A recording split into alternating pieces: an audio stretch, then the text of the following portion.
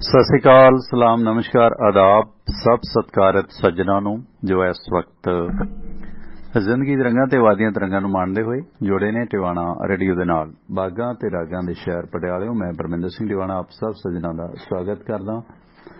ਭਾਰਤੀ ਸਮਾਂ ਸਵੇਰੇ 7 ਵਜੇ ਤੋਂ ਲੈ ਕੇ 9 ਵਜੇ ਤੱਕ ਤੇ ਸ਼ਾਮ ਨੂੰ 7:30 ਵਜੇ ਤੋਂ ਲੈ ਕੇ 9:30 ਵਜੇ ਤੱਕ ਪਟਿਆਲਾ ਸਟੂਡੀਓ 'ਚ ਆਪਾਂ ਲਾਈਵ ਪ੍ਰੋਗਰਾਮ ਤੁਹਾਡੇ ਨਾਲ ਪੇਸ਼ ਕਰੀਦੇ ਨੇ। ਤੁਸੀਂ ਸਾਡੇ ਨਾਲ ਪ੍ਰੋਗਰਾਮ ਸਾਡੀ ਵੈਬਸਾਈਟ tiwanaradio.com ਤੇ ਲਾਈਵ ਸੁਣ ਸਕਦੇ ਹੋ, ਜਿੱਥੇ ਤੁਹਾਨੂੰ ਆਈਫੋਨ ਤੇ ਐਂਡਰਾਇਡ ਐਪਸ ਦੇ ਲਿੰਕ ਮਿਲਣਗੇ। ਇੰਸਟਾਲ ਕਰੋ।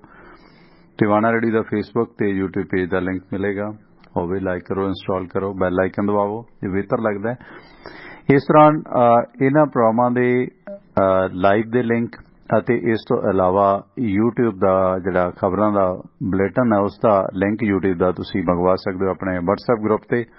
ਉਸ ਦੇ ਵਾਸਤੇ ਤੁਸੀਂ अपना WhatsApp ग्रुप ते जुड़ सकते हो 9876 09655 9876309655। ये पटाला स्टूडियो का नंबर है। इसे नंबर ते कॉल करके तुसी इस प्रोग्राम दे विच गलबात भी करदे हो। इस तो इलावा साडे इन्हां प्रोग्रामां नूं तुसी अपनी वैबसाइट tiwanaradio.com ते सुन ही सकते हो। जे तुसी अमेरिका दे विच इन्हां प्रोग्रामां नूं सुनना तां अपना कॉल टू लिसन नंबर ते भी इस सुविधा हासिल है। कॉल टू लिसन नंबर है 667 930 9260 667 930 9260। उस नंबर ते डायल करके भी इन्हां प्रोग्रामां नूं सुनिया जा सकता है। प्रोग्राम दे विच कॉल करने वास्ते 9876 09655 अपना पटियाला स्टूडियो का नंबर है। ते भारतीय समां 7:36 हो गए ने ਤੇ ਖਬਰਾਂ ਦੀ ਦੁਨੀਆ ਤੇ ਪਹਿਲਾਂ ਨਜ਼ਰਾਂ, ਬਾਅਦ ਦੇ ਵਿੱਚ ਤੁਹਾਨੂੰ ਕੋਈ ਅੱਛੀ ਕਹਾਣੀ ਸੁਣਾਵਾਂਗੇ, ਸਿੱਖਿਆ ਦਾ ਕਹਾਣੀ, ਤਾਂ ਜੋ ਸਾਡੇ ਸੁਭਾਅ ਦੇ ਵਿੱਚ ਇਨਸਾਨੀਅਤ ਦਾ ਕੋਈ ਜਜ਼ਬਾ ਮਾੜਾ ਮੋਟਾ ਪੈਦਾ ਹੋਵੇ। ਕਿਉਂਕਿ ਦੁਨੀਆ ਦੇ ਇਤਿਹਾਸ ਦੇ ਵਿੱਚ ਸਭ ਤੋਂ ਵੱਡੀ ਤਰਾਸਦੀ ਹੈ 1947 ਦੀ ਪਾਕ ਵੰਡ। ਇਸ ਦੌਰਾਨ ਉਸ ਵੰਡ ਦੇ ਪਿੱਛੇ ਜਿਹੜੀ ਨਫ਼ਰਤ ਸੀ ਕਿਤੇ ਨਾ ਕਿਤੇ ਉਹ ਹਿੰਦੂ ਸਿੱਖ ਮੁਸਲਿਮ ਦੇ ਆਪਸੀ ਧਰਮੀ ਮਜ਼ਹਬੀ ਝਗੜੇ, ਜਿਸ ਤਰ੍ਹਾਂ ਆਪਾਂ ਇਨੀ ਦਿਨੀ ਪੋਹ ਦਾ ਉਹ ਵਾਕਾ ਸਾਕਾ ਯਾਦ ਕਰ ਰਹੇ ਹਾਂ। ਚਮਕੌਰ ਤੇ ਸਰਹੰਦ ਦੀਆਂ ਉਹ ਧਰਤੀਆਂ ਜਿੱਥੇ ਦੁਨੀਆ ਦੀਆਂ ਲਸਾਨੀ ਕੁਰਬਾਨੀਆਂ ਹੋਈਆਂ ਨੇ, ਤੇ ਥੋੜਾ ਉਸ ਇਤਿਹਾਸ ਤੇ ਵੀ ਗੱਲਬਾਤ ਕਰਾਂਗੇ। ਨਿੱਕੀਆਂ ਜਿੰਦਾ ਵੱਡਾ ਸਾਕਾ, ਇਸ ਤੋਂ ਪਹਿਲਾਂ ਵੱਡੇ ਸਾਹਿਬਜ਼ਾਦੇ ਸ੍ਰੀ ਗੁਰੂ ਗੋਬਿੰਦ ਸਿੰਘ ਮਹਾਰਾਜ ਦੇ ਲਖਤੇ ਜਿਗਰ, ਉਹਨਾਂ ਦੀ ਜਿਹੜੀ ਕਿਵੇਂ ਉਹਨਾਂ ਨੇ ਲਹੂ ਡੋਲਵੀ ਜੰਗ ਦੇ ਵਿੱਚ ਚਮਕੌਰ ਦੀ ਗੜੀ ਦੇ ਵਿੱਚ ਸ਼ਹਾਦਤਾਂ ਦਿੱਤੀਆਂ, ਉਸ ਦਾ ਜ਼ਿਕਰ ਵੀ ਕਰਾਂਗੇ ਵਿੱਚ। ਤੇ ਇਸ ਦੌਰਾਨ ਤੁਸੀਂ ਕੋਈ ਆਪਣੇ ਵਿਚਾਰ ਰੱਖਣੇ ਨੇ ਤਾਂ 9876 09655 ਨੰਬਰ ਤੇ ਕਾਲ ਕਰ ਸਕਦੇ ਹੋ। ਤੇ ਅੱਜ ਸੰਸਦ ਦਾ ਸੈਸ਼ਨ ਜਿਹੜਾ ਅਗਾਊਂ ਹੀ ਸਮਾਪਤ ਕਰ ਦਿੱਤਾ, ਕਿਉਂਕਿ ਕੱਲ ਬੜਾ ਕੁਝ ਹੋਇਆ, ਪੇਪਰ ਚੱਲੇ, ਪਾਰਲੀਮੈਂਟ ਦੇ ਵਿੱਚ ਹੋਰ ਬਹੁਤ ਕੁਝ ਚੱਲਿਆ, ਜਿਸ ਦੇ ਮੱਦੇਨਜ਼ਰ ਚੋਣ ਸੁਧਾਰ ਬਿੱਲ ਤਾਂ ਪਾਸ ਕਰ ਦਿੱਤਾ ਗਿਆ ਪਾਰਲੀਮੈਂਟ ਦੇ ਵਿੱਚ। ਪਰ ਜਿਹੜੀ ਵਿਆਹ ਦੀ ਉਮਰ 18 ਤੋਂ 21 ਸਾਲ ਲੜਕੀਆਂ ਦੀ ਉਮਰ ਕਰਨ ਦਾ ਜੋ ਮਨਸੂਬਾ ਲੈ ਕੇ ਬੀਜੇਪੀ ਗਵਰਨਮੈਂਟ ਆਈ ਸੀ, ਉਸ ਨੂੰ ਹਾਲ ਦੀ ਘੜੀ ਠੰਡੇ ਬਸਤੇ ਦੇ ਵਿੱਚ ਪਾ ਲਿਆ। ਕਿਉਂਕਿ ਹਿੰਦੂ ਅਤੇ ਸਿੱਖ ਭਾਈਚਾਰੇ ਦੇ ਨਾਲ ਨਾਲ ਕਿਤੇ ਨਾ ਕਿਤੇ ਹਰਿਆਣੇ ਦੀਆਂ ਜਿਹੜੀਆਂ ਖਾਪ ਪੰਚਾਇਤਾਂ ਨੇ ਉਹਨਾਂ ਨੇ ਵੀ ਇਸ ਦਾ ਵਿਰੋਧ ਕੀਤਾ। ਯੂਪੀ ਦੇ ਵਿੱਚ ਜਿਹੜਾ ਹਿੰਦੂ ਪਰਿਵਾਰ ਨੇ ਉਹ ਵੀ ਇਸ ਦਾ ਅੰਦਰੂਨੀ ਵਿਰੋਧ ਕਰਦੇ ਸੀਗੇ। ਤੇ ਇਸ ਮੁਤਲਕ ਉਹ ਬਿੱਲ ਜਿਹੜਾ ਹੈਗਾ ਉਹ ਤਾਂ ਹੋ ਗਿਆ ਪੈਂਡਿੰਗ, ਪਰ ਚੋਣ ਸੁਧਾਰਾਂ ਦਾ ਬਿੱਲ ਹੈ ਜਿਹੜਾ ਉਹ ਬੀਜੇਪੀ ਸਰਕਾਰ ਨੇ ਅੱਜ ਪਾਸ ਕਰ ਦਿੱਤਾ। ਇਸ ਰੌਲੇ ਰੱਪੇ ਦੇ ਦੌਰਾਨ ਸੰਸਦ ਦੀ ਕਾਰਵਾਈ ਹੈ ਜਿਹੜੀ ਉਹ ਰੌਲੇ ਰੱਪੇ ਦੀ ਭੇਂਟ ਚੜ੍ਹਦੀ ਗਈ, ਤੇ ਜਿਸ ਦੇ ਚੱਲਦਿਆਂ ਅੱਜ ਇਸ ਸਭ ਦੇ ਦੌਰਾਨ ਬੀਜੇਪੀ ਗਵਰਨਮੈਂਟ ਨੇ ਇਸ ਰੌਲੇ ਰੱਪੇ ਦੇ ਦੌਰਾਨ ਹੀ ਉਹ ਜਿਹੜਾ ਚੋਣ ਸੁਧਾਰਾਂ ਦਾ ਬਿੱਲ ਹੈ ਉਹ ਪੇਸ਼ ਕਰ ਦਿੱਤਾ ਹੈ। ਭੈਣ ਹਰਵਿੰਦਰ ਜੋਲ ਕਹਿੰਦੇ ਜੀ ਮੀਂਹ ਪੈ ਰਿਹਾ ਇੱਥੇ, ਸਾਡੇ ਧੁੰਦ ਦਾ ਮੀਂਹ ਪੈ ਰਿਹਾ ਭੈਣ, ਕਾਫੀ ਠੰਡ ਹੈ ਇਸ ਦੌਰਾਨ। ਲਾਹੌਰਾ ਸਿੰਘ ਪੰਧੇਰ, ਗੁਰਵਿੰਦਰ ਸਿੰਘ ਢੱਲੋਂ ਜੁੜੇ ਨੇ YouTube ਤੇ, ਧੰਨਵਾਦ। ਫੇਸਬੁੱਕ ਤੇ ਸੌਰੀ। ਦੌਰੇ ਸਿਆਸਤ ਦੇ ਵਿੱਚ ਵਿਕਰਮ ਮਜੀਠਾ ਹੋਰਾਂ ਦੀ ਵੀ ਚਰਚਾਵਾਂ ਨੇ। ਵਿਕਰਮ ਮਜੀਠਾ ਜਿਸ ਤਰ੍ਹਾਂ ਆਪਣੀ ਸਾਰੀ ਫੋਰਸ ਨੂੰ ਝਕਾਨੀ ਦੇ ਕੇ ਨਿਕਲ ਗਿਆ ਨੇ, ਤੇ ਪੰਜਾਬ ਸਰਕਾਰ ਨੇ ਉਹਨਾਂ ਦਾ ਲੁੱਕ ਆਊਟ ਨੋਟਿਸ ਜਾਰੀ ਕਰਾ ਦਿੱਤਾ। ਹਾਲਾਂਕਿ ਇਸ ਦੌਰਾਨ ਉਹਨਾਂ ਦੇ ਵਿਦੇਸ਼ ਭੱਜਣ ਦੀਆਂ ਚਰਚਾਵਾਂ ਵੀ ਦੱਸੀਆਂ ਜਾ ਰਹੀਆਂ ਨੇ ਕਿ ਉਹ ਵਿਦੇਸ਼ ਚਲੇ ਗਏ ਨੇ, ਵਿਦੇਸ਼ ਭੱਜ ਸਕਦੇ ਨੇ। ਉਸ ਨੂੰ ਰੋਕਣ ਵਾਸਤੇ ਏਅਰਪੋਰਟ ਤੇ ਲੁੱਕ ਆਊਟ ਨੋਟਿਸ ਜਾਰੀ ਕੀਤਾ ਗਿਆ ਤਾਂ ਜੋ ਵਿਕਰਮ ਮਜੀਠਾ ਵਿਦੇਸ਼ ਨਾ ਜਾ ਸਕੇ। ਉਸ ਨੂੰ ਰੋਕਣ ਦੀ ਕਵਾਇਦ ਵੀ ਜਿਹੜੀ ਪੰਜਾਬ ਸਰਕਾਰ ਨੇ ਵਿੱਢਦਿਆਂ ਉਹਨਾਂ ਦਾ ਲੁੱਕਆਊਟ ਨੋਟਿਸ ਜਾਰੀ ਕੀਤਾ। ਅਦਾਲਤੀ ਦੁਨੀਆ ਦੇ ਵਿੱਚ ਵੀ ਬੜੀਆਂ ਇੰਟਰਸਟਿੰਗ ਖਬਰਾਂ ਹੋਈਆਂ ਨੇ। ਆਨਲਾਈਨ ਦਾ ਜ਼ਮਾਨਾ ਆ ਗਿਆ, ਪਰ ਆਨਲਾਈਨ ਦੇ ਦੌਰਾਨ ਬਹੁਤ ਸਾਰਾ ਕੁਝ ਅਜਿਹਾ ਹੋ ਜਾਂਦਾ ਹੈ ਕਿ ਬੰਦੇ ਦੀ ਕਈ ਵਾਰੀ ਸਟੂਡੀਓ 'ਚ ਸਾਡੇ ਵੀ ਆ ਮੀਡੀਆ ਕਰਮੀਆਂ ਦੇ ਬਹੁਤ ਵਾਰ ਮਾਈਕ ਆਫ ਰਹਿ ਜਾਂਦਾ ਤੇ ਅੰਦਰ ਦੀ ਜਿਹੜੀ ਹੈਲਜੁਲ ਹੈ ਉਹ ਕਈ ਵਾਰੀ ਜਨਤਕ ਹੋ ਜਾਂਦੀ ਹੈ। ਕਈ ਮੀਡੀਆ ਵਾਲੇ ਵੀ ਜਾਣਬੁੱਝ ਕੇ ਇਸ ਤਰ੍ਹਾਂ ਵੀਡੀਓ ਵਾਇਰਲ ਕਰਦੇ ਨੇ, ਪਬਲਿਸਿਟੀ ਗੇਨ ਉਹ ਵੀ ਲੈਂਦੇ ਨੇ। ਪਰ ਜਿਹੜਾ ਇੱਕ ਵੀਡੀਓ ਵਾਇਰਲ ਹੋ ਗਈ ਹੈ, ਜੱਜ ਸਾਹਿਬ ਸੁਣਵਾਈ ਕਰ ਰਹੇ ਸਨ ਤੇ ਇਸ ਸੁਣਵਾਈ ਦੇ ਦੌਰਾਨ ਵਕੀਲ ਸਾਹਿਬ ਜੋ ਅਦਾਲਤ ਦੇ ਵਿੱਚ ਆਨਲਾਈਨ ਸੁਣਵਾਈ ਦੇ ਵਿੱਚ ਸ਼ਾਮਲ ਸੀਗਾ ਉਹ ਵੀ ਅੰਤਰੰਗ ਦੇ ਮਾਮਲੇ 'ਚ ਫਸ ਗਏ ਨੇ। ਅੰਤਰੰਗ ਹੁੰਦਾ ਹੈ, ਹਿੰਦੀ ਦਾ ਵਰਡ ਹੈ ਵੈਸੇ, ਕਿ ਅਸ਼ਲੀਲ ਹਾਲਤ ਦੇ ਵਿੱਚ ਜਿਹੜਾ ਆਪੋਜਿਟ ਸੈਕਸ ਦੇ ਨਾਲ ਔਨ 에ਅਰ ਹੋ ਜਾਣਾ ਜਾਂ ਅਦਾਲਤ ਦੇ ਵਿੱਚ ਵੇਖਿਆ ਜਾਣਾ। ਸੋ ਉਹ ਜਿਸ ਨੂੰ ਜੇ ਰੰਗ ਰਲੀਆਂ ਵੀ ਕਿਹਾ ਜਾ ਸਕਦਾ ਆਮ ਪੰਜਾਬੀ ਭਾਸ਼ਾ 'ਚ, ਉਹ ਮਾਮਲਾ ਵੀ ਅੱਜ ਚਰਚਾ ਦਾ ਵਿਸ਼ਾ ਬਣਿਆ ਹੋਇਆ। ਸੋ ਇਸ ਦੌਰਾਨ ਅਦਾਲਤਾਂ ਵੱਲੋਂ ਇਹ ਮੰਗ ਵੀ ਹੋ ਗਈ ਹੈ ਕਿ ਹੁਣ ਆਨਲਾਈਨ ਦਾ ਛੱਡੋ, ਕਿਉਂਕਿ ਪਹਿਲਾਂ ਵੀ ਜਦੋਂ ਨਾਗਪੁਰ ਵਾਲੇ justice Sharad Arvind Bobde chief justice of India ਸਨ ਤਾਂ ਉਹਨਾਂ ਨੇ ਵੀ ਆਨਲਾਈਨ ਸੁਣਵਾਈ ਸ਼ੁਰੂ ਕਰ ਦਿੱਤੀ ਸੀ ਤੇ ਉਸ ਆਨਲਾਈਨ ਸੁਣਵਾਈ ਦੇ ਦੌਰਾਨ ਵੀ ਕਾਫੀ ਹਾਦਸਾ ਉਸ ਵਕਤ ਸ਼ੁਰੂ ਹੋ ਗਿਆ ਸੀ ਜਦੋਂ ਸੁਪਰੀਮ ਕੋਰਟ ਦੀ ਹੁੰਦੀ ਸੁਣਵਾਈ ਦੇ ਦੌਰਾਨ ਬਹੁਤ ਹੀ ਇੱਕ ਰੌਚਕ ਮਾਮਲੇ ਤੇ ਚਰਚਾ ਚੱਲ ਰਹੀ ਸੀ। ਪਰ ਇਸ ਦੌਰਾਨ ਇੱਕ ਵਕੀਲ ਸਾਹਿਬ ਜਿਹੜੇ ਨੇ ਉਹਨਾਂ ਦਾ ਜਿਹੜਾ ਗਲੀ ਦੀਆਂ ਆਵਾਜ਼ਾਂ ਕਿ ਆਲੂ ਲੈ ਲਓ, ਗੰਢੇ ਲੈ ਲਓ, ਭਿੰਡੀ ਲੈ ਲਓ, ਸ਼ੁਕਰ ਹੈ ਕੋਈ ਬੀਬੀਆਂ ਦੀ ਲੜਾਈ ਨਾ ਹੋ ਗਈ, ਬਾਕੀ ਕੁੱਤਿਆਂ ਦਾ ਚੀਕ ਚਿਹਾੜਾ ਜਾਂ ਹੋਰ ਉਹ ਸਾਰੀਆਂ ਚੀਜ਼ਾਂ ਦਾ ਤਕਰੀਬਨ ਸੁਣਦੇ ਸੀ ਸੁਣਵਾਈ ਦੇ ਦੌਰਾਨ। ਤੇ ਇਸ ਆਨਲਾਈਨ ਸੁਣਵਾਈ ਦੇ ਸਿਲਸਿਲੇ ਵਿੱਚ ਕਟਾਕਸ਼ ਕੀਤਾ ਸੀਗਾ ਸ਼ਰਦ ਅਰਵਿੰਦ ਬੋਬੜੇ ਨੇ ਕਿ ਆਨਲਾਈਨ ਸੁਣਵਾਈ ਦਾ ਇਹ ਫਾਇਦਾ ਸਾਨੂੰ ਜ਼ਰੂਰ ਹੋ ਗਿਆ ਕਿ ਸਾਨੂੰ ਜੱਜਾਂ ਦੀ ਜਿਹੜੇ ਵਕੀਲ ਸਾਹਿਬ ਨੇ ਉਹਨਾਂ ਦਾ ਸਟੇਟਸ ਜ਼ਰੂਰ ਪਤਾ ਲੱਗ ਗਿਆ ਕਿ ਕਿੰਨੀ ਸ਼ਾਨੋ ਸ਼ੌਕਤ ਹੈ ਉਹਨਾਂ ਦੇ ਘਰਾਂ ਦੀ, ਕਿਉਂਕਿ ਸ਼ੇਰ ਬਘੇਰ ਬਹੁਤ ਕੁਝ ਉਹਨਾਂ ਦੇ ਡਰਾਇੰਗ ਰੂਮ ਦੇ ਵਿੱਚ ਲੱਗਿਆ ਹੁੰਦਾ ਤੇ ਜਦੋਂ ਉਹ ਚੀਜ਼ਾਂ ਆਨ ਹੁੰਦੀਆਂ ਫਿਰ ਦੂਜਾ ਵਕੀਲ ਦੂਸਰੇ ਦਾ ਘਰ ਵੇਖਦਾ, ਦੂਜਾ ਦੂਜੇ ਦਾ ਘਰ ਵੇਖਦਾ। ਤੇ ਇਸ ਦੌਰਾਨ ਉਹ ਚੀਜ਼ਾਂ ਵੀ ਆਨਲਾਈਨ ਸੁਣਵਾਈ ਦੇ ਦੌਰਾਨ ਸਾਹਮਣੇ ਆਈਆਂ ਸੀ। ਪਰ ਮਦਰਾਸ ਹਾਈ ਕੋਰਟ ਦੇ ਵਿੱਚ ਇੱਕ ਜਿਹੜੀ ਵੀਡੀਓ ਕਾਨਫਰੰਸਿੰਗ ਦੇ ਵਿੱਚ ਸੁਣਵਾਈ ਹੋ ਰਹੀ ਸੀ ਤੇ ਉਸ ਦੌਰਾਨ ਇੱਕ ਵਕੀਲ ਇੱਕ ਮਹਿਲਾ ਦੇ ਨਾਲ ਜਿਹੜਾ ਹੈਗਾ ਅਸ਼ਲੀਲ ਇਤਰਾਜ਼ਯੋਗ ਹਾਲਤ ਦੇ ਵਿੱਚ ਸੀਗਾ। ਮਦਰਾਸ ਹਾਈ ਕੋਰਟ ਦਾ ਇਹ ਵਕੀਲ ਵਰਚੁਅਲ ਹੀਅਰਿੰਗ ਜਦੋਂ ਹੋ ਰਹੀ ਸੀ ਤਾਂ ਉਸ ਦੌਰਾਨ ਆਪਣੇ ਘਰੇ ਬੈਠਾ ਆਪਣੇ ਕੋਈ ਮਹਿਲਾ ਸੀ ਉਸ ਦੇ ਨਾਲ, ਉਹ ਸਾਰਾ ਕੁਝ ਅਦਾਲਤ ਦੇ ਵਿੱਚ ਆਨਲਾਈਨ ਹੋਇਆ। ਜੱਜਾਂ ਨੇ, ਸਟਾਫ ਨੇ ਦੇਖਿਆ ਤੇ ਹੈਰਾਨੀ ਇਸ ਗੱਲ ਦੀ ਰਹੀ ਕਿ ਇਹ ਜਿਹੜਾ ਆਰ.ਡੀ. ਸਥਾਨਾ ਕ੍ਰਿਸ਼ਨਨ ਨਾਂ ਦਾ ਵਕੀਲ ਸੀਗਾ ਤੇ ਇਸ ਨੂੰ ਦੇਸ਼ ਭਰ ਦੀਆਂ ਸਾਰੀਆਂ ਕੋਰਟ ਟ੍ਰਿਬਿਊਨਲ ਦੇ ਵਿੱਚ ਤੇ ਅਥਾਰਟੀ ਦੇ ਵਿੱਚ ਬੈਨ ਕਰ ਦਿੱਤਾ ਗਿਆ। ਤਾਮਿਲਨਾਡੂ ਤੇ ਪਾਂਡੀਚੇਰੀ ਦੀ ਜਿਹੜੀ ਬਾਰ ਕੌਂਸਲ ਹੈ ਉਸ ਨੇ ਵੀ ਇਸ ਮਾਮਲੇ ਦੇ ਵਿੱਚ ਇੱਕ ਪ੍ਰੈਸ ਰਿਲੀਜ਼ ਕੀਤੀ ਹੈ ਜਿਸ ਮੁਤਾਬਕ ਇਹ ਜਿਹੜਾ ਕ੍ਰਿਸ਼ਨਨਾ ਵਕੀਲ ਸੀਗਾ ਇਸ ਦੇ ਖਿਲਾਫ ਜਿੰਨੀ ਦੇਰ ਇਹ ਮਾਮਲਾ ਪੈਂਡਿੰਗ ਰਹਿੰਦਾ ਤੇ ਉਨੀ ਦੇਰ ਇਸ ਨੂੰ ਕਿਤੇ ਵੀ ਪ੍ਰੈਕਟਿਸ ਨਹੀਂ ਕਰਨ ਦਿੱਤੀ ਜਾਵੇਗੀ। ਇਸ ਵਕੀਲ ਦੇ ਖਿਲਾਫ ਮਾਨਯੋਗ ਜੱਜ ਨੇ ਵੀ ਲੀਗਲ ਐਕਸ਼ਨ ਲੈਣ ਦੇ ਨਿਰਦੇਸ਼ ਦਿੱਤੇ ਨੇ। ਉਸ ਦੌਰਾਨ ਜੱਜ ਪੀ.ਐਨ. ਪ੍ਰਕਾਸ਼ ਤੇ ਦੂਸਰੀ ਜੱਜ ਸਾਹਿਬਾਂ ਸੀਗੇ ਹੇਮਲਤਾ ਤੇ ਉਹ ਦੋਨੇ ਜੱਜ ਜਦੋਂ ਸੁਣਵਾਈ ਕਰ ਰਹੇ ਸਨ ਤਾਂ ਇਹ ਸਥਾਨਾ ਕ੍ਰਿਸ਼ਨਨ ਆਪਣੇ ਰੰਗਾਂ ਦੇ ਵਿੱਚ ਜਿਹੜਾ ਰੰਗਰੇਜ਼ ਹੋਇਆ ਸੀਗਾ ਇਸ ਨੂੰ ਕੋਰਟ ਦੀ ਜਿਹੜੀ ਹੈ ਬੇਹੁਰਮਤੀ ਐਲਾਨਿਆ ਗਿਆ। ਇਸ ਸੰਬੰਧੀ ਮਦਰਾਸ ਹਾਈ ਕੋਰਟ ਦੀ ਤਰਫੋਂ ਸੀਬੀਸੀਆਈਡੀ ਵਿੰਗ ਨੂੰ ਇਸ ਵਕੀਲ ਦੇ ਉੱਤੇ ਕੇਸ ਦਰਜ ਕਰਨ ਦੇ ਆਦੇਸ਼ ਦਿੱਤੇ ਨੇ ਤੇ ਇਸ ਸੰਬੰਧੀ ਜਿਹੜੀ ਜਾਂਚ ਰਿਪੋਰਟ ਹੈ ਉਹ 23 ਦਸੰਬਰ ਨੂੰ ਕੱਲ੍ਹ ਪੇਸ਼ ਕਰਨ ਦੇ ਲਈ ਕਿਹਾ ਗਿਆ। ਨਾਲ ਹੀ ਤਾਮਿਲਨਾਡੂ ਬਾਰ ਕੌਂਸਲ ਦੇ ਇਸ ਵਕੀਲ ਕ੍ਰਿਸ਼ਨਨ ਦੇ ਖਿਲਾਫ ਜਿਹੜੀ ਅਨੁਸ਼ਾਸਨਾਤਮਕ ਕਾਰਵਾਈ ਦੇ ਨਿਰਦੇਸ਼ ਦਿੱਤੇ ਗਏ ਨੇ। ਇਸ ਵਕੀਲ ਦਾ ਉਸ ਮਹਿਲਾ ਦੇ ਨਾਲ ਜੋ ਇਹ ਇਤਰਾਜ਼ਯੋਗ ਅਵਸਥਾ ਦੇ ਵਿੱਚ ਸੀ ਉਹ ਵੀਡੀਓ ਵੀ ਤਾਮਿਲਨਾਡੂ ਦੇ ਵਿੱਚ ਵਾਇਰਲ ਹੋਇਆ ਜਿਸ ਨੂੰ ਰੋਕਣ ਦੇ ਵਾਸਤੇ ਸਾਈਬਰ ਕ੍ਰਾਈਮ ਨੂੰ ਕਿਹਾ ਗਿਆ ਤੇ ਇਸ ਦੌਰਾਨ ਇਹਨਾਂ ਅਦਾਲਤਾਂ ਦੇ ਬੈਂਚ ਨੇ ਆਖਿਆ ਕਿ ਅਜਿਹੀ ਘਟਨਾ ਨੂੰ ਅਸੀਂ ਅੱਖਾਂ ਮੀਟ ਕੇ ਨਹੀਂ ਵੇਖ ਸਕਦੇ। ਇਸ ਸੰਬੰਧੀ ਪੁਲਿਸ ਕਮਿਸ਼ਨਰ ਨੂੰ ਸੋਸ਼ਲ ਮੀਡੀਆ ਤੇ ਜਿਹੜੀ ਇੱਕ ਕਲਿੱਪਿੰਗ ਵਾਇਰਲ ਹੋਈ ਹੈ ਉਸ ਸੁਣਵਾਈ ਦੇ ਦੌਰਾਨ ਸਾਰੀ ਤੇ ਉਸ ਨੂੰ ਰੋਕਣ ਦੇ ਲਈ ਕਿਹਾ ਗਿਆ ਜੋ WhatsApp ਤੇ ਜਾਂ ਹੋਰ ਵੱਖ-ਵੱਖ ਸੋਸ਼ਲ ਪਲੇਟਫਾਰਮ ਤੇ ਵਾਇਰਲ ਹੋਈ ਹੈ। ਇਸ ਦੌਰਾਨ ਜੱਜ ਨੇ ਆਖਿਆ ਕਿ ਅਦਾਲਤਾਂ ਦੀ ਕਾਰਵਾਈ ਆਫਲਾਈਨ ਮੋਡ ਦੇ ਵਿੱਚ ਦੁਬਾਰਾ ਸ਼ੁਰੂ ਕਰ ਦੇਣੀ ਚਾਹੀਦੀ ਹੈ। ਹਾਈ ਕੋਰਟ ਅਤੇ ਜ਼ਿਲ੍ਹਾ ਅਦਾਲਤਾਂ ਦੇ ਵਿੱਚ ਵੱਡੀ ਸੰਖਿਆ ਦੇ ਵਿੱਚ ਵਕੀਲ ਵਿਅਕਤੀਗਤ ਰੂਪ ਦੇ ਵਿੱਚ ਆਉਣ ਲੱਗੇ ਨੇ। ਹਾਲਾਂਕਿ ਐਕਟਿੰਗ ਚੀਫ ਜਸਟਿਸ ਨੇ ਜੋ ਤਾਮਿਲਨਾਡੂ ਹਾਈ ਕੋਰਟ ਦੇ ਉਹਨਾਂ ਨੇ ਫੈਸਲਾ ਕਰਨਾ ਕਿ ਉਹ ਇਸ ਮਾਮਲੇ ਦੇ ਵਿੱਚ ਹੁਣ ਕੀ ਕਾਰਵਾਈ ਕਰਦੇ ਨੇ ਕਿ ਆਨਲਾਈਨ ਜਾਂ ਆਫਲਾਈਨ। ਵੈਸੇ ਜੇ ਦੇਖਿਆ ਜਾਵੇ ਇਸ ਤੇ ਵੀ ਆਪਾਂ ਗੱਲਬਾਤ ਕਰਾਂਗੇ कि ऑनलाइन सिस्टम ਦੇ ਵਿੱਚ ਤੁਸੀਂ ਵੇਖੋ ਕਿ ਜਿਹੜੇ ਕੰਮ ਤੋਂ ਬਿਨਾਂ ਜਾਏ ਸਰ ਸਕਦਾ ਸਾਡੀ ਲੈਣ ਦੇ ਹੁਣ ਬਹੁਤ ਸਾਰੇ ਐਡੀਟਰ ਨੇ ਜਾਂ ਹੋਰ ਪ੍ਰੋਗਰਾਮਿੰਗ ਕਰਦੇ ਨੇ ਲੋਕ ਈਵਨ ਮੈਂ ਗਲੋਬਲ ਤੇ ਜਦੋਂ ਪ੍ਰੋਗਰਾਮ ਕਰਦਾ ਸੀ ਘਰੋਂ ਆਪਣੇ ਸਟੂਡੀਓ ਤੋਂ ਕਰਦਾ ਸੀਗਾ ਕੋਈ ਖਾਸ ਦਿੱਕਤ ਨਹੀਂ ਆਉਂਦੀ ਬਲਕਿ ਕੰਫਰਟੇਬਲ ਹੈ ਤੁਸੀਂ ਅੱਧਾ ਪੌਣਾ ਘੰਟਾ ਜਾਣ ਆਉਣ ਜੌਬਾਂ ਤੇ ਜਾਂਦੇ ਹੋ ਘਰੇ ਜਿਹੜਾ ਕੰਮ ਕਰਨ ਦਾ ਜੋ ਅੰਦਾਜ਼ ਹੈ ਉਹ ਬਿਹਤਰ ਹੈ ਤੇ ਇਹ ਠੀਕ ਹੈ ਕਿ ਤੁਸੀਂ ਟਾਈਮ ਬਾਉਂਡ ਹੋ ਜਾਂਦੇ ਹੋ ਘਰੇ ਪਰ ਜ਼ਿਆਦਾ ਬੰਦਾ ਕੈਜੂਅਲ ਮਹਿਸੂਸ ਕਰਦਾ ਆਰਾਮਦਾਇਕ ਮਹਿਸੂਸ ਕਰਦਾ ਦਫ਼ਤਰ ਦੇ ਵਿੱਚ ਇੱਕ ਵੱਖਰੀ ਤਰ੍ਹਾਂ ਦਾ ਮਾਹੌਲ ਹੁੰਦਾ ਪਰ ਜੇ ਕੰਮ ਕਰਨ ਦੀ ਨੀਤ ਹੋਵੇ ਤਾਂ ਘਰੇ ਵੀ ਇਕਾਗਰਤਾ ਬਹੁਤ ਹੈ ਬਹੁਤ ਅੱਛੇ ਤਰੀਕੇ ਦੇ ਨਾਲ ਤੁਸੀਂ ਕੰਮ ਕਰ ਲੈਂਦੇ ਹੋ ਆਨਲਾਈਨ ਤੇ ਆਫਲਾਈਨ ਦੇ ਇਸ ਸਿਲਸਿਲੇ ਦਾ ਬੜਾ ਤਜਰਬਾ ਕਰੋਨਾ ਨੇ ਸਾਨੂੰ ਦਿੱਤਾ ਹੈ ਪਰ ਇਸ ਦੌਰਾਨ ਓਮਿਕਰੋਨ ਦੇ ਵੀ ਅੱਜ ਕੁਝ ਹੋਰ ਮਰੀਜ਼ ਮਿਲੇ ਨੇ ਇੰਡੀਆ ਦੇ ਵਿੱਚ ਇਹਨਾਂ ਦੀ ਤਾਦਾਦ ਤਕਰੀਬਨ 250 ਨੂੰ ਟੱਪ ਗਈ ਹੈ ਜਿਸ ਸਿਲਸਿਲੇ ਨੂੰ ਲੈ ਕੇ ਹੁਣ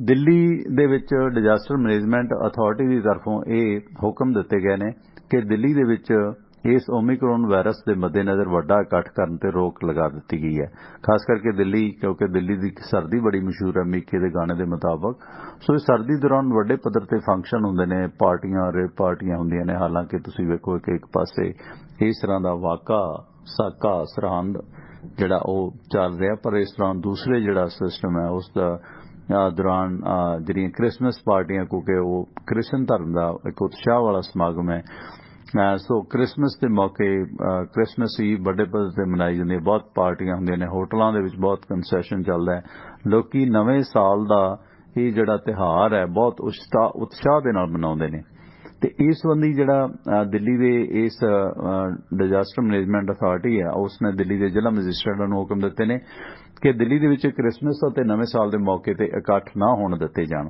ਹਾਂ ਬਾਕੀ ਜਿਹੜੀਆਂ ਵਿਆਹ ਸ਼ਾਦੀਆਂ ਨੇ ਜਾਂ ਜਿਹੜੇ ਖਾਸ ਸਮਾਗਮ ਨੇ ਉਹਨਾਂ ਦੇ ਵਿੱਚ ਜਿਹੜੀ ਲਿਮਟ ਹੈ ਉਹ 200 ਤੱਕ ਕਰ ਦਿੱਤੀ ਗਈ ਹੈ ਇਸ ਤਰ੍ਹਾਂ ਜਿੰਨੇ ਰੈਸਟੋਰੈਂਟ ਨੇ ਬਾਰਾਂ ਨੇ ਉਹਨਾਂ ਦੇ ਵਿੱਚ 50% ਸੀਟਿੰਗ ਲਿਮਟ ਹੈ ਜਿਹੜੀ 50% ਉਹ ਮੁੜ ਸ਼ੁਰੂ ਕਰ ਦਿੱਤੀ ਹੈ ਵਿਆਹਾਂ ਦੇ ਵਿੱਚ 200 ਤੱਕ ਦੀ ਹੱਦ ਕੀਤੀ ਗਈ ਹੈ ਵੱਧ ਤੋਂ ਵੱਧ ਤੇ ਮਾਸਕ ਲਾਜ਼ਮੀ ਹੈ ਸੋਸ਼ਲ ਡਿਸਟੈਂਸ ਸਮਾਜਿਕ ਦੂਰੀਆਂ ਦੇ ਨਿਯਮ ਵੀ ਪਾਲਣ ਕਰ ਦਿੱਤੇ ਗਏ ਨੇ ਕਿਉਂਕਿ ਅੱਜ ਵੀ ਜਿਹੜੇ ਨੇ ਕੁਝ ਨਵੇਂ ਮਰੀਜ਼ ਓਮਿਕਰੋਨ ਦੇ ਇੰਡੀਆ ਦੇ ਵਿੱਚ ਮਿਲੇ ਨੇ 4-5 ਵੱਖ-ਵੱਖ ਇਲਾਕਿਆਂ ਦੇ ਵਿੱਚ ਜਿਸ ਦੌਰਾਨ ਇਸ ਓਮਿਕਰੋਨ ਦੇ ਮੱਦੇਨਜ਼ਰ ਇਹ ਫੈਸਲਾ ਲਿਆ ਗਿਆ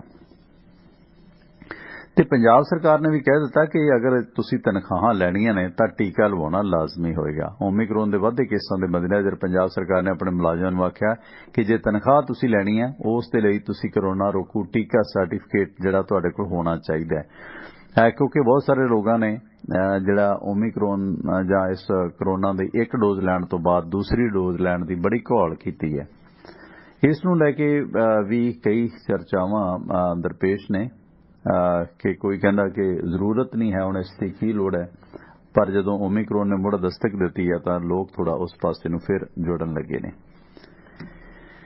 ਇਸੇ ਸਿਲਸਿਲੇ ਵਿੱਚ ਕਿਉਂਕਿ ਹੁਣ ਤੋਂ ਥੋੜੀ ਦੇਰ ਪਹਿਲਾਂ ਘੰਟਾ ਪਹਿਲਾਂ ਅੱਜ ਦੀਆਂ ਜਿਹੜੀਆਂ ਖਾਸ ਅਪਡੇਟ ਸੀ ਉਹ ਰੇਡੀਓ ਤੇ ਵੀ ਆਨ 에ਅਰ ਹੋ ਗਈਆਂ ਸੀ ਪਰ ਕਿਉਂਕਿ ਤੁਸੀਂ YouTube ਤੇ ਜਿਹੜੇ ਸੁਣਦੇ ਹੋ ਉਹਨਾਂ ਦੀ ਜਾਣਕਾਰੀ ਲਈ ਮੈਂ ਦੱਸ ਦਿਆਂ ਤੇ ਉਸ ਸਿਲਸਿਲੇ ਵਿੱਚ ਕਿ ਜਿਹੜਾ ਦਰਬਾਰ ਸਾਹਿਬ ਦੇ ਵਿੱਚ ਬੇਅਦਬੀ ਦਾ ਦੋਸ਼ੀ ਸੀਗਾ ਉਸ ਦਾ ਅੱਜ ਪੋਸਟਮਾਰਟਮ ਅੰਮ੍ਰਿਤਸਰ ਦੇ ਵਿੱਚ ਹੋ ਗਿਆ ਸਿਵਲ ਹਸਪੀਟਲ ਦੇ ਵਿੱਚ ਤੇ ਉਸ ਦੀ ਜਿਹੜੀ ਇੱਕ ਛਾਤੀ ਦੀ ਹੱਡੀ ਵੀ ਲਈ ਗਈ ਹੈ ਤੇ ਇਸ ਦੇ ਨਾਲ ਉਸ ਦਾ ਜਿਹੜਾ ਇੱਕ ਉਂਗਲ ਵੀ ਕੱਟ ਕੇ ਰੱਖ ਲਈ ਗਈ ਹੈ ਇਸ ਸੰਬੰਧੀ ਡਾਕਟਰਾਂ ਦੇ ਪੈਨਲ ਨੇ ਉਸ ਦਾ ਸਾਰਾ ਜਿਹੜਾ ਇਹ ਪੋਸਟਮਾਰਟਮ ਕੀਤਾ 5 ਡਾਕਟਰਾਂ ਦੇ ਪੈਨਲ ਨੇ ਉਸ ਤੋਂ ਬਾਅਦ ਦੁਰਗਿਆਣਾ ਮੰਦਿਰ ਦਾ ਜਿਹੜਾ ਸ਼ਮਸ਼ਾਨ ਘਾਟ ਹੈ ਉੱਥੇ ਉਸ ਦਾ ਸੰਸਕਾਰ ਕੀਤਾ ਗਿਆ ਸਿਵਲ ਹਸਪਤਾਲ ਅੰਮ੍ਰਿਤਸਰ ਦੇ ਵਿੱਚ ਵੱਡੀ ਤਾਦਾਦ ਦੇ ਵਿੱਚ ਪੁਲਿਸ ਫੋਰਸ ਤਾਇਨਾਤ ਕੀਤੀ ਗਈ ਸੀ ਕਿ ਗੁੱਸੇ ਦੇ ਵਿੱਚ ਆਏ ਸਿੱਖ ਤੇ ਉਸ ਤੇ ਕੋਈ ਇਸ ਤਰ੍ਹਾਂ ਦਾ ਐਕਸ਼ਨ ਨਾ ਕਰਨ ਪਰ ਇਸ ਤਰ੍ਹਾਂ ਦੀ ਉਮੀਦ ਤਾਂ ਨਹੀਂ ਸੀ ਕਿ ਲਾਸ਼ ਨਾਲ ਇਦਾਂ ਕੋਈ ਕਰੇਗਾ ਪਰ ਫਿਰ ਵੀ ਸਿਕਿਉਰਿਟੀ ਕਾਰਨਾਂ ਦੇ ਮੱਦੇਨਜ਼ਰ ਬਹੁਤ ਵੱਡੀ ਪੁਲਿਸ ਉੱਥੇ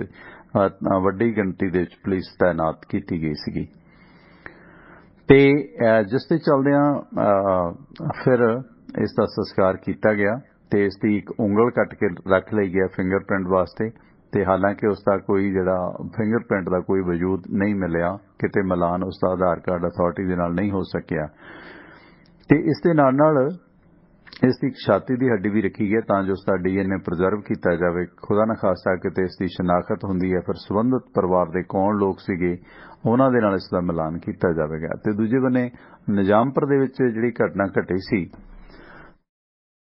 उस घटना दे विच भी कई एंगल सामने आ रहे हैं।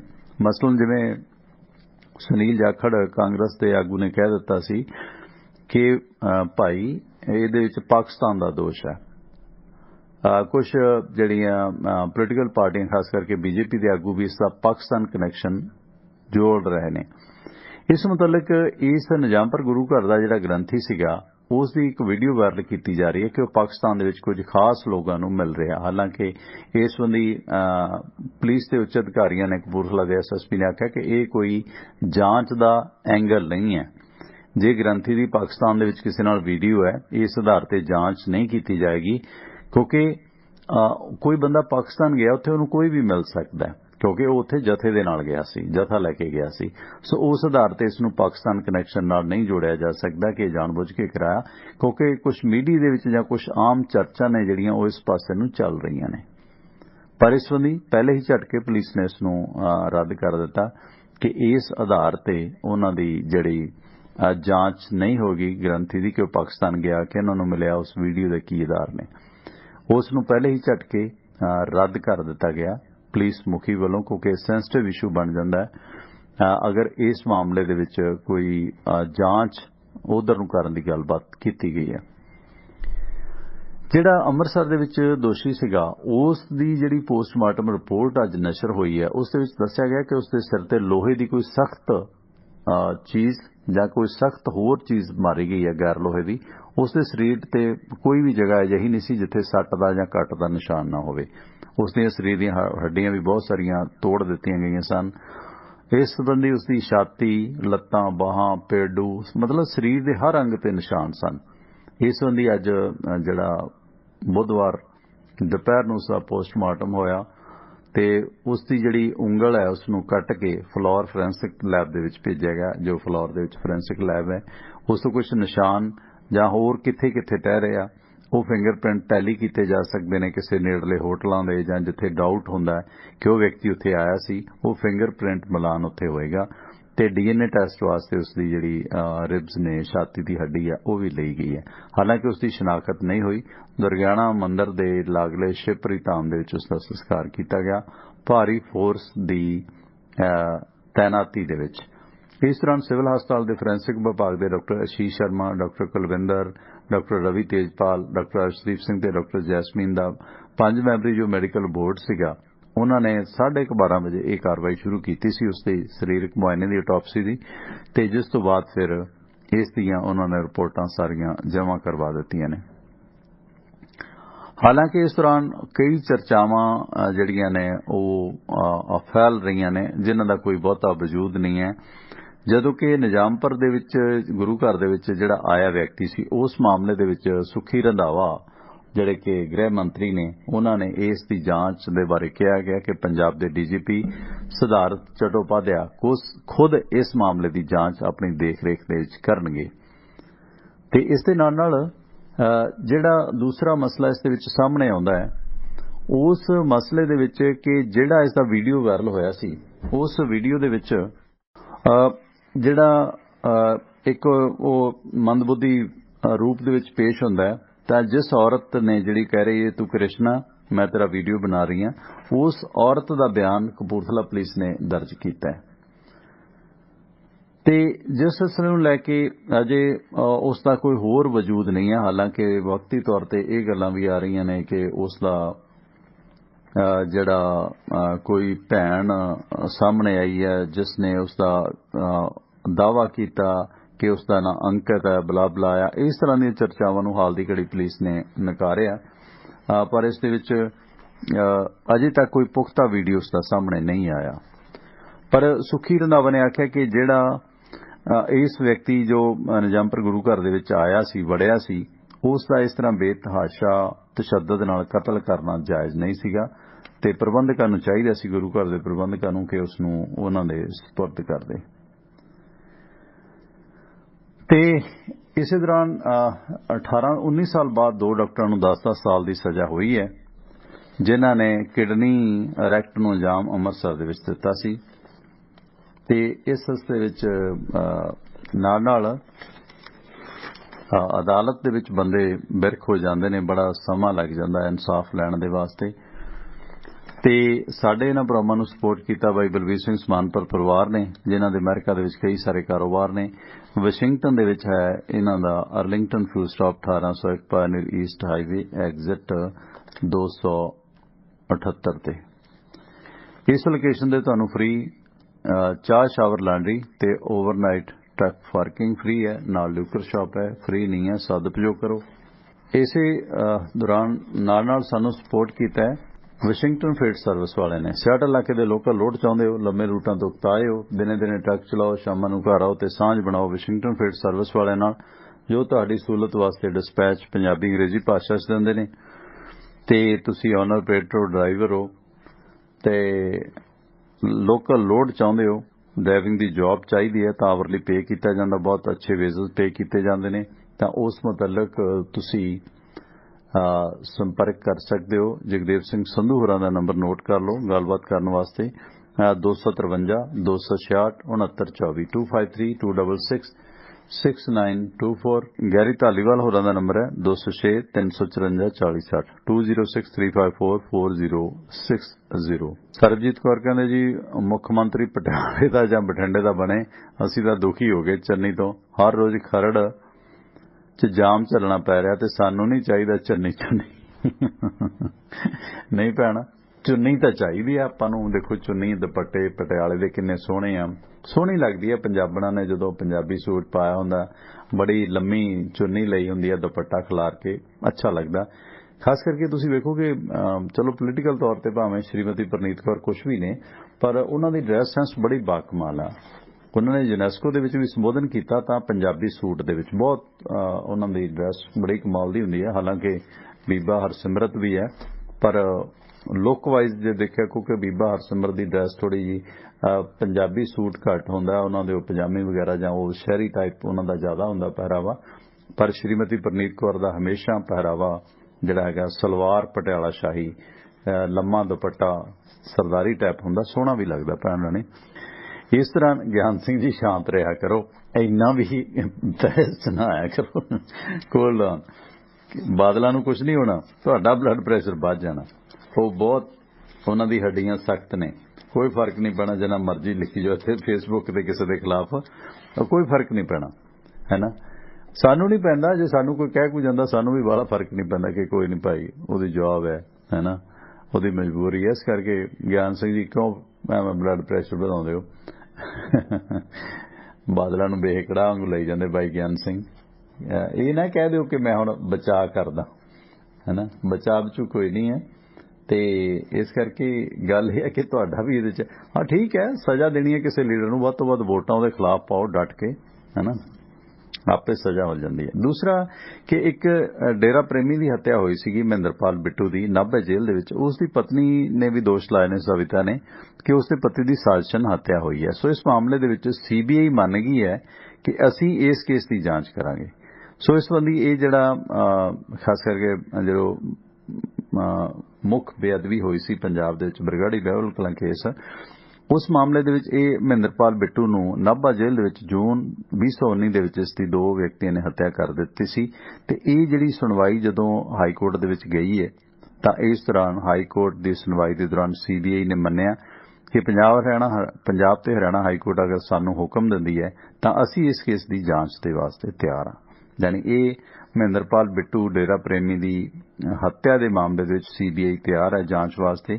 ਇਹਨਾਂ ਦੇ ਐਡਵੋਕੇਟ ਸਨ ਮਹਿੰਦਰਪਾਲ ਬਿੱਟੂ ਦੇ ਐਡਵੋਕੇਟ ਬਲਤੇਜ ਸਿੰਘ ਸਿੱਧੂ, ਤੇ ਉਹਨਾਂ ਦੇ ਜ਼ਰੀਏ ਉਸ ਦੀ ਪਤਨੀ ਸੰਤੋਸ਼ ਕੁਮਾਰੀ ਨੇ ਦੋਸ਼ ਲਾਇਆ ਸੀ ਕਿ ਉਸ ਦੇ ਪਤੀ ਨੂੰ ਨਜਾਇਜ਼ ਤਰੀਕੇ ਨਾਲ ਹਿਮਾਚਲ ਚੋਂ ਗ੍ਰਿਫਤਾਰ ਕਰਕੇ ਫਿਰ ਫਰੀਦਕੋਟ, ਕੋਟਕਪੂਰਾ ਤੇ ਧਾਰਾ 295 ਦੇ ਤਹਿਤ ਕੇਸ ਦਰਜ ਕੀਤਾ ਗਿਆ। ਫਿਰ ਉਸ ਨੂੰ ਨਾਭਾ ਜੇਲ੍ਹ ਦੇ ਵਿੱਚ ਬੰਦ ਕੀਤਾ ਗਿਆ ਤੇ ਆਮ ਕੈਦੀਆਂ ਦੇ ਨਾਲ ਰੱਖਿਆ ਤੇ ਫਿਰ ਉਸ ਦੌਰਾਨ 2 ਸਿੱਖ ਕੈਦੀਆਂ ਨੇ ਉਸ ਦੇ ਸਿਰ ਦੇ ਵਿੱਚ ਲੋਹੇ ਦੀ ਰਾੜ ਮਾਰ ਕੇ ਉਸ ਦੀ ਹੱਤਿਆ ਕੀਤੀ ਸੀ ਕਿ ਜਾਣਬੁੱਝ ਕੇ ਉਸ ਦਾ ਕਤਲ ਕਰਾਇਆ ਗਿਆ। ਉਸ ਦੇ ਕੋਲ ਕਈ ਖੁਲਾਸੇ ਸਨ ਤੇ ਇਸ ਮਹਿੰਦਰਪਾਲ ਬਿੱਟੂ ਦੀ ਪਤਨੀ ਨੇ ਇਹ ਵੀ ਦੋਸ਼ ਲਾਇਆ ਕਿ ਉਸ ਦੇ ਪਤੀ ਦੀ ਹੱਤਿਆ ਸਾਜ਼ਿਸ਼ਨ ਹੋਈ ਹੈ, ਕਿਉਂਕਿ ਮਰਨ ਤੋਂ ਪਹਿਲਾਂ ਉਸ ਨੇ ਡਾਇਰੀ ਤੇ ਕੁਝ ਨੋਟ ਲਿਖੇ ਸਨ ਜਿਸ ਦੇ ਵਿੱਚ ਉਸਨੇ ਪੂਰਾ ਖੁਲਾਸਾ ਕੀਤਾ ਸੀ ਕਿ ਪੁਲਿਸ ਨੇ ਉਸ ਨੂੰ ਕਿਸ ਤਰ੍ਹਾਂ ਹਿਰਾਸਤ ਦੇ ਵਿੱਚ ਰੱਖ ਕੇ ਟਾਰਚਰ ਕੀਤਾ। ਤੇ ਇਸ ਸੰਬੰਧੀ ਪਤੀ ਦੀ ਹੱਤਿਆ ਦਾ ਅਦਾਲਤ ਵਿੱਚ ਅਧੂਰਾ ਚਲਾਨ ਪੇਸ਼ ਕੀਤਾ। ਹਾਲਾਂਕਿ ਉਹ ਟਾਰਚਰ ਕੀਤਾ ਗਿਆ ਪਹਿਲਾਂ, ਬਾਅਦ ਦੇ ਵਿੱਚ ਉਸ ਨੂੰ ਕਤਲ ਦਾ ਮਾਮਲਾ ਬਣਾ ਦਿੱਤਾ ਗਿਆ। इस संबंधी पर संतोष ने अपने तौर पर कोई बयान नहीं दिता कि इस हत्या दे विच उसका कोई दोष सी जां उसनूं किद्दां फसाया गया। सो पुलिस ते दोष उसने लाए ने। ते उधर डेरा ब्यास दे मुखी दे नाल मीटिंग चरणजीत सिंह ने चन्नी ने कीती है। हुण लीडरां दा डेरियां ते डोरा ते इस संबंधी डेरा ब्यास के मुखी बाबा गुरिंदर सिंह ढिल्लों दे नाल उन्हां दी पत्नी चन्नी दी पत्नी सीगे नाल चन्नी दे ते परिवारक मैंबर सी बेटा ते इन्हां नाल मुलाकात करके आए ने।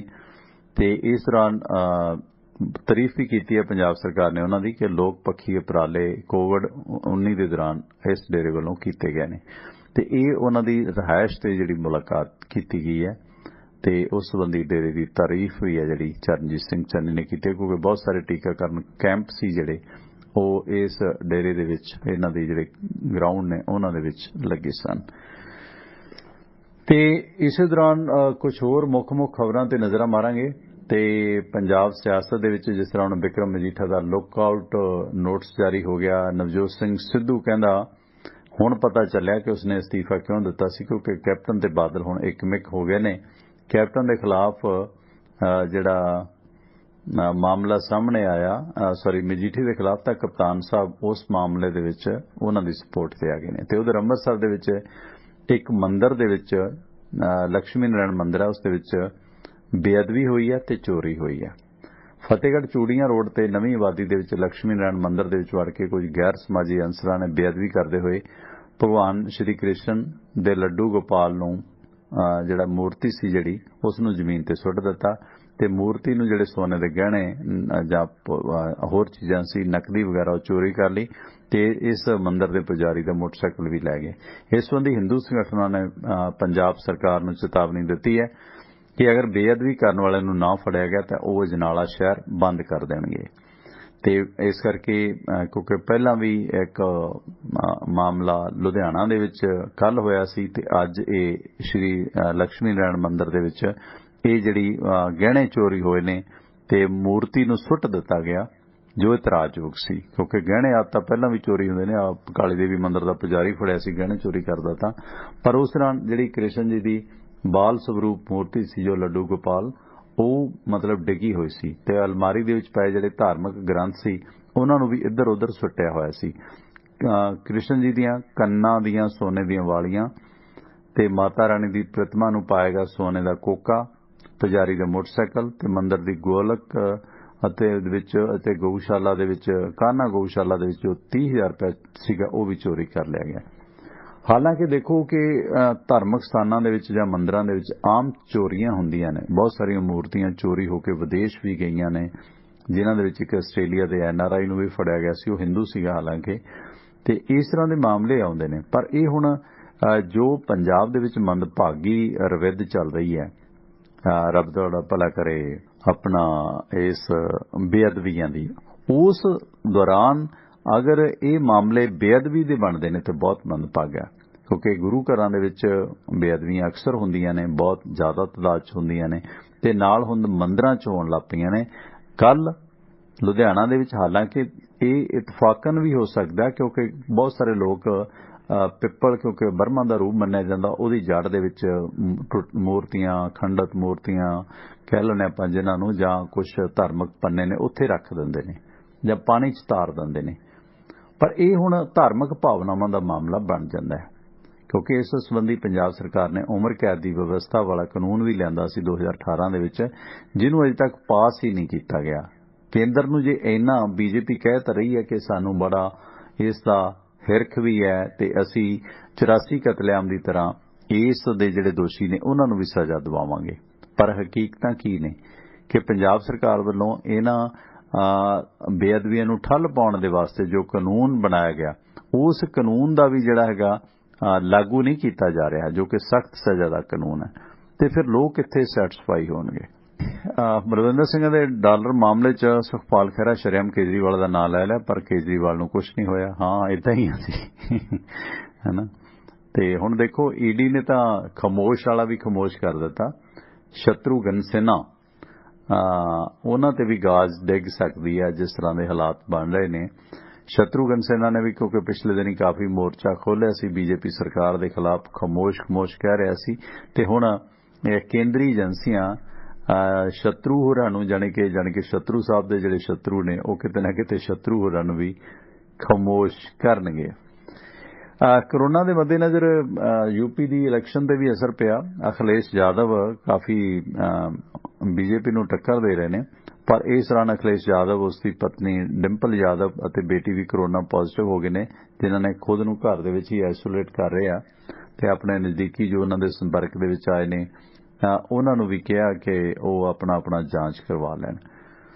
ਇਸ ਦੌਰਾਨ ਦਿੱਲੀ ਦਾ ਇੱਕ ਬਿਜ਼ਨਸਮੈਨ ਦੋਸ਼ ਲਾ ਰਿਹਾ ਕਿ ਓਮਿਕਰੋਨ ਪੋਜ਼ਿਟਿਵ ਆਉਣ ਤੋਂ ਬਾਅਦ ਉਸਦੀ ਤੇ ਉਸਦੀ ਪਰਿਵਾਰ ਦੇ ਲਈ ਪ੍ਰਸ਼ਾਸਨ ਨੇ 4 ਗਾਰਡ ਤੈਨਾਤ ਕਰ ਦਿੱਤੇ। ਇਹ ਦੁਬਈ ਦਾ ਬਿਜ਼ਨਸਮੈਨ ਸੀ ਜੋ 4 ਦਸੰਬਰ ਨੂੰ ਇੰਡੀਆ ਆਇਆ ਸੀ। ਜਿਉਂ ਹੀ ਉਹ ਦਿੱਲੀ ਹਵਾਈ ਅੱਡੇ ਤੇ ਉਸਨੇ ਜਾਂਚ ਕਰਾਈ ਤਾਂ ਕੋਵਿਡ ਪੋਜ਼ਿਟਿਵ ਨਿਕਲਿਆ। ਇਹ 27 ਵਰ੍ਹਿਆਂ ਦਾ ਵਿਅਕਤੀ ਸੀਗਾ, ਬਿਜ਼ਨਸਮੈਨ ਜੋ ਦੁਬਈ ਤੋਂ ਆਇਆ ਸੀਗਾ, ਸਾਹਿਲ ਠਾਕੁਰ, ਤੇ ਉਸ ਨੂੰ ਦੱਸਿਆ ਗਿਆ ਕਿ ਉਹ ਓਮਿਕਰੋਨ ਦਾ ਪੀੜਤ ਹੈ। ਹਾਲਾਂਕਿ ਉਹ ਉਦੋਂ ਤੋਂ ਹੀ ਜਿਹੜਾ ਹੈਗਾ ਹੋਮ ਆਈਸੋਲੇਸ਼ਨ ਤੇ ਸੀਗਾ। 2 ਦਿਨ ਬਾਅਦ ਓਮਿਕਰੋਨ ਰਿਪੋਰਟ ਪੋਜ਼ਿਟਿਵ ਆਉਣ ਤੇ ਉਹ ਹੈਰਾਨ ਰਹਿ ਗਿਆ। ਇਸ ਬੰਦੇ ਉਸਨੇ ਆਖਿਆ ਕਿ ਮੈਂ ਹੈਰਾਨ ਹਾਂ ਕਿ ਓਮਿਕਰੋਨ ਦਾ ਰੋਗੀ ਮੈਂ ਕਿਵੇਂ ਹੋ ਗਿਆ। ਦੁਬਾਰਾ ਜਾਂਚ ਦੀ ਰਿਕੁਐਸਟ ਕੀਤੀ। ਸਾਹਿਲ ਨੇ ਦੱਸਿਆ ਕਿ ਜਦੋਂ ਓਮਿਕਰੋਨ ਨੇ ਮੈਨੂੰ ਜਕੜਿਆ ਤਾਂ ਰਾਤ 4 ਗਾਰਡ ਦਿੱਲੀ ਸਰਕਾਰ ਦੀ ਤਰਫੋਂ ਉਸਦੇ ਘਰ ਦੇ ਬਾਹਰ ਲਾ ਦਿੱਤੇ ਤਾਂ ਜੋ ਮੈਂ ਬਾਹਰ ਨਾ ਨਿਕਲ ਸਕਾਂ। ਮੈਨੂੰ ਇਸ ਦੀ ਬੜੀ ਬੇਇੱਜ਼ਤੀ ਮਹਿਸੂਸ ਹੋਈ ਤੇ ਟੈਨਸ਼ਨ ਵੀ ਹੋਈ ਕਿ ਮੈਨੂੰ ਇਹ ਕਿਉਂ ਡੱਕਿਆ ਹੋਇਆ। ਜਦੋਂ ਮੈਂ ਤੇ ਮੇਰਾ ਪਰਿਵਾਰ ਹੋਮ ਕੁਆਰੰਟਾਈਨ ਕਰ ਰਹੇ ਹਾਂ ਤਾਂ ਘਰ ਦੇ ਵਿੱਚ 4 ਗਾਰਡ ਕਿਉਂ ਤੈਨਾਤ ਨੇ। ਫਿਰ ਇੱਕ ਐਂਬੂਲੈਂਸ ਭੇਜੀ ਗਈ ਕਿ ਉਹ ਲੋਕ ਮੈਨੂੰ ਲੋਕ ਨਾਇਕ ਜੈ ਪ੍ਰਕਾਸ਼ ਹਸਪਤਾਲ ਦੇ ਵਿੱਚ ਇਹਨਾਂ ਨੇ ਭਰਤੀ ਕਰਾ ਦਿੱਤਾ। ਤੇ ਇਸ ਦੌਰਾਨ ਸਾਹਿਲ ਨੇ ਆਖਿਆ ਕਿ ਮੈਂ ਅਨੁਭਵ ਕੀਤਾ ਕਿ ਉਸਦੇ ਗਲੇ ਦੇ ਵਿੱਚ ਖਰਾਸ਼ ਨਹੀਂ, 1-2 ਦਿਨ ਬੁਖਾਰ ਨਹੀਂ ਆਇਆ। ਫਿਰ ਉਹ ਕਿਵੇਂ ਦੱਸ ਸਕਦੇ ਨੇ ਕਿ ਉਸ ਨੂੰ ਕਰੋਨਾ, ਜਦੋਂ ਕਿ ਹਸਪਤਾਲ ਦੇ 40 ਮਰੀਜ਼ ਸੀ, 35-40 ਦੇ ਵਿੱਚ ਕਰੋਨਾ ਦੇ ਇਸ ਨਵੇਂ ਵੇਰੀਐਂਟ ਦੇ ਕੋਈ ਵੀ ਲੱਛਣ ਨਹੀਂ ਸੀਗੇ। ਤੇ ਫਿਰ ਬਿਨਾਂ ਵਜ੍ਹਾ ਉਸ ਨੂੰ ਇਸ ਤਰ੍ਹਾਂ ਕਿਉਂ ਰੱਖਿਆ ਜਾ ਰਿਹਾ, ਬਿਨਾਂ ਵਜ੍ਹਾ ਦਵਾਈਆਂ ਕੀਤੀਆਂ ਜਾ ਰਹੀਆਂ। ਉਸ ਨੇ ਦੱਸਿਆ ਕਿ ਮੈਨੂੰ ਕਹਿ ਰਹੇ ਨੇ ਕਿ ਤੁਹਾਨੂੰ ਕਰੋਨਾ ਹੋਇਆ, ਲੇਕਿਨ ਜਿਹੜਾ ਓਮਿਕਰੋਨ ਆ ਉਹ ਇਹਦਾ ਡੈਲਟਾ ਦੇ ਨਾਲੋਂ ਕਹਿੰਦੇ ਆ ਖਤਰਨਾਕ ਹੈ। ਇੱਕ ਓਮਿਕਰੋਨ ਉਹਦਾ 10ਵਾਂ ਹਿੱਸਾ ਵੀ ਨਹੀਂ ਹੈ। ਤੇ ਫਿਰ ਮੈਂ ਇੰਨੀਆਂ ਪਾਬੰਦੀਆਂ ਕਿਉਂ ਝੱਲਾਂ। ਜਾਣੀ ਕਿ ਇਸ ਵਿਅਕਤੀ ਨੇ ਦੱਸਿਆ ਕਿ ਇਹ ਜਾਨਲੇਵਾ ਨਹੀਂ ਹੈ। ਮੈਂ 110% ਦਾਅਵੇ ਨਾਲ ਕਹਿ ਸਕਦਾ ਕਿ ਇਹ ਕੋਈ ਖਤਰਨਾਕ ਨਹੀਂ ਹੈ। ਹਾਲਾਂਕਿ ਐਕਸਪਰਟ ਇਸ ਬਾਰੇ ਵੱਖਰੀ ਰਾਏ ਜਿਹੜਾ ਓਮਿਕਰੋਨ ਤੇ ਦੇ ਰਹੇ ਨੇ।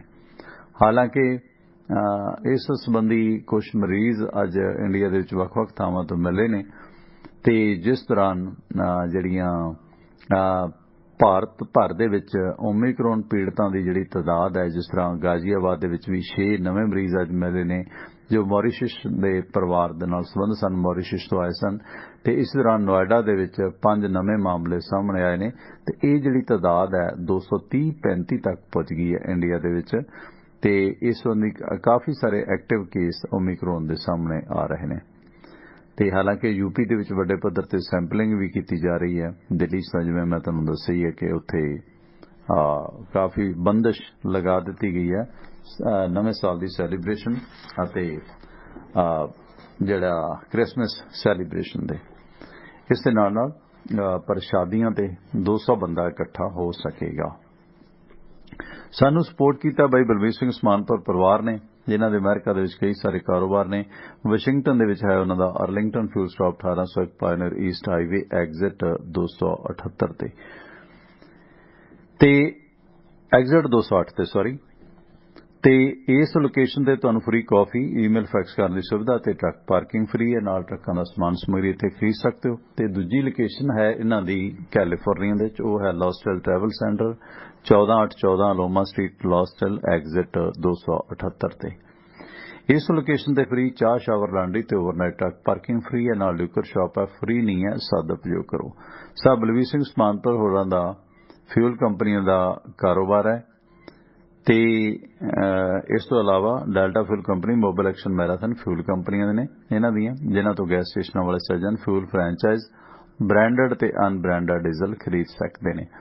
ਕੋਈ ਡੀਲ ਬਣਾਉਣੀ ਹੈ ਤਾਂ ਤੁਸੀਂ ਸੰਪਰਕ ਕਰ ਸਕਦੇ ਹੋ ਬਲਵੀਰ ਸਿੰਘ ਸਮਾਨਪੁਰ ਹੋਰਾਂ ਦੇ ਭਰਾ ਸਾਹਿਬ ਹਰਜਾਪ ਸਿੰਘ ਹੋਰਾਂ ਦੇ ਨਾਲ, ਜਿਨ੍ਹਾਂ ਦਾ ਨੰਬਰ ਹੈ 425 232 8413 425232 8413। ਤੇ ਇਸੇ ਤਰ੍ਹਾਂ ਸਾਨੂੰ ਸਪੋਰਟ ਕੀਤਾ ਅਮਰੀਕਨ ਟੈਕਸ ਫਰਮਾਂ ਦੇ ਵਿੱਚ 5 ਸਾਲ ਕੰਮ ਕਰਨ ਦੇ ਤਜਰਬੇ ਯਾਫਤਾ ਸਾਥ ਤਰਸੇਮ ਸਿੰਘ ਗਿੱਲ CPA, ਜਿਨ੍ਹਾਂ ਕੋਲੋਂ ਤੁਸੀਂ ਇੰਡੀਵਿਜੂਅਲ ਬਿਜ਼ਨਸ ਵਪਾਰ ਕਾਰੋਬਾਰ ਦੀ ਕੋਈ ਵੀ ਰਿਟਰਨ ਭਰਵਾ ਸਕਦੇ ਹੋ। ਤੇ ਇਸ ਤੋਂ ਇਲਾਵਾ ਉਹਨਾਂ ਦਾ ਜਿਹੜਾ ਬਿਜ਼ਨਸ ਹੈ, ਜੌਬ ਹੈ, ਉਹ ਹੈ ਇਮੀਗ੍ਰੇਸ਼ਨ ਸੇਵਾਵਾਂ ਦੀ। ਕਿਸੇ ਸਾਖ ਸੰਬੰਧੀ ਨੂੰ ਅਮਰੀਕਾ ਸੱਦਣਾ, green card, work permit, spouse case ਦੀਆਂ ਸੇਵਾਵਾਂ ਲੈਣੀਆਂ ਨੇ ਤਾਂ ਤੁਸੀਂ ਸੰਪਰਕ ਕਰੋ CP ਤਰਸੇਮ ਸਿੰਘ ਗਿੱਲ ਨੂੰ, ਜੋ ਨਿਊ ਜਰਸੀ ਦੇ ਲਾਗੇ ਈਸਟਰਨ ਸਿਟੀ ਪੈਂਸਿਲਵੇਨੀਆ ਦੇ ਵਿੱਚ ਵਸਦੇ ਨੇ। ਤੇ ਸਾਡਾ ਜ਼ਿਕਰ ਕਰਨ ਤੇ ਹੋਰ ਰਿਆਇਤ ਮਿਲੇਗੀ ਕਿਉਂਕਿ ਆਪਣੇ ਪੁਰਾਣੇ ਸਰੋਤੇ ਨੇ ਬਾਈ, ਬੜੇ ਪੁਰਾਣੇ ਸੁਣਦੇ ਆਪਾਂ ਨੂੰ, ਹਰਬੰਸ ਸਿੰਘ ਗਿੱਲ, ਉਹਨਾਂ ਦੇ ਬੇਟੇ ਨੇ CPA ਤਰਸੇਮ ਸਿੰਘ ਗਿੱਲ, ਜਿਨ੍ਹਾਂ ਦਾ ਨੰਬਰ ਤੁਸੀਂ ਨੋਟ ਕਰ ਲਓ, ਜੋ ਨਿਊ ਜਰਸੀ ਦੇ ਲਾਗੇ ਈਸਟਰਨ ਸਿਟੀ ਪੈਂਸਿਲਵੇਨੀਆ ਦੇ ਵਿੱਚ ਵਸਦੇ ਨੇ। CPA ਤਰਸੇਮ ਸਿੰਘ ਗਿੱਲ ਦਾ ਨੰਬਰ ਹੈ 484 764 9861 484 764 9861। ਬੇਕਰਸਫੀਲਡ ਇਲਾਕੇ 'ਚ ਵਿਚਰ ਰਹੇ ਹੋ ਤੇ ਮਾਰੋ ਆਪਣੇ ਟਰੱਕ ਟਰਾਲਿਆਂ ਨੂੰ brake. Union village truck shop ਦੇ ਨਾਲ ਇੰਡੀਅਨ ਰੈਸਟੋਰੈਂਟ ਬਣਿਆ, ਜਿੱਥੇ ਤੁਸੀਂ ਦੇਸੀ ਘਿਓ ਦੇ ਪਰੌਂਠਿਆਂ ਦਾ ਦਹੀਂ ਨਾਲ ਲੁਤਫ ਲਓ। ਇਹਨਾਂ ਦੀ ਖਾਸੀਅਤ ਹੈ ਹੋਰ ਭਾਰਤੀ ਵਿਦੇਸ਼ੀ ਖਾਣੇ ਛਕੋ ਛਕਾਓ। ਇੱਥੇ ਟਰੱਕ ਤੋਂ ਆਓ, ਡੀਜ਼ਲ ਪਵਾਓ। ਜਿੱਥੇ ਟਰੱਕ ਯੂਨੀਅਨ ਸਕੂਲ ਹੁੰਦਾ ਸੀ ਉਸੇ ਜਗ੍ਹਾ ਤੇ ਹੈ ਯੂਨੀਅਨ ਵਿਲੇਜ ਟਰੱਕ ਸ਼ਾਪ ਤੇ ਨਾਲ ਇੰਡੀਅਨ ਰੈਸਟੋਰੈਂਟ। ਐਡਰੈਸ ਹੈ 2201 south union avenue, Bakersfield, California, zip code 93307। Roadways transport ਵਾਲੇ ਸੁਖੀ ਘੁੰਮਣ ਹੋਰਾਂ ਦਾ ਕਾਰੋਬਾਰ ਹੈ, ਜਿਨ੍ਹਾਂ ਦਾ ਨੰਬਰ ਹੈ 661 304 7500 661 304 7500। ਤੇ ਜੈ ਘੁੰਮਣ ਹੋਰਾਂ ਦਾ ਨੰਬਰ ਹੈ 661 885 8855। ਇਸ ਨੰਬਰ ਤੇ ਸੰਪਰਕ ਕੀਤਾ ਜਾ ਸਕਦਾ ਹੈ। ਤੇ ਸੋਮਵਾਰ ਤੋਂ ਲੈ ਕੇ ਸ਼ਨੀਵਾਰ ਤੱਕ ਭਾਰਤੀ ਸਮਾਂ ਸਵੇਰੇ 7 ਵਜੇ ਤੋਂ ਲੈ ਕੇ 9 ਵਜੇ ਤੱਕ ਤੇ ਸ਼ਾਮ ਨੂੰ 7:30 ਵਜੇ ਤੋਂ ਲੈ ਕੇ 9:30 ਵਜੇ ਤੱਕ ਤੁਸੀਂ ਸਾਡੇ ਇਹਨਾਂ ਪ੍ਰੋਗਰਾਮਾਂ ਨੂੰ ਪਟਿਆਲਾ ਸਟੂਡੀਓ ਤੋਂ ਲਾਈਵ ਸੁਣਦੇ ਹੋ। ਸੁਣਨ ਦੇ ਵਾਸਤੇ ਜ਼ਰੀਏ ਆਪਣੀ ਵੈਬਸਾਈਟ tivanaradio.com ਤੇ ਜਿੱਥੇ ਤੁਹਾਨੂੰ ਆਈਫੋਨ ਤੇ ਐਂਡਰਾਇਡ ਐਪਸ ਦੇ ਲਿੰਕ ਮਿਲਣਗੇ ਤੇ ਇੰਸਟਾਲ ਕਰੋ। ਤੇ ਇਸੇ ਤਰ੍ਹਾਂ ਇਹ ਪ੍ਰੋਗਰਾਮ ਸਾਡੇ ਜਿਹੜੇ YouTube ਦੇ ਪੇਜ ਤੇ Facebook ਦੇ ਪੇਜ ਤੇ ਵੀ ਲਾਈਵ ਹੁੰਦਾ ਤੇ ਉੱਥੇ ਤੁਸੀਂ ਉਹ ਲਿੰਕ ਅਗਰ ਮੰਗਵਾਉਣਾ ਤੇ ਉਹ ਲਿੰਕ ਮੰਗਵਾਉਣ ਦੇ ਵਾਸਤੇ ਤੁਸੀਂ ਸਾਨੂੰ WhatsApp ਗਰੁੱਪ ਜੁਆਇਨ ਕਰ ਸਕਦੇ ਹੋ।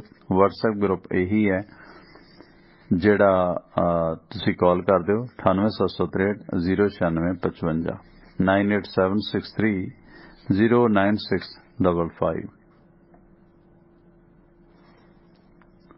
ਇਸ ਨੰਬਰ ਤੇ WhatsApp ਗਰੁੱਪ 'ਚ ਜੁੜ ਸਕਦੇ ਹੋ। ਜੇ ਤੁਸੀਂ ਅਮਰੀਕਾ ਦੇ ਵਿੱਚ ਹੋ ਤਾਂ ਸਾਡੇ ਇਹਨਾਂ ਪ੍ਰੋਗਰਾਮਾਂ ਨੂੰ ਤੁਸੀਂ ਆਪਣਾ ਕਾਲ ਟੂ ਲਿਸਨ ਨੰਬਰ 667 930 9260 ਤੇ ਡਾਇਲ ਕਰਕੇ ਵੀ ਸੁਣ ਸਕਦੇ ਹੋ। 667 930 9260 ਤੇ ਡਾਇਲ ਕਰਕੇ ਸੁਣ ਸਕਦੇ ਹੋ। ਤੇ ਲੋ ਹੁਣ ਖਬਰਾਂ ਤੁਹਾਨੂੰ ਸੁਣਾਦੀਆਂ ਤੇ ਮੇਰਾ ਦਿਲ ਹੈ ਤੁਹਾਨੂੰ ਇੱਕ ਕਹਾਣੀ ਸੁਣਾਵਾਂ।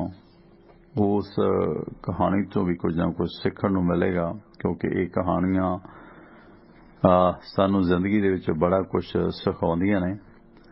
ਤੇ ਇਸ ਮੁਤਲਕ ਇਹਨਾਂ ਕਹਾਣੀਆਂ ਦੇ ਕਰੈਕਟਰ ਜਿਹੜੇ ਭਾਵੇਂ ਨੇ ਉਹ ਕਈ ਵਾਰੀ ਕਲਪਿਤ ਹੁੰਦੇ ਨੇ, ਪਰ ਉਹ ਕਲਪਿਤ ਕਰੈਕਟਰ ਵੀ ਕਈ ਵਾਰੀ ਸਾਡੇ ਨੇੜੇ ਤੇੜੇ ਹੀ ਵਿਚਰ ਰਹੇ ਹੁੰਦੇ ਨੇ। ਇਸ ਤਰ੍ਹਾਂ ਇਕਬਾਲ ਕੌਰ ਦੀ ਕਹਾਣੀ ਤੁਹਾਨੂੰ ਸੁਣਾਉਂਦੇ ਅੱਜ। ਬਟਵਾਰਾ। ਆਪਸੀ ਘਰਾਂ ਦੀ, ਪਰਿਵਾਰਾਂ ਦੀ ਵੰਡ ਜਦੋਂ ਹੁੰਦੀ ਹੈ, ਖਾਸ ਕਰਕੇ ਦੇਸ਼ਾਂ ਦੀ ਜਿਹੜੀ ਵੰਡ ਹੁੰਦੀ ਹੈ ਉਹ ਬਹੁਤ ਦੁਖਦ ਹੁੰਦੀ ਹੈ, ਇਹਦੇ 'ਚ ਕੋਈ ਦੁਰਾਵਾ ਨਹੀਂ। ਪਰ ਇਸ ਬਟਵਾਰੇ ਦੇ ਦੌਰਾਨ ਉਹ ਗੱਲ ਇਹ ਹੈ ਨਾ ਕਿ ਕੋਰਟ ਕਚਹਿਰੀ 'ਚੋਂ ਮੁੱਕ ਜੂ ਪਰ ਘਰ 'ਚੋਂ ਮੁੱਕਣਾ ਨਹੀਂ। एक वारी जे पै जे रौला घर दी वंडी दा, लख परदेसी होइए अपना मुल्क नहीं पंडी दा। ते इस खिते ने बटवारे वड्डे झल्ले ने। इन्हां बटवारियां दे दौरान जो लोकां ते बीतियां ने वो जिवें कहंदे आ ना कि सरहंद ने कीतियां ते बसी ते बीतियां,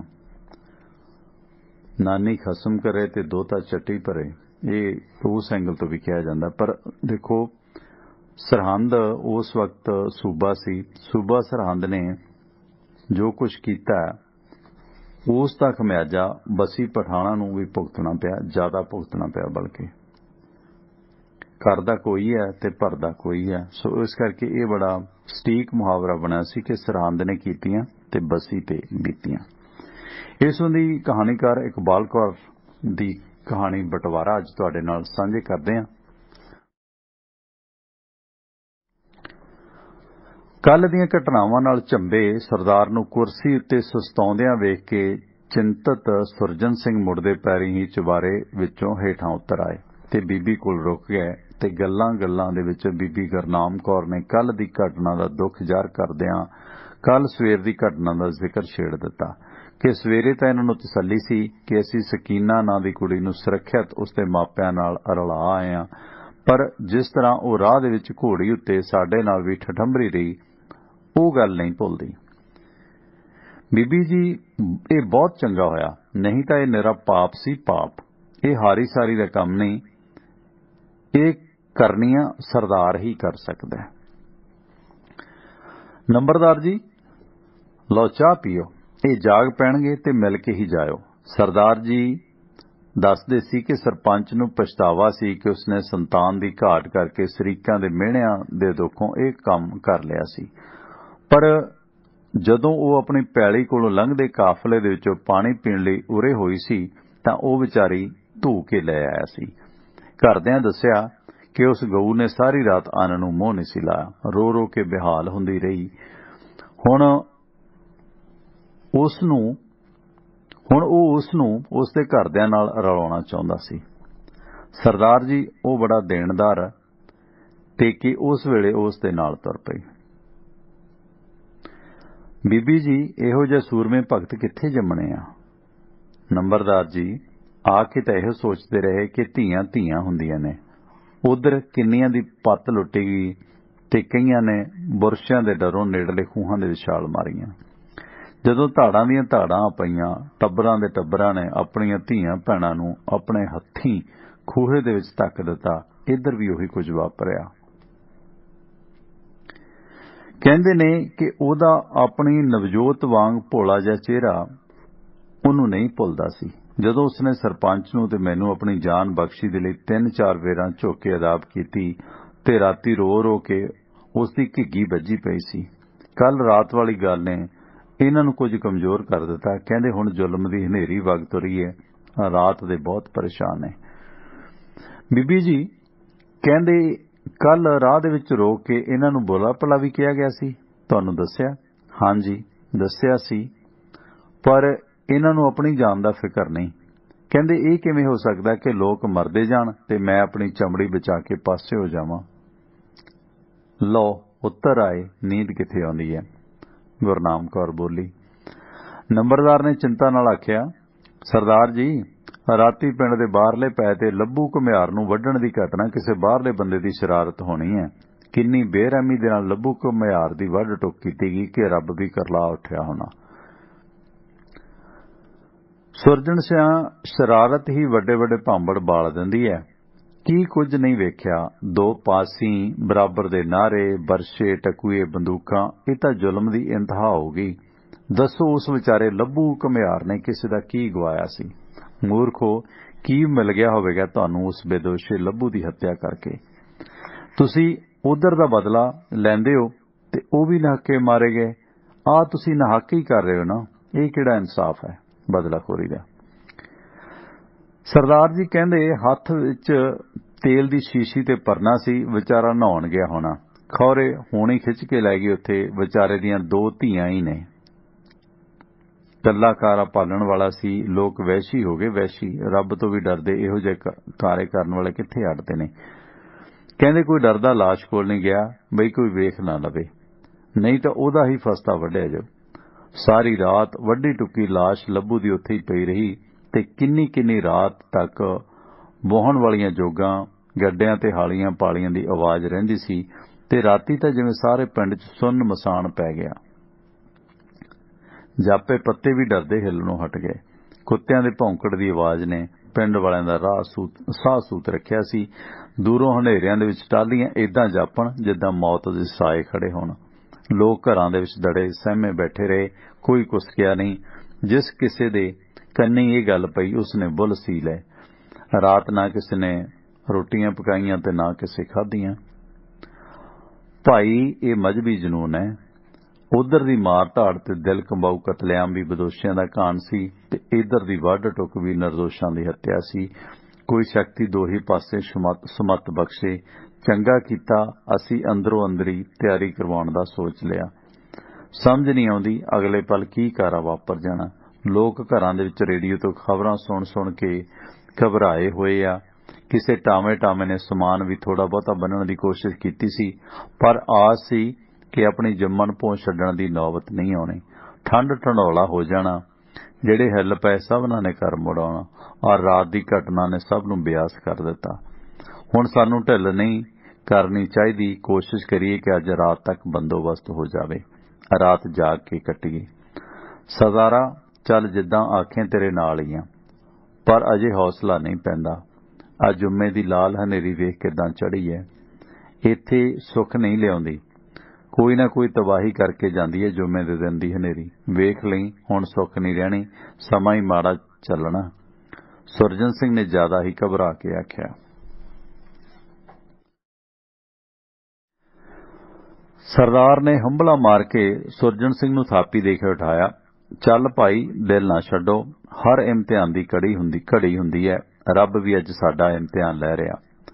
सरपंच ते नंबरदार दोनों लम्मी 20 वाला महैन सिंह, करतार सिंह, बाबा पूरन सिंह, सुलखण सिंह, दित सिंह, चन्नन सिंह, रामदेव, हजारा सिंह, हरदित सिंह, पंडितां दा जयपाल, नाती मिश्र सारे ही नाल तकड़े हो जाओ। सरदार जी जे बाबा गुरुद्वारे बोल दवे तां सारे इकट्ठे हो जाणगे। मैं भज के बाबे नूं सद लियावां। सुरजन सिंह तुरन लगा आख्या। ओ सिंघा सुण इधर, इस ते घबराहट पैदा करने वाली गल होनी है। चुप चपीते घरों घरी जाके लोकां नूं पहलां हौसला बनाओ, वंड कर लो कि किहड़े किहड़े घरी जाना। मैं बेबे उमरी होरां दे टब्बर वल जाना, उधरों सुल्तान होरां वल ते फिर हकीम जी वल। निकल पो कहंदे होए सब रोई जांदे सी। तकड़े होवो, जेरा करो। काले काले कदमी पहलां सरदार लम्मी 20 वल तुर पिया। सब बंदे जनानियां घबराए घरां तो बाहर इकट्ठे होए सन। रो रो के बेहाल सन। न्याणे सहमे सी। बेबे उमरी दूरों सरदार नूं आउंदा वेख के बिना लीड़ियों भज्जी आके गल नूं चिंबड़ी। रो रो रहिंदे जवाक भी रुआ दिते उसने। जापे जिवें गली दा एक एक कख फिस पिया होवे। दिल चीरवियां दुहाइयां ने कंधां दबा दित्तियां। वे सरदारा तूं भावें सानूं दस ना दस, सानूं समझ लग गई है। तू हुण साडी बांह नहीं फड़नी। बेबे उमरी रो के चीखी जा रही सी। तू सानू भेजण लई तैयार करन आया, तू घबरा गया। मेरे सिर ते हथ रख दे वीरा, किदां जिगरा कढ लिया सानू भेजण दा। जान च जान सी मेरे भरावा। बीबी ने दोहां निक्कियां नूं ते माता नरैण देई वल रोट पक्कण लई रस दे भेजना। उहने झपदे ही दे के इधर आ वड़ना ते रल के सेवियां खाणियां ते इत्थे ही सौ जाना। सरदारा तू रात पई तो खूह तो मुड़ना। वे मेरिया वीरा कूंजां नूं ना विछोड़ी। साडियां धीआं की तेरियां धीआं फर्क की है। साडिया रखिया सरदारा रख लै इन्हां ध्याणियां नूं, पाल के वड्डियां हो जाणगियां। विआह छड्डी वे धर्मियां, तेरा बाबा तैनूं किदां भुल्लू। वे वीरो सानू इत्थे मार दिओ, साडा गला घुट दिओ, अपने हत्थीं दफना दिओ। वे रब्बा असीं लुट्टे मारे गए, सानू पिंड चों ना कढो। बेबे उमरी रोई जा रही सी, तरले पाई जा रही सी, क्योंकि वह पिंड तो जाना नहीं सी चाहुंदी। बेबे ने पिट पिट के हथड़ा नाल अपना शरीर नीला कर रहा सी। किवें वो अपनी जन्म भूमि नूं छड्ड के जांदी। बाकी भी जोर नाल पिट्टियां। वे सरदारा वे मेरे पुत्ता कित्थे भेजण लगा, किहदे आसरे वे लोका, साडा उत्थे कौन है। इत्थे जम्मे पले आ, दसो उत्थे कौन है साडा। सारे गुआंढ दे विच चीक चिहाड़ा पै गया। ਬਾਬੇ ਫੱਤੇ ਨੇ ਸਰਦਾਰ ਨੂੰ ਮੰਜੀ ਤੇ ਬਹਾ ਲਿਆ। ਉਹਦੇ ਅਥਰੂ ਥੰਮੇ ਨਹੀਂ ਸੀ ਜਾ ਰਹੇ। ਸਰਦਾਰਾ ਮੁਲਕ ਦਿਆ ਰਾਖਿਆ, ਸਾਡਾ ਕੀ ਸੋਚਿਆ ਈ? ਪੁੱਤ ਨਾ ਭੇਜੀ ਸਾਨੂੰ ਇੱਥੋਂ, ਧਰਮੀਆਂ ਕਿਉਂ ਕੱਢਦਾ ਸਾਨੂੰ ਪਿੰਡੋਂ? ਪਿੰਡ ਸਾਡਾ ਆਪਣਾ ਨਹੀਂ, ਅਸੀਂ ਇਸ ਪਿੰਡ ਦੇ ਜਾਏ ਨਹੀਂ। ਬਾਬਾ ਫੱਤਾ ਫਿਸ ਪਿਆ। ਸਰਦਾਰ ਦੇ ਮੂੰਹੋਂ ਕੋਈ ਹੁੰਗਾਰਾ ਨਹੀਂ ਸੀ ਨਿਕਲ ਰਿਹਾ, ਕਿਉਂਕਿ ਦੂਰੋਂ ਜ਼ੁਲਮ ਦੀਆਂ ਚੜ੍ਹੀਆਂ ਆਉਂਦੀਆਂ ਕਾਗਾਂ ਤੋਂ ਉਹ ਇਹਨਾਂ ਨੂੰ ਬਚਾਉਣਾ ਚਾਹੁੰਦਾ ਸੀ। ਸਰਦਾਰ ਦਾ ਆਪਣਾ ਮਨ ਕਾਬੂ 'ਚ ਨਾ ਰਿਹਾ। ਨੀਵੀਂ ਪਾਈ ਬੇਬੇ ਨੂੰ ਕਲਾਵੇ ਦੇ ਵਿੱਚ ਲੈ ਕੇ ਉਸਨੇ ਭਰੀ ਆਵਾਜ਼ ਦੇ ਵਿੱਚ ਕਹਿ ਕੇ ਤੁਰਨ ਲੱਗਾ। ਸੁਲਤਾਨ ਨੇ ਆ ਕੇ ਕੰਨ ਵਿੱਚ ਆਖਿਆ ਕਿ ਬੇਬੇ ਰੱਜੋ ਫੌਤ ਹੋ ਗਈ। ਸਰਦਾਰ ਦੱਬੇ ਪੈਰੀਂ ਗਲੀ ਤੋਂ ਬਾਹਰ ਆ ਗਿਆ ਤੇ ਸਾਰੇ ਉੱਥੇ ਇਕੱਠੇ ਹੋ ਗਏ। ਸਰਦਾਰ ਜੀ, ਉਹ ਦਿਲ ਤੇ ਲਾ ਗਈ।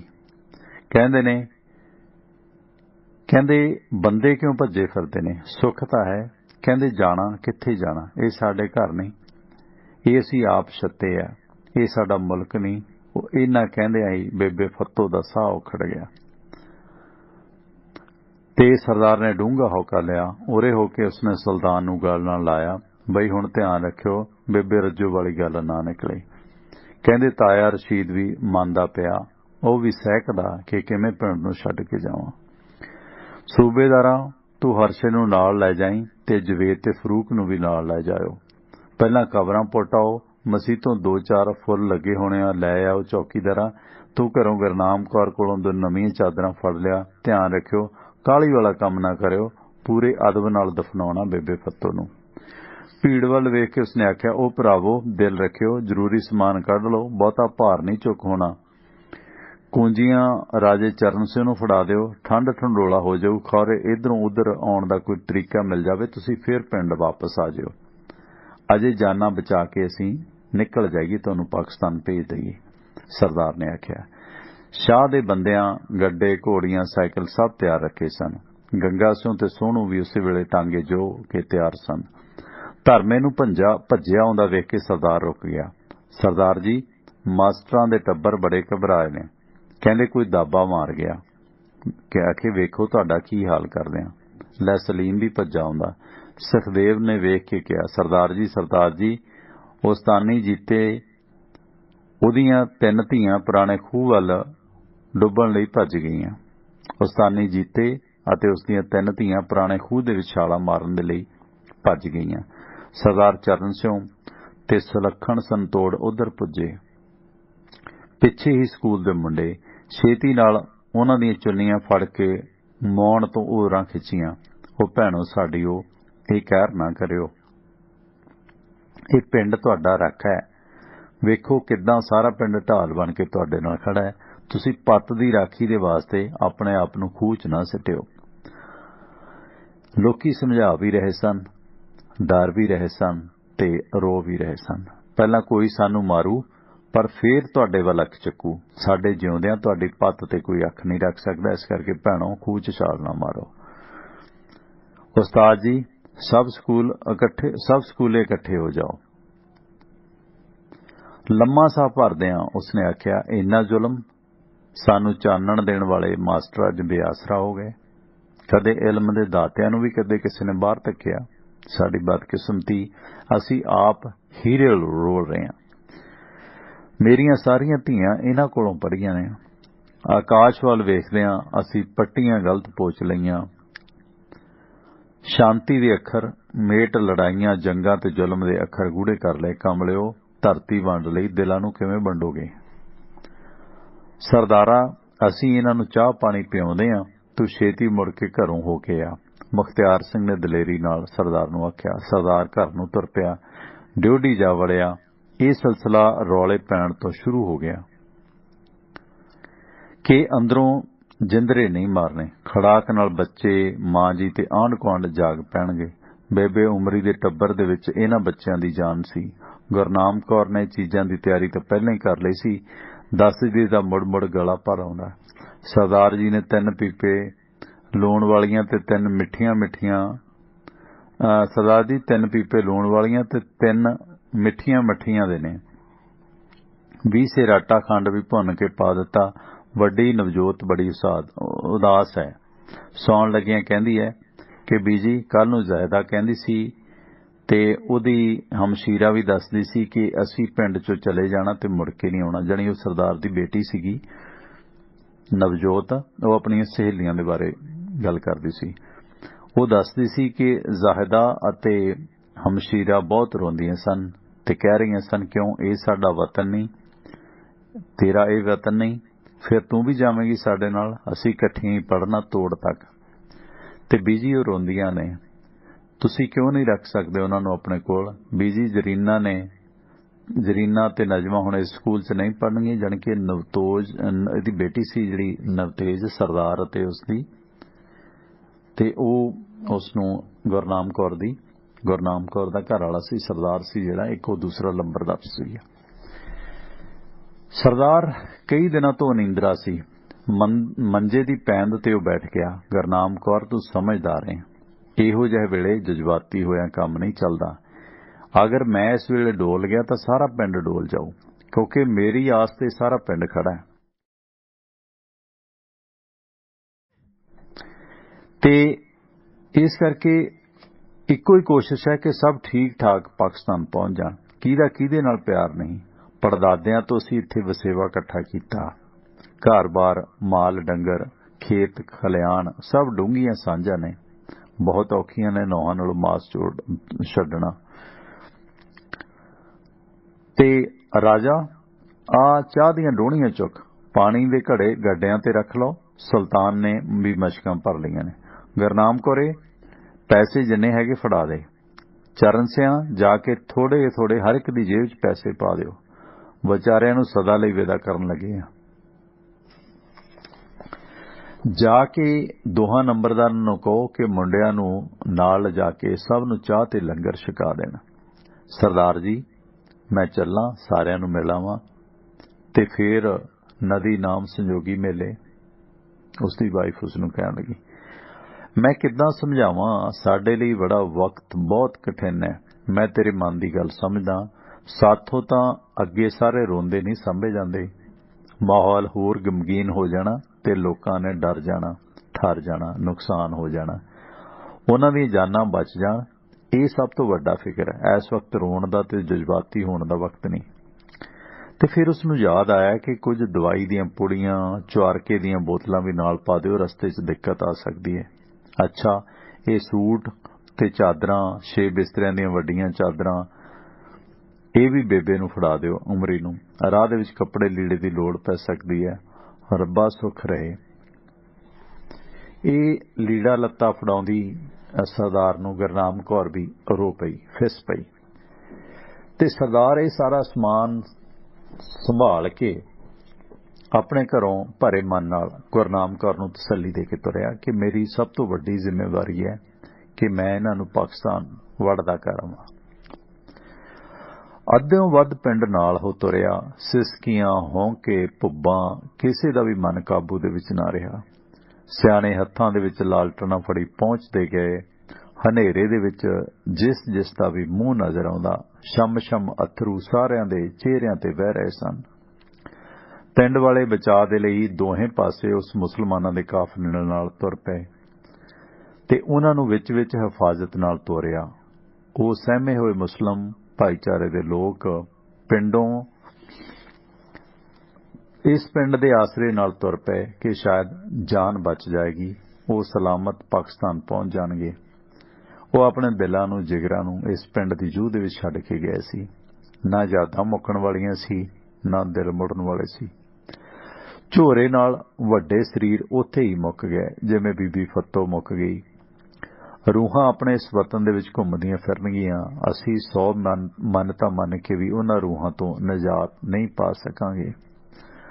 ਭਲਵਾਨ ਨੇ ਬਾਬੇ ਅਕਰਮ ਨੂੰ ਮੋਢਿਆਂ ਤੇ ਚੁੱਕਿਆ ਹੋਇਆ ਸੀ, ਕਿਉਂਕਿ ਬਾਬਾ ਅਕਰਮ ਤੁਰਨ ਜੋਗਾ ਨਹੀਂ ਸੀ ਰਿਹਾ। ਇਸ ਪਿੰਡ ਛੱਡਣ ਦੇ ਦਰਦ ਨੇ ਉਸ ਨੂੰ ਹੋਰ ਤੋੜ ਦਿੱਤਾ ਸੀ। ਸਰਦਾਰ ਬੇਬੇ ਉਮਰੀ ਨੂੰ ਕੰਧਾੜੇ ਚੁੱਕੀ ਲਈ ਜਾਂਦਾ ਤੇ ਹੌਸਲਾ ਵਧਾਉਣ ਦੀ ਕੋਸ਼ਿਸ਼ ਕਰ ਰਿਹਾ ਸੀ। ਬੇਬੇ ਉਮਰੀ ਦੇ ਪਾਏ ਹੋਏ ਵੈਣ ਕਿਸੇ ਨੂੰ ਭੁੱਲਦੇ ਨਹੀਂ ਸੀ। ਬੇਬੇ, ਅਸੀਂ ਵਿਛੜੇ ਨਹੀਂ ਮਿਲਾਂਗੇ। ਮੈਂ ਤੇਰੀ ਬੀਬੀ ਨੂੰ ਤੇਰੇ ਕੋਲੋਂ ਨਿਸ਼ਾਨੀ ਲੈਣ ਲਈ ਉੱਥੇ ਲੈ ਕੇ ਜਾਵਾਂਗਾ। ਤੂੰ ਰੱਜ ਕੇ ਉਹਨੂੰ ਮਿਲ ਲਵੀਂ। ਉਹ ਪਾਉਂਦੀ ਤੇ ਨਹੀਂ, ਪਰ ਤੇਰੇ ਵੱਲੋਂ ਦਿੱਤੀ ਛਾਂਪ ਉਹ ਜ਼ਰੂਰ ਪਹਿਨ ਲਵੇਗੀ। ਨਿਸ਼ਾਨੀ ਰੱਖਣ ਲਈ ਹੁੰਦੀ ਹੈ ਨਾ ਬੇਬੇ। ਚਿਹਰਾ ਪਛਾਣ ਵੱਲ ਕਰਕੇ ਬੇਬੇ ਵੱਲ ਵੇਖਿਆ ਉਸਨੇ। ਬੇਬੇ ਤੇਰੇ ਲਈ ਵੀ ਨਿਸ਼ਾਨੀ ਲੈ ਕੇ ਆਵੇਗੀ। ਉੱਤਰ ਪਾਣੀ ਪੀ ਲਈਏ, ਤੇਰਾ ਤੇ ਤਾਲੂ ਸੁੱਕਾ ਹੋਣਾ। ਬੇਬੇ ਥੱਕੀ ਹੋਈ ਸੀ। ਕੰਧਾੜਿਓਂ ਉਤਰ ਕੇ ਬੇਬੇ ਗੱਡੇ ਤੇ ਬਹਿ ਗਈ। ਸਰਦਾਰ ਅੱਗੇ ਤੋਂ ਪਿੱਛੇ ਤੱਕ ਭੱਜ ਭੱਜ ਕੇ ਰੋਂਦੀਆਂ ਜਨਾਨੀਆਂ, ਮੁਟਿਆਰਾਂ, ਧਿਆਣੀਆਂ ਨੂੰ ਹੌਸਲਾ ਦੇਈ ਜਾਂਦਾ। ਪਿੰਡ ਬਾਹਰ ਸੜਕ ਤੇ ਪਹੁੰਚ ਕੇ ਸਾਰੇ ਜਿਹੜੇ ਮੁੜਨ ਵਾਲੇ ਸੀ ਉਹ ਉਹਨਾਂ ਨੂੰ ਗਲੇ ਲਾ ਕੇ ਭੁੱਬਾਂ ਮਾਰਦੇ ਵਾਪਸ ਮੁੜੇ। ਸਿਸਕੀਆਂ, ਲੇਰਨੀਆਂ, ਹੌਂਕੇ ਹੋਰ ਉੱਚੇ ਹੁੰਦੇ ਗਏ ਤੇ ਕੋਈ ਭਾਵਕ ਬੇਬਲ ਹੋਈ ਹਲਕੀ ਚੀਕ ਵੀ ਮਾਰ ਦਿੰਦੀ, ਪਰ ਸਹਿਮ ਸੀ ਕਿ ਉੱਚਾ ਬੋਲਿਆ ਸ਼ਾਇਦ ਕੋਈ ਉਹਨਾਂ ਦੀ ਜਾਨ ਦਾ ਦੁਸ਼ਮਣ ਨਾ ਸੁਣ ਲਵੇ। ਗੱਡਿਆਂ ਤੋਂ ਉਤਰ ਕੇ ਸਭ ਨੇ ਗੁਰਦੁਆਰੇ ਤੇ ਮੰਦਰ, ਮਸੀਤ ਵੱਲ ਮੂੰਹ ਕਰਕੇ ਮੱਥੇ ਟੇਕੇ। ਸਰਦਾਰ ਨੂੰ ਸਭ ਨੇ ਇੱਕ ਦੂਸਰੇ ਦੇ ਗਲੋਂ ਤੋੜ ਤੋੜ ਕੇ ਲਾਇਆ। ਉਹ ਵਿਛੜਨ ਦਾ ਨਾਂ ਨਹੀਂ ਸੀ ਲੈ ਰਹੇ। ਉਹ ਕਾਫਲੇ ਵੱਲ ਤੁਰਨ ਨੂੰ ਤਿਆਰ ਨਹੀਂ ਸੀ। ਜਾਣ ਵੇਲੇ ਉਹ ਭੌਂ ਭੌਂ ਕੇ ਓਦਰਿਆਂ ਵਾਂਗੂ ਪਿੰਡ ਦੀ ਜੂਹ ਵੱਲ ਨੂੰ ਤੱਕ ਰਹੇ ਸਨ। ਮੀਲ ਕੁ ਦੀ ਵਾਟ ਰਹਿੰਦੀ ਸੀ ਤੇ ਕੁਝ ਚਾਨਣ ਦਿਸਿਆ। ਸਭ ਡਰ ਕੇ ਸੁੰਗੜ ਗਏ। ਸਰਦਾਰ ਧਿਆਨ ਨਾਲ ਵੇਖ ਰਿਹਾ ਸੀ ਕਿ ਮਿਲਟਰੀ ਦਾ ਟਰੱਕ ਜਾਪਦਾ ਏ, ਜਿਹੜੀ ਲਾਈਟ ਆਉਂਦੀ ਆ। ਭਾਈ ਗੱਡੇ ਘੋੜੀਆਂ ਥੋੜੇ ਕੱਚੇ ਲਾ ਲਓ, ਉਸਨੇ ਕਾਫਲੇ ਦੇ ਮੋਹਰੂਆਂ ਨੂੰ ਆਖਿਆ। ਨੀਵੇਂ ਹੋ ਕੇ ਇਕੱਠੇ ਹੋ ਕੇ ਬਹਿ ਜਾਓ, ਪਤਾ ਨਹੀਂ ਕਿਸ ਬਿੱਜ ਨੇ ਆ ਪੈਣਾ। ਸਭ ਦੇ ਸਾਹ ਸੂਤ ਕੇ ਰੁਕ ਗਏ। ਗੱਡੀ ਲੰਘ ਗਈ। ਕੈਂਪ ਨੇੜੇ ਸੀ। ਭਾਈ ਹੁਣ ਪਹੁੰਚ ਗਏ ਆ, ਥੋੜਾ ਥੋੜਾ ਖਾ ਪੀ ਲਓ, ਨਿਆਣਿਆਂ ਨੂੰ ਦੁੱਧ ਪਿਆ ਦਿਓ, ਖੌਰੇ ਕਿੰਨਾ ਚਿਰ ਬੁਰੇ ਹਾਲ ਨਹੀਂ ਰਹਿਣਾ। ਰਾਜਿਆ ਕੱਢ ਬੀਬੀ ਵਾਲੀਆਂ ਮੱਠੀਆਂ, ਭਲਿਓ ਪ੍ਰਸ਼ਾਦ ਵਾਂਗ ਲੈ ਲਓ, ਮੂੰਹ ਦੇ ਵਿੱਚ ਪਾਓ। ਸਭ ਨੇ ਉਹ ਮੱਠੀਆਂ ਲੈ ਲਈਆਂ, ਪਰ ਖਾਣ ਦਾ ਕਿਸੇ ਦਾ ਜਿਗਰਾ ਨਹੀਂ ਸੀ ਪੈਂਦਾ। ਖੈਰ ਕੈਂਪ ਆ ਗਿਆ। ਕੈਂਪ ਇੰਚਾਰਜ ਦਾ ਮੂੰਹ ਕੱਸਿਆ ਹੋਇਆ ਸੀ। ਸਾਰਿਆਂ ਦੀਆਂ ਧਾਈਆਂ ਨਿਕਲ ਗਈਆਂ। ਓਏ ਡਾਢਿਆ, ਕਿਹੜੇ ਮਾੜੇ ਕਰਮ ਕੀਤੇ ਸੀ। ਅਸੀਂ ਜੜ੍ਹਾਂ ਤੋਂ ਉਖੜ ਗਏ। ਸਰਦਾਰ ਨੇ ਉਸ ਮੁਸਲਮ ਬੇਬੇ ਉਮਰੀ ਨੂੰ ਅੱਗੇ ਕਰਕੇ ਵਲੇ ਅਹਾਤੇ ਕੋਲ ਉਤਰਿਆ। ਬੇਬੇ ਮੁੜ ਸਰਦਾਰ ਦੇ ਗਲੇ ਨਾਲ ਚੰਬੜ ਗਈ। ਉਸ ਦੀਆਂ ਦਰਦੀਲੀਆਂ ਆਹਾਂ ਅਸਮਾਨ ਚੀਰ ਗਈਆਂ। ਕੈਂਪ ਇੰਚਾਰਜ ਨੇ ਸਮਝਾਇਆ। ਫੌਜੀਆਂ ਨੇ ਸੁਰੱਖਿਆ ਦੇ ਕਾਰਨ ਬਾਰ-ਬਾਰ ਸਭ ਨੂੰ ਬਾਹਾਂ ਖਿੱਚ-ਖਿੱਚ ਕੇ ਛੇਤੀ-ਛੇਤੀ ਕੈਂਪ ਦੇ ਅੰਦਰ ਕੀਤਾ ਤੇ ਰੋਂਦਿਆਂ ਨੂੰ ਚੁੱਪ ਕਰਾਉਣ ਦੀ ਕੋਸ਼ਿਸ਼ ਕੀਤੀ। ਹੁਣ ਸਰਦਾਰ ਨੇ ਪਿੰਡ ਵਾਲਿਆਂ ਨੂੰ ਬਚ ਬਚਾ ਕੇ ਛੇਤੀ ਪਿੰਡ ਮੁੜਨ ਦੇ ਲਈ ਇਸ਼ਾਰਾ ਕੀਤਾ। ਆਪ ਕੈਂਪ ਦੇ ਵਿੱਚ ਦਿਸਦੇ ਸਾਰੇ ਵਿਛੜੇ ਸਿਰਾਂ ਨੂੰ ਬਾਹਾਂ ਉੱਚੀਆਂ ਕਰਕੇ ਆਪਣੀ ਬੇਵਸੀ ਪ੍ਰਗਟ ਕਰਨ ਦੇ ਲਈ ਤੇ ਹਾਲਾਤ ਦਾ ਸ਼ੁਕਰਾਨਾ ਕਰਨ ਦੇ ਲਈ ਕੁਝ ਪਲ ਹੱਥ ਜੋੜੀ ਰੱਖੇ ਤੇ ਮੁੜਦਿਆਂ ਨੰਬਰਦਾਰ ਸਮਝ ਗਿਆ ਸੀ ਕਿ ਸਰਦਾਰ ਹੁਣ ਬਹੁਤ ਉਦਾਸ ਹੈ। ਸਰਦਾਰ ਜੀ, ਸ਼ੁਕਰ ਰੱਬ ਦਾ ਕਿ ਵੱਡਾ ਕੰਮ ਹੋ ਗਿਆ, ਫਤਿਹ ਹੋ ਗਈ, ਹੁਣ ਦਿਲ ਨਾ ਛੱਡੋ। ਇਹਨਾਂ ਨਤਾਣਿਆਂ ਦੀ ਜਾਨ ਬਚ ਗਈ ਹੈ। ਸਰਦਾਰ ਬੋਲਿਆ। ਭਾਈ ਸਿੰਘਾ, ਅੱਜ ਆਪਣਿਆਂ ਨੂੰ ਬਗਾਨੀ ਧਰਤੀ ਲਈ ਤੋਰ ਆਏ ਆ, ਪਰ ਉੱਥੇ ਉਹਨਾਂ ਦਾ ਕੌਣ ਏ? ਉੱਥੇ ਉਹ ਸ਼ਰਨਾਰਥੀ ਮੁਹਾਜਰ ਬਣਨਗੇ, ਪਨਾਹਗੀ ਰਖਾਉਣਗੇ, ਜਿੱਦਾਂ ਉਧਰੋਂ ਆਉਣ ਵਾਲੇ ਰਫੂਜੀਆਂ ਨਾਲ ਸਾਡੇ ਮੁਲਕ 'ਚ ਹੋ ਰਿਹਾ। ਆਪਣੇ ਵੀ ਨਹੀਂ ਪਛਾਣਦੇ। ਚੱਲ ਚੱਲ, ਉਹ ਉਡੀਕਦੇ ਹੋਣੇ ਆ। ਸਰਦਾਰ ਉਦਾਸੀ ਦੇ ਵਿੱਚ ਗੱਲਾਂ ਕਰੀ ਜਾ ਰਿਹਾ ਸੀ। ਉਦੋਂ ਪਤਾ ਲੱਗਾ ਜਦੋਂ ਮੁੱਢੀ ਨਾਲ ਅੜ ਕੇ ਸਾਈਕਲ ਹੇਠਾਂ ਡਿੱਗ ਪਿਆ। ਉਹ 'ਚ ਫਾਲ ਜਾ ਡਿੱਗਾ। ਨੰਬਰਦਾਰ ਨੇ ਵੇਖਿਆ ਕਿ ਸਰਦਾਰ ਦੀਆਂ ਅੱਖਾਂ ਬੰਦ ਸਨ, ਸਾਹ ਤੇਜ਼ ਸੀ। ਨੰਬਰਦਾਰ ਅੱਖਾਂ ਪੁੱਟ ਕੇ ਵੇਖ ਕੇ ਬੇਕਾਬੂ ਮਨ ਦੇ ਨਾਲ ਡਾਂਡਾ ਮਾਰਨ ਲੱਗਾ। ਸਾਰਿਆਂ ਦੇ ਰਾਖਿਆ, ਉੱਠ। ਰੱਬਾ, ਇਹ ਕਹਿਰ ਨਾ ਕਮਾਈ। ਪਰ ਨੇੜੇ ਕੋਈ ਚਿੜੀ ਪਰੰਦਾ ਵੀ ਨਹੀਂ ਸੀ। ਦੂਰ ਹਟਵਿਓ ਪਿੰਡੋਂ ਮਾਰ ਦਿਓ ਲੋਕੋ, ਮਾਰ ਦਿਓ ਆਵਾਜ਼ਾਂ ਆ ਰਹੀਆਂ ਸਨ। ਲੋਕੋ ਮਾਰੇ ਗਏ ਦੀਆਂ ਆਵਾਜ਼ਾਂ ਕੰਨੀ ਪਈਆਂ। ਸਰਦਾਰ ਡਿੱਗਿਆ ਪਿਆ ਸੀ ਤੇ ਨੰਬਰਦਾਰ ਡਰ ਗਿਆ ਸੀ ਕਿ ਕਿਤੇ ਕੋਈ ਹਮਲਾ ਹੋ ਗਿਆ, ਕਿਤੇ ਕੋਈ ਪਿੰਡ ਲੁੱਟਿਆ ਜਾ ਰਿਹਾ ਜੋ ਇਹ ਆਵਾਜ਼ਾਂ ਆ ਰਹੀਆਂ ਨੇ। ਉਹਨੂੰ ਕੁਝ ਨਾ ਸੁੱਝੇ। ਅੱਖਾਂ ਭਰ ਆਈਆਂ सरदार दियां लत्तां बाहां उसने हिलाईयां, ओए सूरमिया उठ बहादरा, तेरियां करनियां कौन भुल्लू। पिंड दे मत्थे ते तू कलंक लगणों बचा लिया इन्हां पिंड वासियां नूं सुरੱਖਿਅਤ कैंप दे विच पहुंचा के। सरदारा धन तैनूं जम्मण वाली तेरी मां। शेरा चल, ਉਹ गुरुद्वारे इकट्ठे उड़ीकदे होणगे। प्रशादा कराउणा सी। इस धरती नूं बख्शिश है कि इत्थे निर्दोषियां दा घाण नहीं होया। सरदार ने थोड़ी जी अख खोली, नंबरदार नूं पछाणिया, दोवें हाथ जोड़े। पता नहीं ये उस वेले दे संगी उस नंबरदार प्रति वो एहसान जताउण दी कोशिश कर रहा सी जां किसी रब्बी रहमत दा शुकराना कर रहा सी कि उसदे मिशन नूं आंच नहीं आई। जिन्हां पिंड वासियां नूं वो सुरੱਖਿਅਤ कैंप दे विच पहुंचाउण दे लई जिगरा करके आया सी, लगदा कि उसदा ये मिशन सफल हो गया सी। इस तरह दी मुद्रा दे विच सरदार दे हत्थ जुड़े हुए सन नंबरदार दे अगे, ते हत्थ नाल नंबरदार नूं पानी दी चोली मूँह दे विच पाउण दे लई सरदार ने इशारा कीता, पर नेड़े कोई भी खूह टोबा जां ढाब नहीं सी जिथों पानी दी चोली भी नंबरदार नूं दिसदी। खैर नंबरदार नूं एक आड़ दिसी। उसने उस आड़ दे विचों दोवें चूलियां पानी दीयां भरियां ते सरदार दे मूँह नूं लाईयां। सरदार दीयां अखां खुलीआं कि मेरा फिकर ना कर, मैं जांदा नहीं, अजे जिउणा। वो थोड़ा जिहा हौसले च बोलिया सरदार, पर उसदियां अखां दे विचों परल परल नीर वह रिहा सी। नंबरदार नूं उसने होर उरे होण दा इशारा कीता ते हौली हौली गोडियां नूं हत्थ पाए। नंबरदार ने सहारा दे के सरदार नूं उठाया। हौली हौली पहुंच जावांगे, साइकल इत्थे छड्ड दे, चल फड़ मेरी बांह, पहलां पिंड दी धूड़ मत्थे नूं लाईए। मन दे कड़ पाटिया होईयां बीतियां सांझियां करिए, दरिंदगी दे कांड वापरनों बच गए, नहीं तां इतिहास ने सानू कदे माफ नहीं सी करना। मैनू गुरुद्वारे छड्ड के घरों 12 सिंगे दियां पुड़ियां फड़ लिया तां जो शरीर गर्म हो जावे, क्योंकि कुछ वो सिंग वगैरह लोकां दा हुंदा ना, वो पैथी दे विच वो चूरन जिहा बना के तसीर गर्म हुंदी है उन्हां दी। सरदार गुरुद्वारे दे अंदर लंघिया। दरियां ते बैठे पिंड वासियां दीयां अखां भर आईयां, किसे किसे दे डुसकण दी आवाज भी आ रही सी।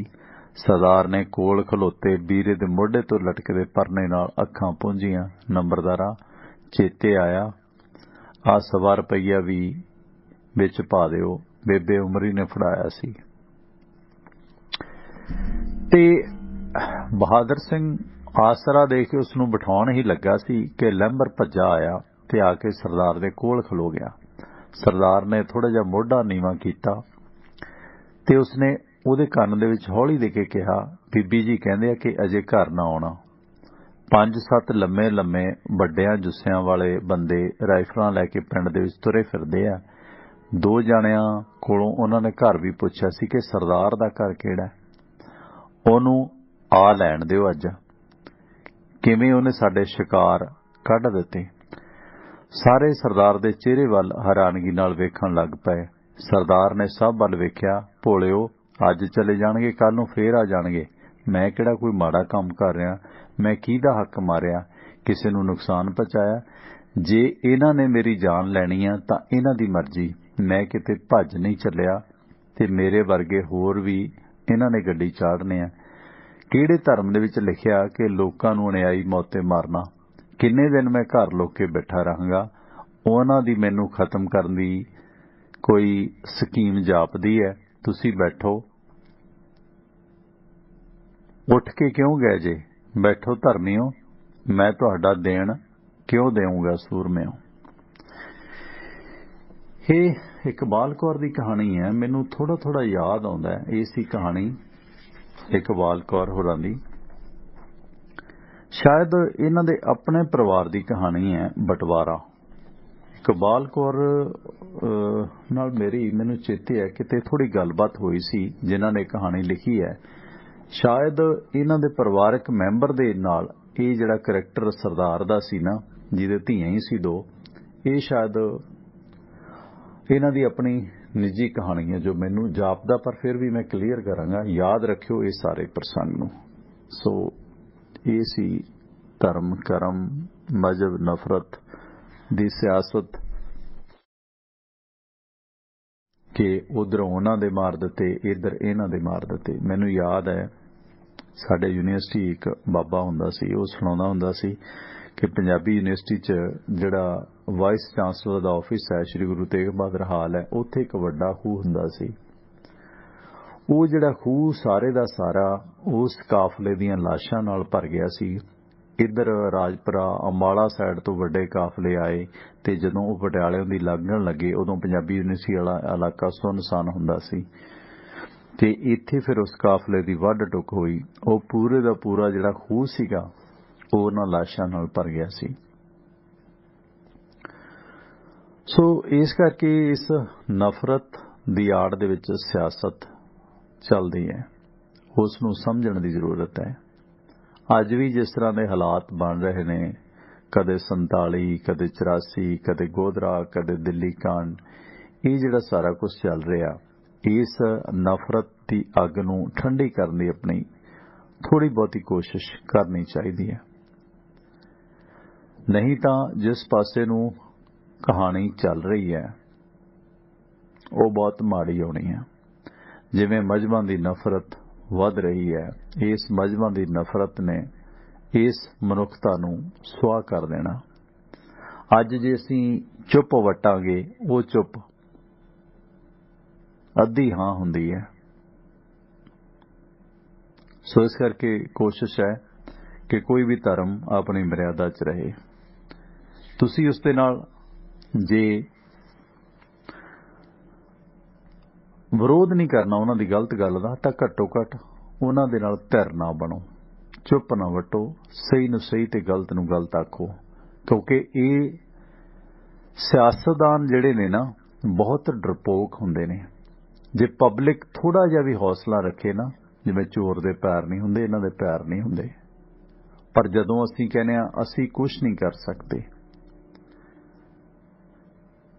तां फिर ये अपने आप नूं बहुत समर्थ समझते ने।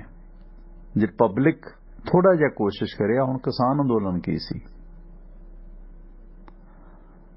जर्मन दी दीवारां ढाईयां ने, दिलां दी नफरत घट सकती है। पर जदों हुंदा की है कि कल भी पाकिस्तान च कुछ सिर फिरिया ने रैण साई मंदिर दे विच जाके मूर्ति दा अपमान किया, एक भज गया, एक फड़ लिया गया। उहदे रिएक्शन च जे असी इस चीज़ का बदला इत्थे लैण दी कोशिश करांगे तां ये चीज़ रोकण वाली नहीं। वो लोग हज़ारां लखां कसाब पैदा कर सकते हैं ते इधर भी सिरफिरे करन लग पे ने। पर सब तो वध त्रासदी ट्रैजडी औरत ने चली है, धीआं ने चली है, मावां भैणां बेबियां ने चली है। इस करके मैं समझदा कि जिहड़ियां बेबियां ने, बीबियां ने, बच्चियां ने, उन्हां नूं इस चीज़ का सब तो वध विरोध करना चाहिए।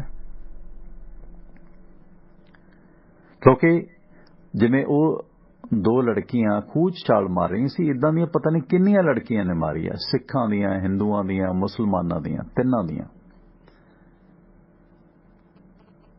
बड़े सारे लोग ने, जिवें सरदार ने फर्ज निभाया, 84 वापरिया, उत्थे हनुमान सी, मेरे ख्याल हनुमान प्रसाद सी जां बजरंगी प्रसाद सी उहदा नाम, उस बंदे दा ट्रक्कां दा बसां दा कारोबार सी, उसने किन्नियां जानां बचाईयां। अमीर नूं कुछ नहीं हुंदा, अमीर भावें कोई भी है। 84 वापरिया, किन्ने परिवार 84 वड्डे परिवार उत्थे सी, किसे वड्डे परिवार दा नुकसान होया? कुछ एक नूं छड्ड के कानपुर जां यूपी दे विच वड्डे किसी का नुकसान नहीं होया। पाकिस्तान भारत की वंड हुई, वड्डे सारे बच गए ने। पंजाब दे विच भी वड्डे हिंदू परिवार सी जिहड़े, सिर्फ एक जगत नारायण दा मर्डर होया वड्डियां चों, होर कोई खास एडी गल नहीं वापरी। जदों लाला जगत नारायण दा मर्डर हुंदा है तां सरदार कपूर सिंह दाखल सी हस्पताल च, वो अपने भरा नूं कहंदा कि बहुत माड़ा होया, लाला जगत नारायण मरना नहीं सी चाहीदा। संजीदा बंदे हमेशा इस गल की आलोचना करते हैं। सरदार कपूर सिंह का एक आर्टिकल सी कि मैं पढ़िया जय तेग सिंह अनंत होरां दी किताब ते उन्होंने आख्या सी कि बहुत गलत होया है जो लाला जगत नैन दा मर्डर होया। उस तो बाद भामड़ बलिया, अखबारां दीयां लड़ाइयां होईयां, दो वड्डे अखबारां दी जलंधरियां दी आपस जंग चली। अज दोने सुख नाल मौजां च ने, दोनां दे परिवारक मैंबर MP बन गए ने, दोनां दी चढ़ाई है। ठीक है कि जिहड़े महाशयां दे परिवार च जान गई है जगत नैन दी, रज के नफरत फैलाई है। धिर दूजी नूं भी बरी नहीं कीता जा सकदा जिहड़ी सिखां दी हमदर्द सी। इसी तरह पाकिस्तान च भी जिहड़े अमीर मुस्लिम सी किसी दा कोई नुकसान नहीं होया। नुकसान होया पब्लिक दा, जिहड़ी सब तो वध पूंछ नूं अग लाउंदी है। जदों कोई भी इस तरह दा मसला हुंदा तां सब तो ज्यादा दंगा फसाद आम पब्लिक करदी है। मजहबी कट्टड़ लोग करदे ने, छोटे लोग करदे ने, ते मरदे भी छोटे लोग ने, जां मडिओकर जां छोटे लोग। अमीर इस खेड नूं खेडदे ने। हाँ, मैनू याद आ गया, कुदरती लो भैन इकबाल कौर ना मैं याद किया सी, किते गल होई सीगी, हाँ मैसेज आ गया भैन, मैनू याद सीगा भी किते गल चली सी, कई साल हो गए ना। कुदरती प्रोग्राम सुन रहे भैन इकबाल कौर, कहंदे कहानी बटवारा मेरी लिखी है। कहानी का मुख पात्र साडा बाप शहीद गैल सिंह छज्जलवड़ी जिला अमृतसर सी। ये सच्ची कहानी है। मैं इकबाल सौंद यूनीवर्सिटी तो रिटायर हुई हैं। हाँ मैनू याद है भैन जी, अगर तुसी मैं चाहांगा अगर तुसी कोई गलबात कर सको इस बारे, अच्छा लगा, मैं याद ही कर रहा सीगा। ते अगर तुसी सुन रहे हो, कंफर्टेबल महसूस करदे हो, तां मैं जरूर तुहाडे जज्बात जिहड़े भैन राणी सांझे करना चाहांगा। क्योंकि पत औरत दी लुटी गई है, अजायशियां मर्दां ने कीतियां ने। ये ठीक है कि दर्द उन्हां बंदियां ने भी झल्लिया, पर किते ना किते औरत ने हमेशा, क्योंकि दुनिया च किते भी त्रासदी वापरदी है तां दर्द औरत चलदी है। उस ट्रैजेडी नूं ओह हंडाउंदी है अपने हड्डी। कल भी आपां जिहड़ी कहानी सांझी कीती सी, उस कहानी च भी तुसी वेखो कि वो जिहड़ा छोटा बच्चा सी, बिकर ते गुरमेल कौर दा सिख बच्चा सी, उस वड्डे पै काफले दे कोलों एक करलाउंदे होए छोटे जे बच्चे नूं घर चुक लिया सी। इंसानियत इंसानियत नूं प्यार करदी है ते वहशत वहशत पालदी है। नफरत इस सिलसिले च वधाउंदे साडे सियासतदान ने। मैनू चेते है अपना प्रोफैसर करम सिंह हुंदे सीगे बठिंडे, बड़े रूह वाले बंदे सी। उन्होंने भी दस्सिया सीगा बठिंडे दियां जिहड़े इलाके कि किवें उत्थे कतलोगारत हुई। सावल धामी है मुंडा, बहुत सच्चियां कहानियां लिखदा हो। 10 लाख लोकां दा कतल होया सी। दुनिया दी सब तो वड्डी वंड सी ते सब तो वड्डी वहशत बेवकूफी वापरी सी साडे, पर असी जिहड़ा सबक नहीं सिक्ख्या उन्हां तो। सो इस दौरान क्योंकि जिहड़े मजहब दे कट्टड़ लोग हुंदे ने, वो किते ना किते इस नूं तूल दिंदे ने नफरत दे विच, पर साडा जिहड़ा सिख धर्म है वो ये चीज़ां नहीं सिखाउंदा। पर अफसोस कि अज असी भी सब इस दी भेंट चढ़ रहे हैं, जो सानू इस दे विच सचेत होने दी जरूरत है। सो इस करके ये कहानियां मैं शायद कवर कीती है, सियाणे स्रोते समझ आंदे, बहुत भावक सी। दर्द किसी दा नहीं वेख्या जांदा। वो वाक भी ने कि मैं जाना दुख मुझको दुख परास जग, कोठे चढ़ के वेख्या घर घर इहो अग। सो दूसरे दा दर्द जे तुसी महसूस करोगे ना, फिर इस तरह की दरिंदगी घटेगी। अपने आप नूं दूजे दे स्थान ते जाके तुसी जिहड़ा महसूस करो। इस नफरत दी अग नूं कैश साडा सियासतदान करदा है, क्योंकि इस नफरत चों उसका सरमाया ते उसकी सियासत निकलदी है। जिस पासे नूं ये गेंद रिड़ रही है ना, वो बहुत घातक है। तुसी वेखो कि पिछले दिनी RSS मुखी मोहन भागवत दा की बयान सी। कि साडा बीजेपी की सरकार नाल कोई लागा देगा नहीं। अज उन्हां दा बयान आ गया कि इन्हां 5 सूबियां दीयां चोणां दे मद्देनज़र असीं गलबात करांगे विधानकारां दे नाल। सिद्धी इनवॉल्वमेंट आ सियासत विच। सो इस करके सियासत करो, कोई भी पार्टी सियासत करे, राजनीति करना उन्हां दा कर्म है, पर उहदे एक म्यार होण। जे तुसी राजनीतिक पार्टी की आड़ दे विच अपने धर्म विशेष ते भावें सिखां च भी है, असदुद्दीन अवैसी है जां कोई सिख धिर है जिहड़ी इस तरह वखरेवें की गल करदी है, क्योंकि मैं कहना हुन्ना कि कनेडा दे विच खालिस्तानियां नूं खालिस्तान, पाकिस्तानियां नूं पाकिस्तान, हिंदुआं नूं हिंदुस्तान नज़र आउंदा, कनेडियन नूं कनेडियन, सीरिया वालियां नूं सीरिया। उत्थे की ਉਹ लोग वसदे नहीं, साडे नालों बदतर हालात ने उस मुल्क दे ते रख रखाव के साधन नहीं है। माइनस टैंपरेचर दे विच लोग रहिंदे ने ते साडे इन्नियां सुख सहूलतां होण दे बावजूद साडी जिंदगी क्यों गुरबत ते नरक भरी है। जदों असीं उत्थे इकट्ठे रह सकदे हां, उत्थे गां खाण वाले गां भी खाई जांदे आ, सूर खाण वाले सूर भी खाई जांदे आ, झटके वाले झटका भी खाई जांदे आ, खेसवा जिन्हें जो खानी है खाई जांदे आ, कोई दिक्कत नहीं किसी नूं। जिहदे च इत्थे तुसीं एक दूसरे दे खून दे प्यासे हो जांदे हो कि असी हलाल नहीं खाना, असी झटका नहीं खाना, असी सूर नहीं खाना, असी गां नहीं खानी। उत्थे नूं भज्जे जांदे उरों दा मुल्क छड्ड के अपना। पाकिस्तान वाले भी हिंदुस्तान वाले भी अपना सब कुछ वेच के गुरुआं पीरां फकीरां दी धरती, रहबरां दी धरती, महाभारत दी धरती, ये 4 धाम, ये सब कुछ छड्ड छड़ा के इदां पाकिस्तान वाले पाकिस्तान छड्ड के भज्जे जांदे अपने न्याणे छड्ड के उस मुल्क नूं जिथे सारे सब कुछ खांदे आ ते ओह मुल्क तुहानूं चंगे लगदे आ। तो फिर इस मुल्क च की पौ पई है रहन लग्या, क्यों नहीं रल के रह सकते? रहिंदे आ, रिश्ते बनते आ, पर ये जिहड़े मजहबां दे कट्टड़ सिरफिरे कीड़े है ना, ये नहीं टिकण दिंदे सानूं। ये जिहड़े सड़े हुए सियासतदान सानूं डिवाइड एंड रूल जो अंग्रेज ने सिक्ख्या सी साडे तों, जिहड़ा वो वंड पा के राज करदे आ, जिहड़ा वो मनुवाद है जिन्हें जातां च वंड दित्ते, सियापिआं दी जड़ तां वो लोक ने। जे भगवान दे पैरों तो दलित बने ने तो पूजदे भगवान दे पैर ही जाके पहला, उहदे पैरों तो बने हुए दलित क्यों माड़े हो गए? वो ऊच नीच वो छोट वड्ड क्यों हो गई? आ रीसो रीस गुरु घर वालियां ने भी वही रीस शुरू कर ली, क्यों? किन्ना क मराउणा जे लुकाई नूं? जिहड़ा हक सच की गल करदा उत्थे तुहाडा फिर वो ट्रोल लाना शुरू हो जांदा, क्योंकि वोट निकलदी है ना। गऊ माता का तो हुण भी उही हाल है जो पहला सी। कोई सुधार हो गया गां दा? सिर्फ गां दे नां ते वोटां मिलदियां। मनप्रीत भी कहंदा मैनूं गऊशाला आके बड़ा सुकून मिलदा क्योंकि गां वोटां दिंदी है। श्रीमती परनीत कौर भी कहंदी कालों सरदारां दी कुड़ी है, कहदी मैं पिछले जन्म च शर्मिਆਂ दी कुड़ी सी। शर्मा होना गुनाह नहीं है, फखर है, पर जे RSS वाले शर्मे चंगे लगदे ने उन्हां नूं खुश करन लई कहना कि मैं शर्मिਆਂ दी कुड़ी सी ते लानत है परनीत कौर जी तुहाडे ते। सो इस करके ये उल्लू तुहानूं किद्दां बनाउंदे ने।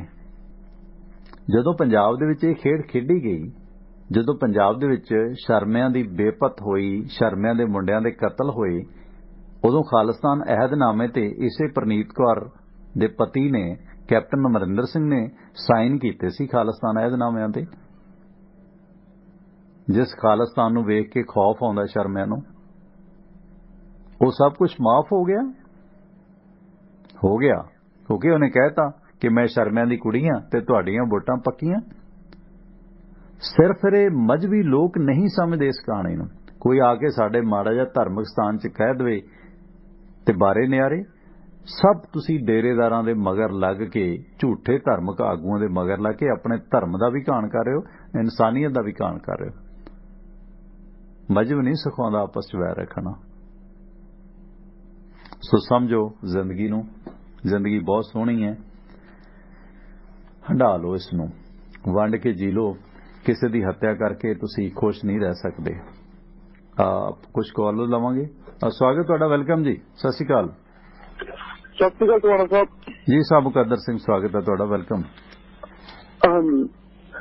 टवाणा साहब जी तुसीं कहानी सुना रहे सी, हुण जिवें तुसीं गल करी जांदे सी भी आम लोग जी करदे ने, ਜਦੋਂ फिर उस तो बाद भी भूत ਜਿਹੜੇ ਵੱਡੇ ਲੋਕ ਨੇ ਉਹਨਾਂ ਤੇ ਘੱਟ, ਫਿਰ ਉਹਨਾਂ ਮੈਨੂੰ ਲੱਗਦਾ ਥੋੜਾ ਸਾ ਆਮ ਲੋਕ ਵੀ ਨਹੀਂ ਵੀ ਮੰਨ ਲਓ ਕੋਈ ਵੀ ਦੰਗਾ ਫਸਾਦ ਛੁੱਟੀ ਕਿਤੇ ਕਰਦੇ, ਬੰਦੇ ਪਲਾਂਟ ਕਰਦੇ ਨੇ ਜੀ। ਇਹ ਮੰਨ ਲਓ ਹੁਣ ਜਿਵੇਂ ਦਿੱਲੀ 84 ਵਾਲੇ ਚ ਸੀ, ਇਹ ਗੱਲਾਂ ਚੱਲੀਆਂ ਵੀ ਮੰਨ ਲਓ ਬਾਹਰੋਂ ਬੱਸਾਂ ਭਰ ਆਈਆਂ, ਆਮ ਲੋਕਾਂ ਨੇ ਤਾਂ ਮੇਰੇ ਖਿਆਲ ਚ ਵੱਧ ਟੁੱਕ ਨਹੀਂ ਕਰੀ ਹੈਗੀ ਜੀ।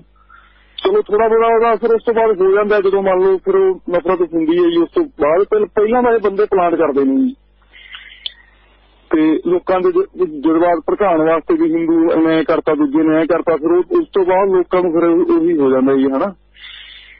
ਤੇ ਦੂਜੀ ਗੱਲ ਤਾਂ ਮੈਂ ਅੱਜ ਕੋਲ ਕੋਈ ਆਈ ਨਹੀਂ, ਬੜਾ ਅਜੀਬ ਜਿਹਾ ਲੱਗੀ ਜਾਂਦਾ ਸੀ। ਨਹੀਂ, ਮੈਂ ਥੋੜਾ ਜਿਹਾ ਆਈਆਂ ਸੀ, ਮੈਂ ਅਵੋਇਡ ਕੀਤਾ ਅੱਜ।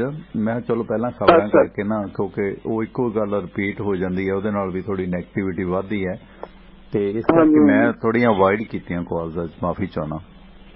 ਹਾਂਜੀ, ਤੇ ਬਾਕੀ ਤੁਹਾਡਾ ਸਾਹਿਬ ਦੇਖੋ ਰਲ ਮਿਲ ਕੇ ਰਹਿਣਾ ਚਾਹੀਦਾ। ਨਫ਼ਰਤ ਤੋਂ ਕੁਝ ਅੱਜ ਤੱਕ ਨਹੀਂ ਨਿਕਲਿਆ ਹੈਗਾ ਜੀ, ਤੇ ਨਾ ਹੀ ਅੱਗੇ ਨਿਕਲਣਾ ਇਹਦੇ ਵਿੱਚ। ਜਿਹੜਾ ਸਿਆਸਤ ਨਿਕਲਦੀ ਹੈ ਨਾ ਭਾਜੀ, ਮੁਕੱਦਰ ਜੀ, ਇਹ ਚ ਵੋਟਾਂ ਨਿਕਲਦੀਆਂ ਨੇ। ਜੇ ਅੱਜ ਪ੍ਰਨੀਤ ਕੌਰ ਕਹਿੰਦੀ ਮੈਨੂੰ ਸ਼ਰਮਿਆਂ ਦੀ ਕੁੜੀ ਸੀ, ਮੈਂ ਪਿਛਲੇ ਜਨਮ ਚ ਵੋਟ ਹੈ, ਪਰ ਜਿਹੜੀਆਂ ਸ਼ਰਮਿਆਂ ਦੀਆਂ ਕੁੜੀਆਂ ਬੇਪਤ ਹੋਈਆਂ ਨੇ ਜਾਂ ਜਿਹੜੇ ਹਿੰਦੂ ਮਾਰੇ ਗਏ ਨੇ, ਕੀ ਉਹਨਾਂ ਦੀ ਜ਼ਿੰਮੇਵਾਰੀ ਇਹਨਾਂ ਸਿਆਸਤਦਾਨਾਂ ਦੀ ਨਹੀਂ? ਜਿਹੜੇ 21 ਮੁੰਡੇ ਕਪਤਾਨ ਸਾਹਿਬ ਨੇ ਸਰੈਂਡਰ ਕਰਾਏ, ਖਾੜਕੂ, ਉਹਨਾਂ ਦਾ ਕਤਲ ਹੋਇਆ, ਤੇ ਉਹਨਾਂ ਦੇ ਬਾਰੇ ਉਹ ਦੱਸਣ ਨੂੰ ਤਿਆਰ ਨਹੀਂ ਕਿ ਉਹ ਕੌਣ ਸੀ। ਕਿ ਇਹਨਾਂ ਸਾਰੇ ਸਿਆਸਤਦਾਨਾਂ ਦੀ ਇਹ ਚਾਲ ਨਹੀਂ ਸੀ ਜਿਹਦੇ ਚੋਂ 84 ਨਿਕਲਿਆ? ਤੁਹਾਡਾ ਸਾਹਿਬ ਉਹ ਤਾਂ ਗੱਲ ਹੈ ਹੀ ਹੈ ਜੀ, ਉਹ ਤਾਂ ਆਪਾਂ ਨੂੰ ਸਪਸ਼ਟ ਹੀ ਹੈ। ਹੁਣ ਗੋਧਰਾ ਤੋਂ ਬਾਅਦ ਕਿਵੇਂ ਮੋਦੀ ਸਾਹਿਬ ਅੱਗੇ ਆਏ ਜਾਂ ਸਾਰਾ ਕੁਝ ਹੋਇਆ ਜੀ, ਇਹ ਤਾਂ ਗੱਲ ਹੈ। ਪਰ ਆਮ ਲੋਕਾਂ ਨੂੰ ਇਹ ਸੋਚਣਾ ਚਾਹੀਦਾ। ਮੈਂ ਤਾਂ ਇਹੀ ਕਹਿਣਾ ਜੀ, ਆਪਣੇ ਵਰਗੇ ਨੂੰ ਸਾਰਿਆਂ ਨੂੰ ਸੋਚਣਾ ਚਾਹੀਦਾ ਵੀ ਇਹਨਾਂ ਚੀਜ਼ਾਂ ਤੋਂ ਕੁਝ ਨਹੀਂ ਨਿਕਲਣਾ ਹੈਗਾ। ਇਹੋ ਜਿਹੇ ਗਿਆਨ ਆਪਾਂ ਪੁੱਠੀ ਸਿੱਧੀ ਦਿੰਦੇ ਹਾਂ ਜੀ, ਤੇ ਉਸ ਤੋਂ ਬਾਅਦ ਫਿਰ ਭੁਗਤਣਾ ਪੈਂਦਾ ਆਮ ਲੋਕਾਂ ਨੂੰ ਹੀ। ਇਸੇ ਕਰਕੇ ਬਸ ਆਪਸੀ ਭਾਈਚਾਰੇ ਚ ਰਹਿਣਾ ਚਾਹੀਦਾ ਜੀ, ਬਸ ਗੱਲ ਇਹੀ ਹੈ। ਧੰਨਵਾਦ ਜੀ। ਮਿਹਰਬਾਨੀ। ਥੈਂਕ ਯੂ, ਥੈਂਕ ਯੂ, ਮਿਹਰਬਾਨੀ। ਸੋ ਇਸ ਵਰਤਾਰੇ ਚੋਂ ਮਤਲਬ ਮੈਂ ਸਮਝਦਾ ਨਾ ਕਿ ਜੇ ਪਬਲਿਕ ਅਵੇਅਰ ਹੋ ਜੇ, ਠੀਕ ਹੈ। ਪਾਕਿਸਤਾਨ ਚ ਜਿਹੜੀਆਂ ਮੰਦਰ ਮਸਜਿਦ, ਕਿਉਂਕਿ ਪਹਿਲਾਂ ਪਾਕਿਸਤਾਨ ਸੁਪਰੀਮ ਕੋਰਟ ਨੇ ਬਹੁਤ ਵਧੀਆ ਐਕਸ਼ਨ ਲਿਆ। ਜਿੰਨੀ ਦੇਰ ਇਸ ਤਰ੍ਹਾਂ ਦੇ ਮਸਲਿਆਂ ਤੇ ਅਸੀਂ ਭਾਵਕ ਹੋ ਕੇ ਵੋਟ ਪਾਉਣ ਤੋਂ ਗੁਰੇਜ਼ ਨਹੀਂ ਕਰਾਂਗੇ, ਮਸਲੇ ਨਹੀਂ ਹਟਣੇ, ਭਾਵੇਂ ਉਹ ਬੇਅਦਬੀ ਹੈ, ਭਾਵੇਂ ਧਾਰਮਿਕ ਸਥਾਨਾਂ ਦੇ ਵਿੱਚ ਢਾਹ ਢਹਾਈ ਹੈ। ਪਰ ਤੁਸੀਂ ਵੇਖੋ ਕਿ 2 ਘਟਨਾਵਾਂ ਘਟ ਗਈਆਂ, ਇੱਕ ਜਿਹੜੀ ਲੁਧਿਆਣਾ ਦੇ ਵਿੱਚ ਘਟੀ ਤੇ ਇੱਕ ਅਜਨਾਲਾ ਦੇ ਵਿੱਚ ਘਟੀ ਅੱਜ। ਹਾਲਾਂਕਿ ਰੂਟੀਨ ਚੋਰੀ ਵੀ ਹੋ ਸਕਦੀ ਹੈ, ਪਰ ਉਹ ਮੂਰਤੀ ਜਦੋਂ ਉਹ ਲਾਉਂਦੇ ਆ, ਉਹਨਾਂ ਨੂੰ ਤਾਂ ਕੀ ਲੋਕਾਂ ਦੇ ਜਦੋਂ ਅੰਗੂਠੀਆਂ ਜਾਂ ਵਾਲੀਆਂ ਲਾਉਂਦੇ ਆ, ਬੰਦਾ ਵੱਢ ਦਿੰਦੇ ਆ। ਉੱਥੇ ਭਗਵਾਨ ਦੀ ਮੂਰਤੀ ਨਾਲ ਉਹਨਾਂ ਨੂੰ ਕੀ ਮਤਲਬ? ਉਹ ਸਿੱਟ ਪਸਿੱਟ ਚ ਇੱਧਰ ਉੱਧਰ ਹੋ ਗਈ ਹੋਣੀ ਹੈ, ਪਰ ਉਹਨੂੰ ਬੇਅਦਬੀ ਨਾਲ ਜੋੜ ਦਿੱਤਾ ਗਿਆ। ਹੋ ਸਕਦਾ, ਮੈਂ ਨਹੀਂ ਕਹਿੰਦਾ ਬੇਅਦਬੀ ਨਾ ਕੀਤੀ ਹੋਵੇ, ਪਰ ਇੱਕ ਰੂਟੀਨ ਦਾ ਹਿੱਸਾ ਨਾ। ਜਦੋਂ ਉਹਨਾਂ ਨੇ ਉਹ ਮੁਰਕੀਆਂ ਕੱਢੀਆਂ ਦੇਵੀ ਦੀ ਪ੍ਰਤਿਮਾ ਦੇ ਵਿੱਚੋਂ, ਮੂਰਤੀ ਦੇ ਵਿੱਚੋਂ, ਜਾਂ ਕ੍ਰਿਸ਼ਨ ਜੀ ਦੇ ਜਦੋਂ ਉਹ ਗਹਿਣੇ ਲਾਹੇ, ਉਹਦੇ ਚੋਂ ਹਿੱਲ ਗਈ ਹੋਣੀ ਹੈ, ਪਰ ਬੇਅਦਬੀ ਦਾ ਇਸ਼ੂ ਹੋ ਗਿਆ ਨਾ। ਲੋਕੀ ਤੇ ਮੂਰਤੀਆਂ ਜਿੰਨੀਆਂ ਚੋਰੀ ਹੋਈਆਂ ਨੇ, ਕੋਈ ਮੁਸਲਮਾਨ ਨਹੀਂ ਹੈਗਾ ਉਹਨਾਂ ਚ ਬਾਈ ਨੇਮ। ਕਿੰਨੀਆਂ ਮੂਰਤੀਆਂ ਚੋਰੀ ਹੋਈਆਂ, ਬਹੁਤੇ ਹਿੰਦੂ ਇਨਵੋਲਵ ਨੇ। ਇਸੇ ਤਰ੍ਹਾਂ ਬੇਅਦਬੀ ਦੀਆਂ ਘਟਨਾਵਾਂ ਦੇ ਵਿੱਚ ਗੈਰ ਸਿੱਖ ਬਹੁਤ ਘੱਟ ਨੇ ਜਿਹੜੀਆਂ ਹੁਣ ਤੱਕ ਸਾਹਮਣੇ ਆਈਆਂ ਨੇ। ਤੁਸੀਂ ਐਨਾਲਿਸਿਸ ਕਰ ਲਓ, ਮੈਂ ਜੇ ਤੁਹਾਨੂੰ ਲੱਗਦਾ ਕਿ ਮੈਂ ਐਵੇਂ ਛੱਡ ਰਿਹਾ। ਆਹ 2 ਤਾਂ ਲਾਹਨਤੀ ਗ੍ਰੰਥੀ ਸੀਗੇ ਜਿਨ੍ਹਾਂ ਨੇ ਖਾ ਕੇ ਗੁਰੂ ਘਰ ਦਾ ਢਿੱਡ ਵਧਾਇਆ ਸੀ। ਇੱਕ ਜੋਸ਼ੀ ਨੇ ਕਹਿ ਦਿੱਤਾ, ਮੀਆਂ ਸੀ ਕੋਈ ਸ਼ਾਇਦ, ਕਿ ਤੁਹਾਡੀ ਸਮੱਸਿਆ ਦੀ ਜੜੇ ਗੁੱਟ ਕੇ ਇਹਨਾਂ ਨੂੰ ਘਰ ਤੋਂ ਬਾਹਰ ਸਿੱਟੋ। ਉਹ ਇਹ ਵੀ ਨਹੀਂ ਤੁਸੀਂ ਗੁਰਦੁਆਰੇ ਰੱਖਿਆ, ਭਗਾ ਕੇ ਮਾਰੇ ਘਰੋਂ ਬਾਹਰ। ਕੀ ਕਰੋਗੇ ਤੁਸੀਂ ਇਸ ਤਰ੍ਹਾਂ ਦੀ ਸਿੱਖੀ ਨੂੰ? ਬਾਬਾ ਜੀ ਕਹਿ ਕੇ ਹਰ ਇੱਕ ਨੂੰ ਸਿਰ ਚੜਾਈ ਜਾਂਦੇ ਹੋ। ਉਹ ਵੇਖਿਆ ਕਿ ਉਹ ਬਾਬਾ ਕਹਿਣ ਦੇ ਕਾਬਿਲ ਹੈ ਉਹ ਲੋਕ? ਟੋਟਲ 600-700 ਘਟਨਾਵਾਂ ਨੇ, ਹੁਣ ਤਾਂ ਗਿਣਤੀ ਵੀ ਨਹੀਂ ਕਿੰਨੀਆਂ ਨੇ। ਟੋਟਲ ਐਨਾਲਿਸਿਸ ਖਬਰਾਂ ਚੋਂ ਕੱਢ ਲਓ ਕਿ ਉਹਦੇ ਚ ਇਨਵੋਲਵ ਕੌਣ ਨੇ।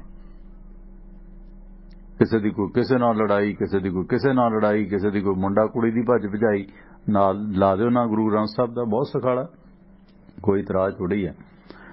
ਸੋ ਕਹਾਣੀ ਨੂੰ ਸਮਝਣਾ ਚਾਹੀਦਾ ਕਿ ਜਿੰਨੀ ਦੇਰ ਵੀਰਿਓ ਅਸੀਂ ਸੁਚੇਤ ਨਹੀਂ ਹੋਵਾਂਗੇ, ਇਹ ਇਦਾਂ ਹੀ ਕੁਝ ਹੁੰਦਾ ਰਹੇਗਾ।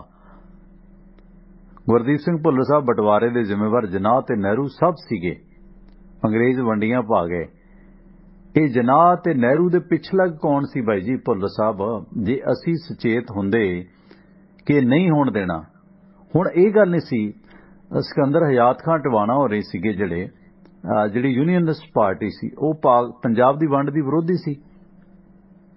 ਆਖਰ ਨੂੰ ਜਦੋਂ ਉਹ ਫੇਲ ਹੋ ਗਏ, ਇਹ ਨਹੀਂ ਕਿ ਮੈਂ ਲਾ ਲਿਓ ਕਿ ਹਾਂ ਕੋਈ ਟਿਵਾਣਾ ਸੀ ਮੈਂ ਤਾਂ ਕਹਿਣਾ, ਆ ਜਿਹੜੇ ਸਰ ਛੋਟੂ ਰਾਮ ਇਹਨਾਂ ਦੀ ਪਾਰਟੀ ਸੀ, ਅਣਵੰਡੇ ਪੰਜਾਬ ਦੇ ਚੀਫ ਮਿਨਿਸਟਰ ਸੀਗੇ ਹਯਾਤ ਖਾਨ ਟਵਾਣਾ ਹੋਰੀ, ਉਹ ਵਿਰੋਧ ਕਰਦੇ ਸੀ ਕਿ ਵੰਡ ਨਹੀਂ ਹੋਣ ਦੇਣੀ। ਸਿੱਖਾਂ 'ਚ ਵੀ ਕੁਝ ਧਿਰਾਂ ਸੀ, ਉਹ ਸਿੱਖਾਂ ਨੂੰ ਨਾਲ ਲਾ ਲਿਆ। ਹਰ ਕੋਈ ਕਹਿੰਦਾ ਹਿੰਦੂਆਂ ਦਾ ਹਿੰਦੁਸਤਾਨ, ਪਾਕੀਆਂ ਦਾ ਪਾਕਿਸਤਾਨ, ਮੁਸਲਮਾਨਾਂ ਦਾ। ਨਹਿਰੂ ਤੇ ਜਿਨਾਹ ਦੀ ਕੀ ਜ਼ਰੂਰਤ ਸੀ ਜੇ ਪਿੱਛੇ ਬਾਈ ਜੀ ਫੋਰਨ ਫਾਲੋਇੰਗ ਨਾ ਹੁੰਦੀ। ਆ ਹੁਣ ਮੋਦੀ ਸਾਹਿਬ ਸੀ, ਵੇਲਣੇ 'ਚ ਬਾਂਹ ਆਈ, ਯੂਪੀ ਹਰਦੇ ਸੀ, ਨਾਸੀ ਧੂਆਂ ਆ ਗਿਆ ਸੀਗਾ, ਅਜੇ ਲਖਨਊ ਗਏ ਨਹੀਂ ਸੀ ਕਿਸਾਨ। ਸਾਨੂੰ ਐਵੇਂ ਖੁਸ਼ ਕਰ ਦਿੱਤਾ ਕਿ ਗੁਰਪੁਰਬ ਵਾਲਾ ਦਿਨ ਉਹਨਾਂ ਨੇ ਚੁਣਿਆ, ਉਦਾਂ ਹੀ ਦੀਪਾਵਲੀ ਸੀਗੀ, ਅਸੀਂ ਐਵੇਂ ਕ੍ਰੈਡਿਟ ਦੇਈ ਜਾਂਦੇ ਹਾਂ ਕਿ ਹਾਂ ਗੁਰਪੁਰਬ ਤੇ ਮੱਤ ਆ ਗਈ। ਇਹਨੂੰ ਮੱਤ ਮੁੱਤ ਕੋਈ ਨਹੀਂ ਆਈ। ਆ ਤੁਸੀਂ ਵੇਖੋ, ਜੇ ਪੰਜਾਬ ਦੀ ਕਹਾਣੀ ਵਿਗੜ ਗਈ, ਜੇ ਤੁਹਾਨੂੰ MSP ਦੇਤਾ ਮੈਨੂੰ ਦੱਸ ਦਿਓ ਵੀ ਜਦੋਂ ਮਿਲ ਗਿਆ। ਹੁਣੇ ਹੀ ਬਰੀ ਕਰਨ ਆ ਗਏ ਨਾ ਰਾਜੇਵਾਲ ਸਾਹਿਬ, ਤਾਂ ਕਹਿੰਦੇ ਬੀਜੇਪੀ ਨਾਲ ਕਾਹਦਾ ਟਕਰਾਅ। 3 ਦਿਨ 4 ਦਿਨ ਹੋ ਗਏ ਉਹਨਾਂ ਦੇ ਬਿਆਨ ਨੂੰ, ਚੌਥਾ ਦਿਨ ਅੱਜ। ਦਾਣਾ ਸਿੱਟ ਕੇ ਵੇਖਿਆ ਕਿ ਕੋਈ ਅਪੋਜ਼ ਨਹੀਂ ਆਇਆ, ਹੌਲੀ ਹੌਲੀ ਹੋਰ ਬਿਆਨ ਆਉਣਗੇ। ਉਸ ਤੋਂ ਬਾਅਦ ਬਥੇਰੇ ਨੇ ਜਿਹੜੇ ਬੀਜੇਪੀ ਦੀ ਗੱਡੀ ਚੜ੍ਹਨਗੇ ਤੇ ਅਗਲਿਆਂ ਦੀ ਸਰਕਾਰ ਬਣੇਗੀ। ਜੇ ਨਾ ਬਣੀ ਤਾਂ ਮੁਕਾਬਲਾ ਹੀ ਅਕਾਲੀਆਂ ਤੇ ਬੀਜੇਪੀ 'ਚ ਰਹਿ ਜਾਣਾ, ਜਿਸ ਤਰ੍ਹਾਂ ਦੇ ਹਾਲਾਤ ਕਾਂਗਰਸ ਦੇ ਬਣ ਰਹੇ ਨੇ। ਉਧਰ ਹਰੀਸ਼ ਰਾਵਤ ਉਹ ਝੰਡੀ ਦਿਖਾ ਗਿਆ ਉੱਤਰਾਖੰਡ, ਬੁਰਕੀ ਪਾਉਣੀ ਅਗਲਿਆਂ ਨੇ। ਉਹ ਕਹਿੰਦਾ ਮੈਂ ਹਾਈ ਕਮਾਂਡ ਤੋਂ ਖਫਾ, ਹੁਣ ਤਾਂ ਚੁੱਪ ਹੀ ਭਲੀ ਹੈ, ਆਰਾਮ ਕਰਨ ਦਾ ਵਕਤ ਹੈ। ਇਸ ਕਰਕੇ ਉਸ ਦੇ ਵਿੱਚੋਂ ਤੁਸੀਂ ਵੇਖੋ ਕਿ ਭਾਰਤੀ ਜਨਤਾ ਪਾਰਟੀ ਏਜੰਡਾ ਕੀ ਸੈੱਟ ਕਰ ਰਹੀ ਹੈ ਆਪਣਾ। ਸਿਆਸਤ ਕਰੋ, ਰੱਜ ਕੇ ਕਰੋ, ਪਰ ਉਹਦੇ ਵਿੱਚ ਇਹ ਹੈ ਨਾ ਕਿ ਜਦੋਂ ਤੁਸੀਂ ਇੱਕ ਆਪਣਾ ਧਰਮ ਵਿਸ਼ੇਸ਼ ਦਾ ਏਜੰਡਾ ਸੈੱਟ ਕਰਦੇ ਹੋ, ਪ੍ਰੋਬਲਮ ਇਸ ਗੱਲ ਦੀ ਹੈ, ਨਹੀਂ ਹੋਣਾ ਚਾਹੀਦਾ। ਕੱਲ ਨੂੰ ਕੋਈ ਸਿੱਖ ਪਾਰਟੀ ਕੋਈ ਖਾਲਿਸਤਾਨ ਦਾ ਏਜੰਡਾ ਲੈ ਕੇ ਕਰਦੀ ਹੈ ਤੇ ਫਿਰ ਗਲਤ ਹੈ। ਕੁਲਬੀਰ ਢਿੱਲੋਂ ਕਹਿੰਦੇ ਇਕਬਾਲ ਭੈਣ ਜੀ ਨਾਲ ਗੱਲ ਹੋਵੇ ਤਾਂ ਉਸ ਵੇਲੇ ਦੇ ਪੰਥਕ ਨੇਤਾਵਾਂ ਨੇ ਜੋ ਗੱਲ ਸਿੰਘ ਛੱਜਲਵਾੜੀ ਨਾਲ ਕੀਤਾ ਸੀ ਉਸ ਬਾਰੇ ਜ਼ਰੂਰ ਪੁੱਛਣਾ। ਅੱਜ ਦੀਆਂ ਜੋ ਘਟਨਾਵਾਂ ਦੇ ਸੰਬੰਧ ਵਿੱਚ ਬਹੁਤ ਜ਼ਰੂਰੀ ਹੈ, ਭੈਣ ਰਾਣੀ ਦੀ ਤਸਦੀਕ ਜ਼ਰੂਰੀ ਹੈ। ਕੋਈ ਨਹੀਂ, ਕਦੇ ਇੰਟਰਵਿਊ ਕਰਾਂਗੇ, ਸ਼ਾਇਦ ਮੇਰੇ ਖਿਆਲ ਭੈਣ ਜੀ ਹੋਣੀ ਮਸ਼ਰੂਫ ਨੇ। ਤੇ ਇਸ ਤਰ੍ਹਾਂ ਸਾਡੇ ਲੀਡਰ ਤਾਂ ਅਜੇ ਵੀ ਮੋਦੀ ਦੇ ਕਸੀਦੇ ਪੜ੍ਹੀ ਜਾ ਪੜ੍ਹ ਹੀ ਰਹੇ ਨੇ। ਟਕਸਾਲ ਵਾਲਿਆਂ ਦੀ ਚਿੱਠੀ ਮੈਂ ਪੜ੍ਹੀ ਸੀਗੀ, ਕਹਿੰਦੇ ਬੜਾ ਗੁਰਪੁਰਬ ਵਾਲੇ ਦਿਨ ਦੇ ਦਿੱਤਾ ਜੀ ਸਾਨੂੰ। ਚੰਗੀ ਗੱਲ ਹੈ, ਜਦੋਂ ਮਿਲ ਗਿਆ ਉਦੋਂ ਦੱਸ ਦਿਓ। ਕਹਾਣੀ ਨੂੰ ਪਸੰਦ ਕੀਤਾ ਪ੍ਰਗਟ ਸਿੰਘ ਬਾਲਾ ਹੋਰਾਂ ਨੇ। ਇੱਕ ਸਰਦਾਰ ਬਟਵਾਰਾ ਕਹਾਣੀ ਦਾ, ਇੱਕ ਸਰਦਾਰ ਨਿਜ਼ਾਮਪੁਰ ਦੇ ਭੈਣ ਇਕਬਾਲ ਹੋਣੀ ਬਿਜੀ ਨੇ ਮੇਰੇ ਖਿਆਲ, ਸ਼ਾਇਦ ਉਹਨਾਂ ਦਾ ਕਈ ਵਾਰੀ ਹੁੰਦਾ ਇਸ ਤਰ੍ਹਾਂ ਦਾ ਆਪਣੀ ਮਸ਼ਰੂਫੀਅਤ। ਕੋਈ ਨਹੀਂ, ਫੇਰ ਕਿਸੇ ਦਿਨ ਗੱਲਬਾਤ ਆਪਾਂ ਇਸ ਮੁਤਲਕ ਕਰ ਲਾਂਗੇ। ਪਰ ਇਹ ਕਹਾਣੀਆਂ ਨਾ ਸਾਨੂੰ ਮਨ ਤੇ ਲੱਗਦੀਆਂ ਨੇ ਤੇ ਸਾਨੂੰ ਵੀ ਥੋੜਾ ਜਿਹਾ ਮਜ਼ਬੂਤੀ ਨਾਲ, ਕਿਉਂਕਿ ਦੇਖੋ ਸਾਨੂੰ ਵੀ ਪਤਾ ਕਈ ਸਾਡੇ ਜਿਹੜੇ ਦੋਸਤ ਸੀਗੇ ਤੇ ਉਹ ਵੀ ਇਸ ਵੰਡ ਦੇ ਵਿੱਚ ਪੀੜਤ ਰਹੇ ਨੇ। ਮਜ਼ਹਬ ਦੀ ਨਫ਼ਰਤ ਨੇ ਕਿਸ ਤਰ੍ਹਾਂ ਘਾਣ ਕੀਤਾ, ਕਿਸ ਤਰ੍ਹਾਂ ਉਹਨਾਂ ਨੂੰ ਚਿੱਠੀਆਂ ਪਾਈਆਂ ਗਈਆਂ, ਉਹਨਾਂ ਦੇ ਪੈਟਰੋਲ ਪੰਪ, ਉਹਨਾਂ ਦੀਆਂ ਦੁਕਾਨਾਂ, ਕਿਵੇਂ ਸਭ ਕੁਝ ਖਰੀਦਿਆ ਗਿਆ, ਚਿੱਠੀਆਂ ਪਾ ਪਾ ਕੇ, ਖਰੀਦ ਕੇ। ਇਹ ਚੀਜ਼ਾਂ ਹੋਈਆਂ ਨੇ ਜੋ ਮੰਦਭਾਗਾ ਸੀਗਾ, ਨਹੀਂ ਸੀ ਹੋਣਾ ਚਾਹੀਦਾ। ਇਹ ਹੁਣ ਵੀ ਹੋਏਗਾ। 84 ਤੋਂ 47 ਤੋਂ ਅਸੀਂ ਸਬਕ ਨਹੀਂ ਸਿੱਖਿਆ, ਹੁਣ ਵੀ ਨਫ਼ਰਤ ਉਸੇ ਪਾਸੇ ਨੂੰ ਵਧ ਰਹੀ ਹੈ। ਸਵਾਗਤ ਤੁਹਾਡਾ ਸ਼ੇਰੋਂ ਸਾਹਿਬ। ਸੌਰੀ, ਕਾਲ ਕਰ ਗਈ, ਮਾਫੀ ਚਾਹਾਂਗੀ। ਖੈਰ, ਸਾਡੇ ਇਹਨਾਂ ਪ੍ਰੋਗਰਾਮਾਂ ਦੇ ਸਪਾਂਸਰ ਸਾਹਿਬ ਦਾ ਧੰਨਵਾਦ, ਸਾਨੂੰ ਸਪੋਰਟ ਕੀਤਾ ਜਿਹੜੇ ਸਪਾਂਸਰ ਸਾਹਿਬ ਨੇ ਉਹਨਾਂ ਦਾ ਧੰਨਵਾਦ। ਤੇ ਸੋਮਵਾਰ ਤੋਂ ਲੈ ਕੇ ਸ਼ਨੀਵਾਰ ਤੱਕ ਭਾਰਤੀ ਸਮਾਂ ਸਵੇਰੇ 7 ਤੋਂ 9 ਤੇ ਸ਼ਾਮ ਨੂੰ 7:30 ਤੋਂ 9:30 ਪਟਿਆਲਾ ਸਟੂਡੀਓ ਤੋਂ ਮੈਂ ਪਰਮਿੰਦਰ ਸਿੰਘ ਤੁਹਾਡੇ ਨਾਲ ਜੁੜਦਾ। ਵਰਿੰਦਰ ਸਵਾਗਤ ਹੈ ਸ਼ੇਰੋਂ ਤੋਂ। ਹਾਂਜੀ, ਸਤਿ ਸ਼੍ਰੀ ਅਕਾਲ ਸਰ। ਸਤਿ ਸ਼੍ਰੀ ਅਕਾਲ ਬਾਈ ਜੀ। ਹਾਂਜੀ ਸਰ, ਮੈਂ ਤੇ ਪਤਾ ਲੱਗਾ ਸੀਗਾ ਕਿ ਮੋਦੀ ਸਾਹਿਬ ਪੰਜਾਬ ਆਉਣ ਨੂੰ ਫਿਰਦੇ ਨੇ, ਤੇ ਜੇ ਸਰ ਉਹ ਪੰਜਾਬ ਆਉਂਦੇ ਨੇ ਤਾਂ ਫਿਰ ਵੋਟੀਆਂ ਸੁੱਟਣੀਆਂ ਜੀ ਉਹਨਾਂ ਦੇ। ਜਿੱਦਾਂ ਮੈਂ ਸੁਣ ਰਿਹਾ ਜੀ, ਕਹਿੰਦੇ ਉਹ ਕਰਜ਼ਾ ਕੁਰਜ਼ਾ ਮਾਫ਼ ਕਰਨਗੇ ਥੋੜਾ ਬਹੁਤ, ਕਿ ਕੋਈ 26, 27 ਜਾਂ 28 ਤਰੀਕ ਦੀ ਨੇੜੇ ਤੇੜੇ ਆ ਰਹੇ ਨੇ, ਹੋ ਸਕਦਾ ਫਤਿਹਗੜ੍ਹ ਸਾਹਿਬ ਜਾਣ। ਤੇ ਇਹ ਚੀਜ਼ਾਂ ਸਰ ਮੈਂ ਹੋਰ ਚੈਨਲ ਤੇ ਸੁਣ ਰਿਹਾ ਸੀ ਕਿ ਇਹ ਚੀਜ਼ਾਂ ਹੋ ਸਕਦੀਆਂ ਨੇ। ਹੋ ਸਕਦਾ ਕਿ ਉਹ ਪੰਜਾਬ ਦਾ ਐਲਾਨ ਵੀ ਕਰ ਦੇਣ, ਕਿ ਚੰਡੀਗੜ੍ਹ ਦਾ ਐਲਾਨ ਵੀ ਕਰ ਦੇਣ ਕਿ ਪੰਜਾਬ ਨੂੰ ਜਾਣਾ ਹੈ। ਸੋ ਇਹ ਸਭ ਹੁਣ ਮੁਸ਼ਕਿਲ ਹੈ, ਸਭ ਕੁਝ ਚੰਡੀਗੜ੍ਹ ਮੁਸ਼ਕਿਲ ਹੈ। ਪੈਕੇਜ ਫੂਕੇਜ ਕਿਉਂਕਿ ਇਲੈਕਸ਼ਨ ਈਅਰ ਹੈ, ਬਾਰਡਰ ਸਟੇਟ ਹੈ। ਹਾਂਜੀ, ਇਹਨਾਂ ਨੇ PDP ਨਾਲ ਵੀ ਜਦੋਂ ਸਾਂਝ ਪਾਈ ਸੀ ਨਾ, ਇਦਾਂ ਹੀ ਸੀ ਜਦੋਂ ਆਪਣੇ ਸਿਆਸੀ ਪੈਰ ਲਾਉਣੇ ਆ। ਬਾਅਦ ਦੇ ਵਿੱਚ ਫਿਰ ਕਸ਼ਮੀਰ 'ਚ ਕੀ ਕੁਝ ਹੋਇਆ ਸਭ ਕੁਝ ਪਤਾ ਤੁਹਾਨੂੰ। ਖੈਰ, ਬਾਰਡਰ ਸਟੇਟ ਹੈ, ਉਹਨਾਂ ਦੀ ਜ਼ਿੰਮੇਵਾਰੀ ਬਣਦੀ ਹੈ। ਪੰਜਾਬ ਟੈਕਸ ਪੇ ਕਰਦਾ, ਪੰਜਾਬ ਨੇ ਰਾਖੀ ਕੀਤੀ ਹੈ ਹਮੇਸ਼ਾ, ਹੱਕ ਬਣਦਾ ਪੰਜਾਬ ਦਾ ਪਹਿਰੇਦਾਰੀ ਦਾ ਪੈਸਾ ਵਸੂਲਣ ਦਾ, ਪੈਕੇਜ ਦੇਣ। ਹਾਂਜੀ, ਇੱਕ ਚੀਜ਼ ਹੋਰ ਮੈਂ ਸਰ ਇਹੀ ਪੈਕੇਜ ਬਾਰੇ ਨਾ ਮੈਂ ਗੱਲ ਕਰਨੀ ਸੀਗੀ ਆਪਣੇ ਵਿਊਜ਼ ਦੇਣੇ ਸੀਗੇ। ਜਿਵੇਂ ਹੁਣ ਜਿੱਦਾਂ ਕਾਂਗਰਸ, ਅਕਾਲੀ ਆ ਜਾਂ ਸਾਰੀਆਂ ਪਾਰਟੀਆਂ ਨੇ ਮੇਨ ਲੀਡਰ ਆਪ ਇਕੱਠੇ ਹੋ ਗਏ ਵੀ ਇਹਨਾਂ ਨੂੰ ਮਿਲਣਾ ਚਾਹੀਦਾ ਸੀਗਾ ਉੱਪਰ, ਵੀ ਅਸੀਂ ਬਾਰਡਰ ਸਟੇਟ, ਸਾਡੇ ਕੋਲ ਰੈਵਨਿਊ ਇੰਨਾ ਜ਼ਿਆਦਾ ਨਹੀਂ ਹੈਗਾ, ਇੰਡਸਟਰੀ ਨਹੀਂ ਹੈਗੀ ਵਗੈਰਾ ਵਗੈਰਾ, ਵੀ ਸਾਨੂੰ ਵੀ ਕੋਈ ਸਪੈਸ਼ਲ ਪੈਕੇਜ ਚਾਹੀਦਾ ਸਾਲ ਦਾ, ਕੋਈ 25 ਤੋਂ 30 ਹਜ਼ਾਰ ਕਰੋੜ ਦਾ, 40,000 ਕਰੋੜ ਦਾ ਜਾਂ 50,000 ਕਰੋੜ ਦਾ, ਘੱਟੋ ਘੱਟ ਕੋਈ ਕੁਛ ਤਾਂ ਦੇਣ। ਠੀਕ ਆ, ਬਟ ਉਹ ਚੀਜ਼ਾਂ ਦਾ ਕਿਸੇ ਦਾ ਧਿਆਨ ਹੀ ਨਹੀਂ ਸਰ ਹੈਗਾ, ਬਸ ਫ੍ਰੀ ਕਰਦੇ ਰਹਿੰਦੇ, ਆਪਸ ਵਿੱਚ ਲੜੀ ਜਾਂਦੇ, ਬਸ ਆਹ ਹੋ ਗਿਆ ਆਹ ਹੋ ਗਿਆ। ਹੁਣ ਆਉਣ ਵਾਲੇ ਦਿਨਾਂ 'ਚ ਵੇਖੋ ਸਰ ਵੀ ਜਿੱਦਾਂ ਰਾਜਾ ਸਾਹਿਬ ਨੇ ਉਦੋਂ ਬਿਆਨ ਦਿੱਤਾ ਸੀ ਸਾਰਾ ਕੁਝ ਭੁੱਲ ਗਿਆ ਹਨਾ। ਹੁਣ ਜਿਨ੍ਹਾਂ ਦੇ ਸਰ ਜੀ ਤੁਰ ਗਏ ਨੇ ਉਹਨਾਂ ਦਾ ਕੀ ਸਰ ਹੋਣਾ। ਹੁਣ ਫਿਰ ਭਾਜਪਾ ਦੀ ਬੋਲੀ ਬੋਲਣਗੇ ਸਰ ਸਾਰੇ। ਅੱਜ ਦੇਖ ਲਓ ਕੋਈ ਜੇ ਭਾਜਪਾ ਨੂੰ ਭੰਡਣ ਦੇ ਅਗਲੇ ਦਿਨ 2 ਦਿਨ 2 ਨਹੀਂ ਹੁੰਦੇ ਸਰ ਜਾ ਕੇ ਤੇ ਉਹਨਾਂ ਦੇ ਗੁਣ ਗਾਈ ਜਾਂਦੇ ਰਹਿੰਦੇ ਕਿ ਪੰਜਾਬ ਨੂੰ ਤਾਂ ਮੋਦੀ ਬਚਾ ਸਕਦਾ ਜੀ, ਪੰਜਾਬ ਨੂੰ ਤਾਂ ਅਮਿਤ ਸ਼ਾਹ ਬਚਾ ਸਕਦਾ। ਬਸ ਇਹ ਸਭ ਇਹੀ ਚੱਕਰ। ਤੇ ਇੱਕ ਸਰ ਮੈਂ ਗੱਲ ਹੋਰ ਕਰਨੀ ਚਾਹੁੰਦਾ ਸੀਗਾ ਕਿ ਸਰ ਜੇ ਬੇਅਦਬੀ ਦਾ ਜਿਹੜਾ ਇਸ਼ੂ ਚੱਲ ਰਿਹਾ ਜੀ, ਉਹ ਖੁਦਾ ਨਾ ਖਾਸਤਾ ਸਰ ਇਹ ਮੈਨੂੰ ਲੱਗ ਰਿਹਾ ਕਿ ਇਹ ਗਲਤ ਗੇਮ ਚੱਲ ਰਹੀ ਸਾਰੇ ਹੋਣਗੀਆਂ ਆਉਣ ਵਾਲੇ ਦਿਨਾਂ 'ਚ। ਖੁਦਾ ਨਾ ਖਾਸਤਾ ਰੱਬ ਨਾ ਕਰੇ। ਦੇਖੋ 2 ਹਿੰਦੂ ਮੰਦਿਰਾਂ 'ਚ ਹੋ ਗਈ ਹੈ ਕੱਲ ਤੇ ਅੱਜ। ਤੇ ਇਹ ਤੇ ਸਰ ਮੇਰੇ ਹਿਸਾਬ ਦੇ ਨਾਲ ਜਿੱਦਾਂ ਹਿੰਦੂਆਂ 'ਚ ਵੀ ਮੰਦਿਰਾਂ 'ਚ ਵੀ ਹੋਣ ਲੱਗ ਗਈ, ਜਿੱਦਾਂ ਗੁਰਦੁਆਰਿਆਂ 'ਚ ਹੋਣ ਲੱਗੀ, ਇਹ ਤੇ ਸਰ ਨਫ਼ਰਤ ਦੀ ਰਾਜਨੀਤੀ ਚੱਲੂਗੀ ਸਰ ਫਿਰ ਤਾਂ ਹਨਾ। ਤੇ ਇੱਕ ਚੀਜ਼ ਦਾ ਮੈਂ ਕਹਿਣਾ ਚਾਹੁੰਦਾ ਵੀ ਹੁਣ ਇੰਨੇ 2-3 ਦਿਨ 4 ਦਿਨ ਹੋ ਗਏ ਕਿ SCPG ਨੇ ਉਹ ਪ੍ਰੈਸ ਕਾਨਫਰੰਸ ਕਰਕੇ ਬਸ ਪੱਲਾ ਝਾੜ ਲਿਆ ਜੀ। ਮੀਨਜ਼ ਉਹਨਾਂ ਦਾ ਵੀ ਕੋਈ ਬਿਆਨ ਨਹੀਂ ਹੈਗਾ। ਮੀਨਜ਼ ਵੀ ਕੁਛ ਨਾ ਕੁਛ ਤੇ ਉਹਨਾਂ ਨੂੰ ਸਟੈਂਡ ਸਪਸ਼ਟ ਕਰਨਾ ਚਾਹੀਦਾ ਵੀ ਕੀ ਹੋਣਾ ਚਾਹੀਦਾ, ਕਿਵੇਂ ਹੋਣਾ ਚਾਹੀਦਾ। ਜੇ ਇਹਦੇ ਸਰ ਇਹੀ ਇਸ਼ੂ ਚੱਲਦਾ ਰਿਹਾ ਫਿਰ ਤਾਂ ਅਸਲ ਮੁੱਦੇ ਭੁੱਲ ਹੀ ਜਾਣ ਸਰ, ਕੋਈ ਅਸਲ ਮੁੱਦਿਆਂ ਦੀ ਗੱਲ ਹੀ ਨਹੀਂ ਕਰੂਗਾ ਜੀ। ਫਿਰ ਤੇ ਉਹੀ 2017 ਵਾਲਾ ਮੁੱਦਾ ਭਖੀ ਜਾਣਾ ਜੀ, ਗੋਲੀकांड ਬੇਅਦਬੀ ਬਸ ਆਹੀ ਚੀਜ਼ਾਂ ਹੋਣੀਆਂ ਨੇ। ਸੋ ਇਹ ਚੀਜ਼ਾਂ ਤੋਂ ਸਰ ਸਬਕ ਸਿੱਖਣਾ ਪੈਣਾ ਜੀ, ਜਾਂ ਕਿਸੇ ਨਾ ਕਿਸੇ ਨੂੰ ਜਿੱਦਾਂ ਹੁਣ SCPG ਆ ਸੰਸਥਾ ਆ ਉਹਨਾਂ ਨੂੰ ਕੁਛ ਨਾ ਕੁਛ ਤਾਂ ਸਟੈਂਡ ਸਪਸ਼ਟ ਕਰਨਾ ਪੈਣਾ ਵੀ ਜਾਂ ਤੇ ਤੁਸੀਂ ਇਹ ਚੀਜ਼ਾਂ 'ਚ ਨਿਕਲੋ ਥੋੜਾ ਜਿਹਾ, ਜਾਂ ਤੁਸੀਂ ਇਸ਼ੂ ਨਾ ਬਣਾਓ ਜ਼ਿਆਦਾ। ਹਾਈਲਾਈਟ ਸਰ ਜ਼ਿਆਦਾ ਕਰ ਦਿੰਦੇ ਜੀ ਇਹ ਚੀਜ਼ਾਂ ਨੂੰ। ਤੇ ਉਹ ਸਿਆਸਤਦਾਨ ਸਰ ਉਹ ਇਹੀ ਲੱਭਦੇ ਰਹਿੰਦੇ ਕਿ ਬਸ ਹੁਣ ਇਹੀ ਇਹਨਾਂ ਦੁਆਲੇ ਘੁੰਮੀ ਜਾਣੀ ਸਰ। ਅਸਲ ਮੁੱਦੇ ਸਰ ਭੁੱਲ ਹੀ ਜਾਣਾ ਜੀ ਸਾਰਿਆਂ ਨੇ, ਅਸਲ ਮੁੱਦਿਆਂ ਦਾ ਕੋਈ ਚੱਕਰ ਹੀ ਨਹੀਂ ਹੈਗਾ ਜੀ ਮੇਰੇ ਹਿਸਾਬ ਦੇ ਨਾਲ। ਤੇ ਇਹ ਹੈ ਕਿ 2022 ਦੀ ਇਲੈਕਸ਼ਨ ਹੋਣੀ ਹੈ ਨਾ, ਇਹਨਾਂ ਮੁੱਦਿਆਂ ਦੇ ਕੇਂਦਰ ਤੇ ਰਹਿ ਜਾਣੀ ਜੀ ਉਹ। ਥੈਂਕ ਯੂ ਵਰਿੰਦਰ ਸ਼ੇਰੋਂ ਤੋਂ, ਮਿਹਰਬਾਨੀ। ਤੇ ਬਿਲਕੁਲ ਇਹਦੇ 'ਚ ਦੇਖੋ ਪੈਕੇਜ ਤੇ ਕਿਤੇ ਨਾ ਕਿਤੇ ਦੇਣਾ ਬਣਦਾ। ਤੇ ਲਓ ਹੁਣ ਕੱਚੀ ਗੜੀ ਚਮਕੌਰ ਦੀ ਇੱਕ ਆਰਟੀਕਲ ਕੱਲ ਅੱਛਾ ਲੱਗਿਆ ਸੀ ਮੈਨੂੰ, ਸੁਖਦੇਵ ਸਿੰਘ ਹੋਰਾਂ ਦਾ ਆਰਟੀਕਲ ਹੈ, ਮੈਂ ਸਾਂਝਾ ਕਰਾਂਗਾ ਤੁਹਾਡੇ ਨਾਲ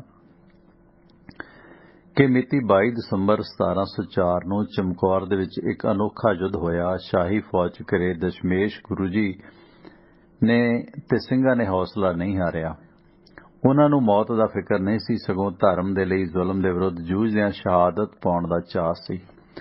ਏਡੇ ਵੱਡੇ ਘੇਰੇ ਦੇ ਵਿੱਚ ਘਿਰੇ ਹੋਏ ਦਸ਼ਮੇਸ਼ ਪਿਤਾ ਨੇ ਅਤੇ ਸਿੰਘਾਂ ਨੇ ਚੜ੍ਹਦੀ ਕਲਾ ਵਿਖਾਈ। ਇੱਕ ਪਾਸੇ ਭੁੱਖਣ ਭਾਣੇ ਲੰਮੇ ਸਫ਼ਰ ਦੇ ਵਿੱਚ ਲੜਦੇ ਭਿੜਦੇ ਥੱਕੇ ਟੁੱਟੇ 40 ਸਿੱਖ ਹੋਣ ਅਤੇ ਦੂਜੇ ਪਾਸੇ 10 ਲੱਖ ਸ਼ਾਹੀ ਫੌਜਾਂ ਦਾ ਲਸ਼ਕਰ, ਜਿਨ੍ਹਾਂ ਕੋਲ ਉਸ ਵਕਤ ਦੇ ਉੱਤਮ ਹਥਿਆਰ ਵੀ ਸਨ। ਜਿੱਥੇ ਯੁੱਧ ਦੇ ਵਿੱਚ ਲੜਨ ਉਪਰੰਤ ਮੌਤ ਯਕੀਨੀ ਹੋਵੇ, ਅਜਿਹੀ ਸਥਿਤੀ ਦੇ ਵਿੱਚ ਲੜਨ ਮਰਨ ਦਾ ਹੀਆਂ ਕੀਤਾ ਉਹ ਸਿਰਫ ਗੁਰੂ ਗੋਬਿੰਦ ਸਿੰਘ ਤੇ ਉਹਨਾਂ ਦੇ ਸਿੰਘਾਂ ਨੇ। ਜੰਗ ਸ਼ੁਰੂ ਹੋਣ ਤੋਂ ਪਹਿਲਾਂ ਨਵਾਬ ਵਜ਼ੀਰ ਖਾਨ ਆਤਮ ਸਮਰਪਣ ਲਈ ਆਖਦਾ ਸੀ, ਪਰ ਦਸ਼ਮੇਸ਼ ਪਿਤਾ ਨੇ ਜੰਗ ਕਰਨ ਦੇ ਲਈ ਤੀਰਾਂ ਦੀ ਵਿਛਾੜ ਕਰ ਦਿੱਤੀ। ਇਤਿਹਾਸਕਾਰ ਮੁਹੰਮਦ ਲਤੀਫ ਲਿਖਦਾ ਹੈ ਕਿ ਖਵਾਜਾ ਮੁਹੰਮਦ ਅਲੀ ਨੇ ਇੱਕ ਏਲਚੀ ਚਮਕੌਰਗੜ੍ਹੀ ਦੇ ਵਿੱਚ ਭੇਜਿਆ ਕਿ ਗੁਰੂ ਜੀ ਆਪਣੇ ਆਪ ਨੂੰ ਸ਼ਾਹੀ ਫੌਜ ਦੇ ਹਵਾਲੇ ਕਰ ਦੇਣ, ਉਹਨਾਂ ਦੀ ਜਾਨ ਬਖਸ਼ ਦਿੱਤੀ ਜਾਵੇਗੀ। ਸੋ ਉਸ ਦੂਤ ਨੇ ਏਲਚੀ ਨੇ ਪੈਗਾਮ ਦੇਣ ਉਪਰੰਤ ਕੁਝ ਬੋਲ ਗੁਰੂ ਜੀ ਦੀ ਸ਼ਾਨ ਦੇ ਖਿਲਾਫ ਬੋਲੇ ਤਾਂ ਸਾਹਿਬਜ਼ਾਦਾ ਅਜੀਤ ਸਿੰਘ ਨੇ ਤਲਵਾਰ ਕੱਢ ਕੇ ਆਖਿਆ ਕਿ ਜੇਕਰ ਗੁਰੂ ਪਿਤਾ ਦੀ ਸ਼ਾਨ ਦੇ ਖਿਲਾਫ ਕੁਝ ਬੋਲਿਆ ਤਾਂ ਮੈਂ ਤੇਰੇ ਟੋਟੇ ਕਰ ਦੇਵਾਂਗਾ।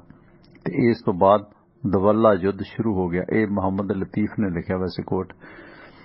ਹਾਲਾਂਕਿ ਮੁਹੰਮਦ ਲਤੀਫ ਹੀ ਥੋੜਾ ਜਿਹਾ ਨਿਰਪੱਖ ਨਹੀਂ ਸੀਗਾ, ਇੱਕ ਪਾਸੜ ਗੱਲ ਕਰਦਾ ਸੀ ਉਹ, ਕਿਉਂਕਿ ਮੁਸਲਿਮ ਰਾਈਟਰ ਹੋਣ ਦਾ ਮਤਲਬ ਇਹ ਨਹੀਂ ਕਿ ਉਹ ਮੁਸਲਿਮ ਹੋ ਕੇ ਕਰਦਾ ਸੀ, ਉਹ ਇੱਕ ਪਾਸੜ ਸੀ। ਦੂਸਰੇ ਪਾਸੇ ਤੁਸੀਂ ਵੇਖੋ, ਮੇਰੀ ਇੱਛਾ ਕਿ ਮੈਂ ਤੁਹਾਨੂੰ ਨਾ ਦਿਨੀ ਦਿਨੀ ਯੋਗੀ ਅੱਲਾ ਯਾਰ ਖਾਨ ਦਾ ਸ਼ਹੀਦਾਨੇ ਵਫਾ ਜ਼ਰੂਰ ਸੁਣਾਵਾਂ, ਤੇ ਕੋਸ਼ਿਸ਼ ਕਰਾਂਗਾ ਮੈਂ ਕੱਲ ਜਾਂ ਪਰਸੋਂ ਜਦੋਂ ਵੀ ਸਮਾਂ ਮਿਲਿਆ। ਪੂਰੀ ਕਹਾਣੀ ਉਹ ਸਾਰੀ ਉਹਨਾਂ ਨੇ ਆਪਣੇ ਲਿਖੀ ਹੈ ਯੋਗੀ ਅੱਲਾ ਯਾਰ ਖਾਨ ਨੇ। ਇਸ ਤੋਂ ਬਾਅਦ ਇਹ ਦੁਆਲਾ ਯੁੱਧ ਸ਼ੁਰੂ ਹੋਇਆ। ਦੋਹਾਂ ਪਾਸਿਆਂ ਤੋਂ ਤੀਰ ਤੇ ਗੋਲੀਆਂ ਮੀਂਹ ਵਾਂਗ ਵਰਨ ਲੱਗੀਆਂ। ਮੁਗਲ ਸਿਪਾਹੀ ਗੜ੍ਹੀ ਦੇ ਨੇੜੇ ਨਹੀਂ ਸੀ ਪਹੁੰਚ ਸਕੇ। ਨਵਾਬ ਵਜੀਦ ਖਾਨ ਨੇ ਫੌਜਾਂ ਨੂੰ ਇੱਕੋ ਵਾਰ ਹੱਲਾ ਕਰਨ ਦੀ ਹਦਾਇਤ ਦਿੱਤੀ। ਗੁਰੂ ਗੋਬਿੰਦ ਸਿੰਘ ਜੀ ਨੇ ਇਸ ਹਮਲੇ ਨੂੰ ਪਛਾੜਨ ਦੇ ਲਈ 5-5 ਸਿੰਘਾਂ ਦੇ ਜਥੇ ਬਾਹਰ ਭੇਜਣੇ ਸ਼ੁਰੂ ਕੀਤੇ, ਜਿਨ੍ਹਾਂ ਨੇ ਬਾਹਰ ਨਿਕਲ ਕੇ ਮੁਗਲ ਫੌਜ ਦੇ ਆਹੂ ਲਾ ਸੁੱਟੇ। ਗੜ੍ਹੀ ਉੱਪਰੋਂ ਗੁਰੂ ਜੀ ਅਤੇ ਸਿੰਘ ਤੀਰਾਂ ਦੀ ਵਰਖਾ ਕਰਨ ਲੱਗੇ।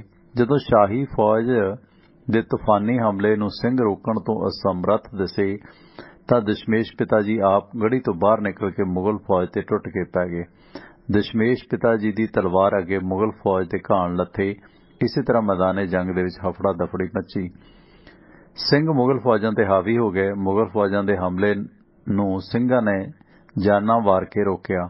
ਨਵਾਬ ਵਜ਼ੀਰ ਖਾਨ ਨੇ ਫਿਰ ਗੜ੍ਹੀ ਤੇ ਕਬਜ਼ਾ ਕਰਨ ਦਾ ਹਮਲਾ ਕੀਤਾ ਤੇ ਹਮਲਾਵਰ ਗੜ੍ਹੀ ਵੱਲ ਵਧੇ, ਪਰ ਸਿੰਘਾਂ ਦੇ ਇਰਾਦਿਆਂ ਦੇ ਅੱਗੇ ਇਹ ਮਾਮੂਲੀ ਹਮਲਾ ਸੀ। ਇਸ ਹਮਲੇ ਨੂੰ ਰੋਕਣ ਲਈ ਸਿੰਘਾਂ ਨੇ ਆਪਣੇ ਜਿਗਰ ਦੇ ਟੁਕੜੇ ਗੁਰੂ ਜੀ ਨੇ ਆਪਣੇ ਜਿਗਰ ਦੇ ਟੁਕੜੇ ਲਖਤੇ ਜਿਗਰ ਸਾਹਿਬਜ਼ਾਦਾ ਅਜੀਤ ਸਿੰਘ ਨੂੰ ਚੁਣਿਆ। ਅਜੀਤ ਸਿੰਘ ਇਸ ਜੰਗ ਲਈ ਤਿਆਰ ਸੀ। ਉਸ ਦੇ ਨਾਲ 8 ਸਿੰਘ ਤਿਆਰ ਕੀਤੇ ਗਏ। ਉਸ ਵਕਤ ਅਜੀਤ ਸਿੰਘ ਦੀ ਉਮਰ 18 ਕੁ ਵਰ੍ਹਿਆਂ ਦੀ ਸੀ। ਸਾਹਿਬਜ਼ਾਦਾ ਅਜੀਤ ਸਿੰਘ ਦੀ ਅਗਵਾਈ ਦੇ ਵਿੱਚ ਸਿੰਘਾਂ ਨੇ ਦੇ ਜਥੇ 8 ਮੈਂਬਰਾਂ ਦੇ ਜਥੇ ਨੇ ਗੜ੍ਹੀ ਦੇ ਵਿੱਚੋਂ ਬਾਹਰ ਨਿਕਲਦੇ ਹੀ ਜੈਕਾਰਾ ਛੱਡਿਆ। ਅਜੀਤ ਸਿੰਘ ਨੂੰ ਅੱਗੇ ਵਧਦਾ ਵੇਖ ਕੇ ਦੁਸ਼ਮਣ ਪਲ ਭਰ ਦੇ ਲਈ ਹੈਰਾਨ ਹੋਇਆ, ਕਿਉਂਕਿ ਉਹਨਾਂ ਦੀਆਂ ਧਾਰਮਿਕ ਪੁਸਤਕਾਂ ਦੇ ਵਿੱਚ ਅਜਿਹਾ ਕੋਈ ਪਿਤਾ ਮੌਜੂਦ ਨਹੀਂ ਸੀ ਜੋ ਆਪਣੇ ਬੇਟੇ ਨੂੰ ਸ਼ਹੀਦ ਹੋਣ ਲਈ ਮੈਦਾਨੇ ਜੰਗ ਭੇਜੇ। ਸਾਹਿਬਜ਼ਾਦਾ ਅਜੀਤ ਸਿੰਘ ਦੇ ਤਿੱਖੇ ਤੀਰਾਂ ਨੇ ਦੁਸ਼ਮਣ ਦੀਆਂ ਛਾਤੀਆਂ ਵਿੰਨ ਸੁੱਟੀਆਂ। ਸਾਹਿਬਜ਼ਾਦਾ ਅਜੀਤ ਸਿੰਘ ਨੇ ਲਲਕਾਰ ਕੇ ਆਖਿਆ ਕਿ ਜਿਸ ਨੂੰ ਲੜਨ ਮਰਨ ਦਾ ਚਾਅ ਆਇਆ ਉਹ ਸਾਹਮਣੇ ਆਵੇ। ਉਹਨਾਂ ਦੇ ਸਾਹਮਣੇ ਕਈ ਆਏ ਪਰ ਵਾਪਸ ਨਾ ਗਏ। ਸਾਹਿਬਜ਼ਾਦਾ ਅਜੀਤ ਸਿੰਘ ਅਜਿਹਾ ਲੜਿਆ ਕਿ ਦੁਸ਼ਮਣ ਖੁਦਾ ਕਰਨ ਲੱਗੇ। ਬੇਸ਼ੱਕ ਮੁਗਲ ਸੈਨਾ ਦਾ ਹਮਲਾ ਸਿੰਘਾਂ ਨੇ ਜੰਮ ਕੇ ਰੋਕਿਆ, ਪਰ ਇਹ ਮੁਕਾਬਲਾ ਕੋਈ ਬਰਾਬਰ ਦਾ ਨਹੀਂ ਸੀ। ਸਗੋਂ ਗਿਣਤੀ ਦੇ 9 ਸੂਰਮਿਆਂ ਦੇ ਨਾਲ ਬੇਸ਼ੁਮਾਰ ਫੌਜ ਦਾ ਮੁਕਾਬਲਾ ਕੁਦਰਤੀ ਅਸੂਲਾਂ ਦੇ ਵਿਰੁੱਧ ਵੀ ਸੀ। ਇੱਕ ਪਾਸੇ ਦੀ ਗਿਣਤੀ 9 ਜੰਦਾਂ ਤੇ ਗਿਣਤੀ ਦੇ ਤੀਰ ਹਥਿਆਰ ਤੇ ਦੂਸਰੇ ਪਾਸੇ ਅਣਗਿਣਤ ਲਸ਼ਕਰੀ ਮੁਗਲ ਫੌਜ।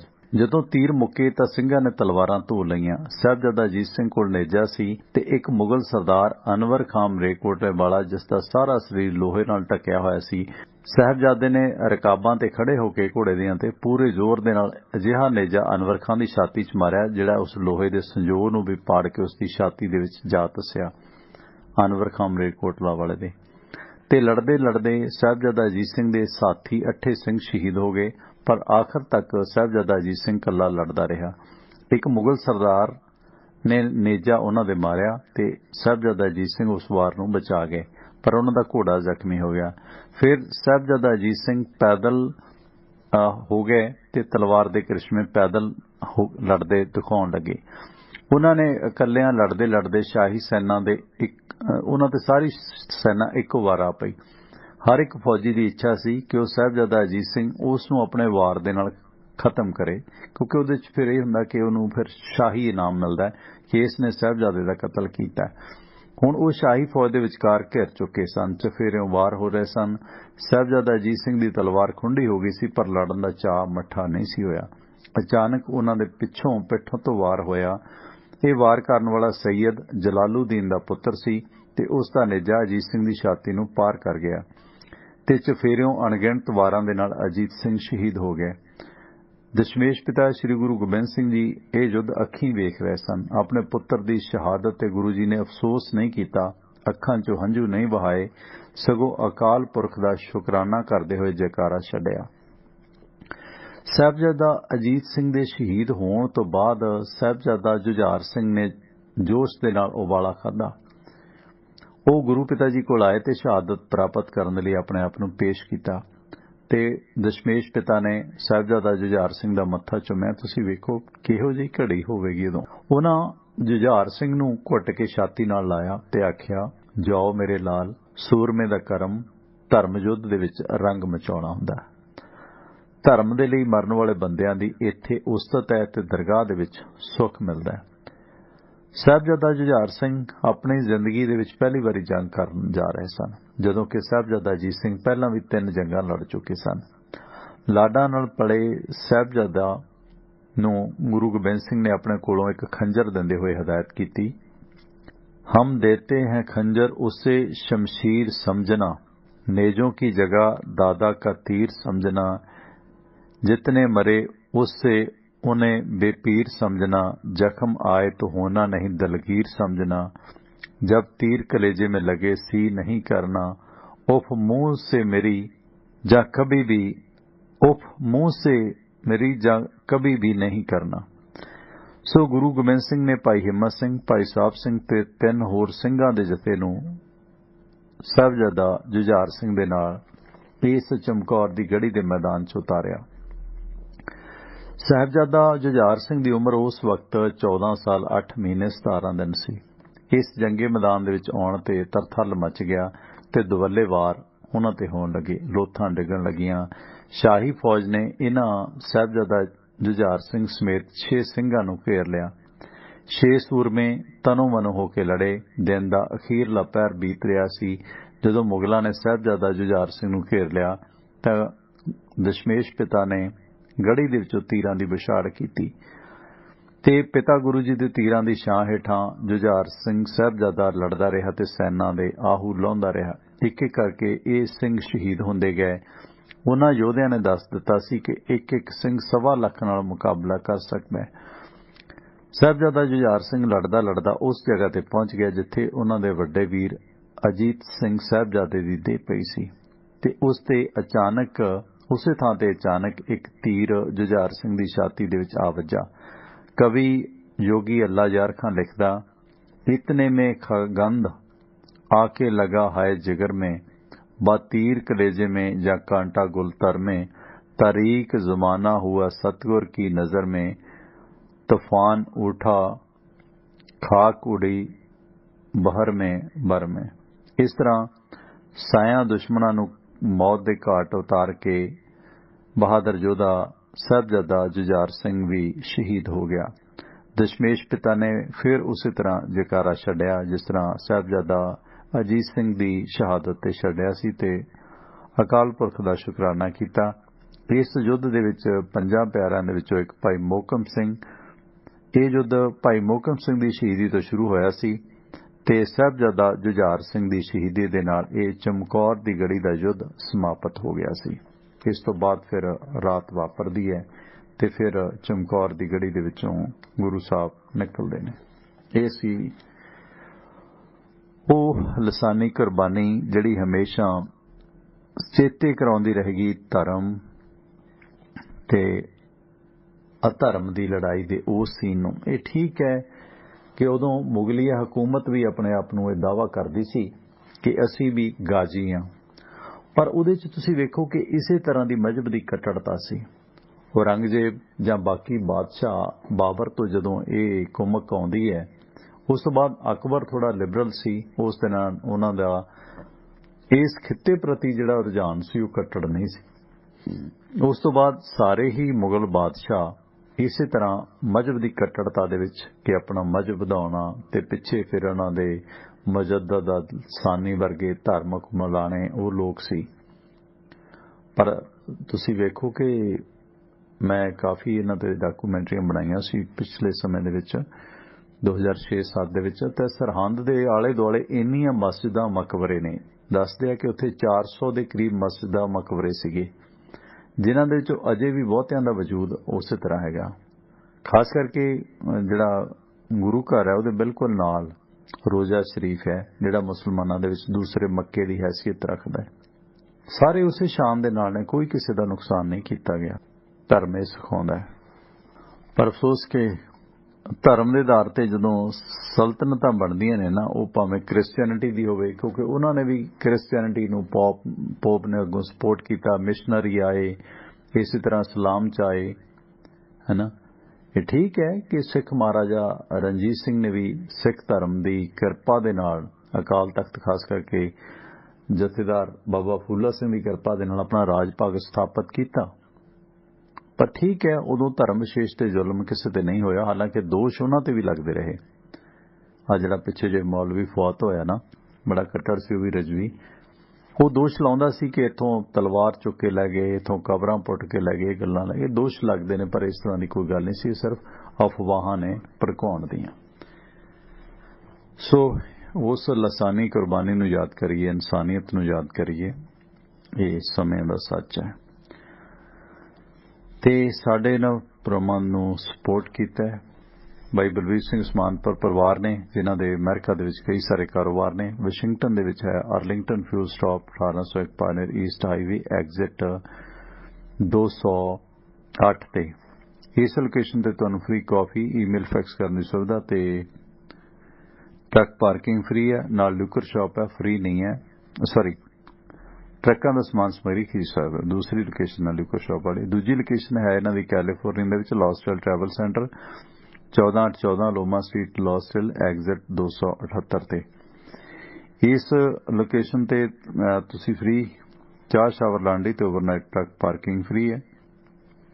ਕੋਈ ਡੀਲ ਬਣਾਉਣੀ ਹੈ ਤਾਂ ਬਲਵੀਰ ਸਿੰਘ ਉਸਮਾਨਪੁਰ ਹੋਰਾਂ ਦਾ ਫਿਊਲ ਕੰਪਨੀ ਦਾ ਕਾਰੋਬਾਰ ਹੈ। Delta fuel company, Mobil Exxon, Marathon fuel ਕੰਪਨੀਆਂ ਤੋਂ ਗੈਸ ਸਟੇਸ਼ਨਾਂ ਵਾਲੇ ਸੱਜਣ ਫਿਊਲ ਫਰੈਂਚਾਈਜ਼ ਬ੍ਰਾਂਡਡ ਤੇ ਅਨਬ੍ਰਾਂਡਡ ਡੀਜ਼ਲ ਖਰੀਦ ਸਕਦੇ ਨੇ। ਕੋਈ ਡੀਲ ਬਣਾਉਣੀ ਆ ਤਾਂ ਬਲਵੀਰ ਸਿੰਘ ਉਸਮਾਨਪੁਰ ਹੋਰਾਂ ਦੇ ਭਰਾ ਸਾਹ ਅਵਤਾਰ ਸਿੰਘ, ਹਰਜਾਪ ਸਿੰਘ ਹੋਰਾਂ ਦਾ ਤੁਸੀਂ ਨੰਬਰ ਨੋਟ ਕਰ ਲਓ 425 232 84 13 425 232 8413। ਜਿਹੜੀ ਆਪਾਂ ਕਹਾਣੀ ਪੜ੍ਹੀ ਸੀ ਭੈਣ ਇਕਬਾਲ ਕੌਰ ਹੋਰਾਂ ਦੀ ਬਟਵਾਰਾ, ਭੈਣ ਇਕਬਾਲ ਕਹਿੰਦੇ ਮੈਂ ਇਸ ਘਟਨਾ ਦੀ ਚਸ਼ਮਦੀਦ ਗਵਾਹ ਆ। ਉਹ ਹਾਂ, ਇੱਕ ਦੋ ਵਾਰੀ ਗੱਲ ਹੋਈ ਸੀ ਇਕਬਾਲ ਭੈਣ ਦੀ ਹੋਰਾਂ ਨਾਲ। ਸੋ ਕੋਈ ਨਹੀਂ, ਹਰਵਿੰਦਰ ਭੈਣ ਸੰਪਰਕ ਕਰ ਲੈਣਗੇ ਤੁਹਾਨੂੰ। ਸੋ ਧੰਨਵਾਦ। ਇਸ ਦੌਰਾਨ ਮਿਹਰਬਾਨੀ ਆਪ ਸਭ ਸੱਜਣਾਂ ਦੀ। ਥੈਂਕ ਯੂ ਭੈਣ ਇਕਬਾਲ। ਇਹ ਇਨਸਾਨੀਅਤ ਨੂੰ ਜੋੜਨ ਦੀਆਂ ਤੰਦਾਂ ਨੇ। ਜ਼ਰੂਰ ਇੱਦਾਂ ਦਾ ਹੋਰ ਬਹੁਤ ਅੱਛਾ ਲਿਖੋ। ਇਹ ਸਾਡੀ ਇੱਛਾ ਵੀ ਹੈ, ਦੁਆਵਾਂ ਵੀ ਨੇ ਵੱਡੇ ਭੈਣ, ਤੁਹਾਨੂੰ ਮੰਗ ਵੀ ਹੈ, ਕਿਉਂਕਿ ਇਹਦੇ ਨਾਲ ਜਿਹੜੀ ਨਫ਼ਰਤ ਹੈ ਨਾ, ਕਿਉਂਕਿ ਜਿਹੜਾ ਬੰਦਾ ਲਿਟਰੇਚਰ ਪੜ੍ਹਨ ਲੱਗ ਜਾਂਦਾ, ਸਾਹਿਤ ਪੜ੍ਹਨ ਲੱਗ ਜਾਂਦਾ, ਉਹ ਆਪਣੇ ਆਪ ਨੂੰ ਬਹੁਤ ਹੱਦ ਤੱਕ ਸ਼ੁੱਧ ਕਰ ਲੈਂਦਾ। ਇਹ ਜਿਹੜੀਆਂ ਪੰਚਤੰਤਰ ਦੀਆਂ ਕਹਾਣੀਆਂ ਸੀ, ਜਿਹੜੀਆਂ ਦਾਦੀਆਂ ਦੀਆਂ ਬਾਤਾਂ, ਨਾਨੀਆਂ ਦੀਆਂ ਬਾਤਾਂ ਸੁਣੀਆਂ ਸੀ, ਇਹ ਮਨ ਨੂੰ ਪਸੀਜ ਜਾਂਦੀਆਂ ਨੇ, ਮਨ ਦੀ ਮੈਲ ਨੂੰ ਮਿਟਾਉਂਦੀਆਂ ਨੇ।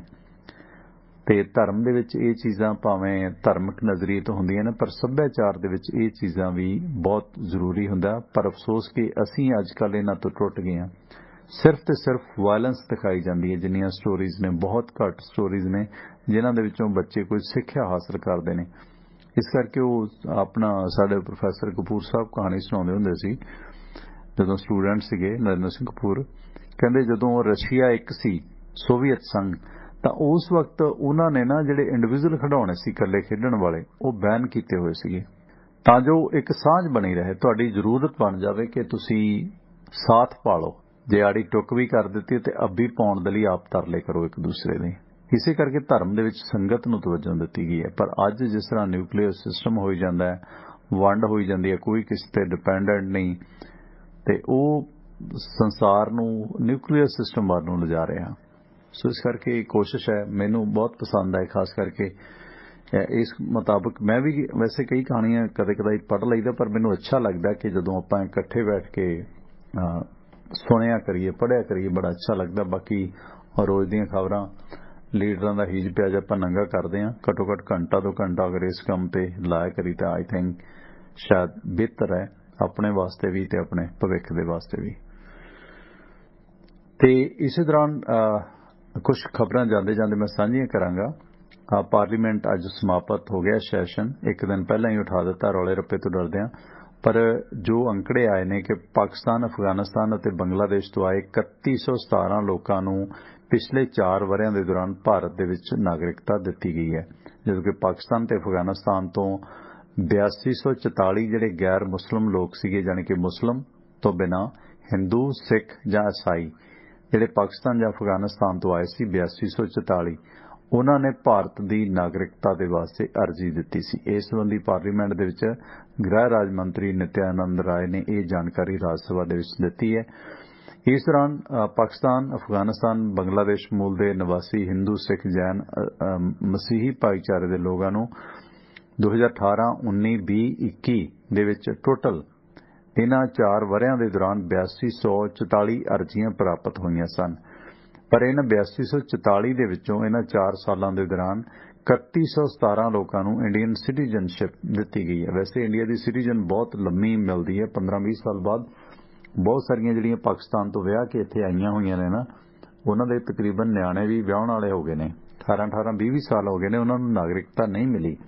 ਪਰ ਇੱਕ ਨਵੇਂ ਕਾਨੂੰਨ ਦੇ ਅਧੀਨ ਥੋੜਾ ਇਸ ਨੂੰ ਫਾਸਟ ਕੀਤਾ ਗਿਆ, ਕਿਉਂਕਿ ਲਾਹਨਤ ਤੇ ਸਾਡੇ ਨਫ਼ਰਤ ਇੱਥੋਂ ਤੱਕ ਹੈ ਕਿ ਪਾਕਿਸਤਾਨ ਦੇ ਵਿੱਚ ਸੈਂਕੜੇ ਹਿੰਦੂਆਂ ਦੀਆਂ ਅਸਥੀਆਂ ਪਈਆਂ ਨੇ ਜਿਨ੍ਹਾਂ ਨੂੰ ਇੰਡੀਆ ਨਹੀਂ ਆਉਣ ਦਿੱਤਾ ਜਾ ਰਿਹਾ, ਜੋ ਗੰਗਾ ਦੇ ਵਿੱਚ ਪ੍ਰਵਾਹ ਹੋਣ ਵਾਸਤੇ ਪਈਆਂ ਨੇ।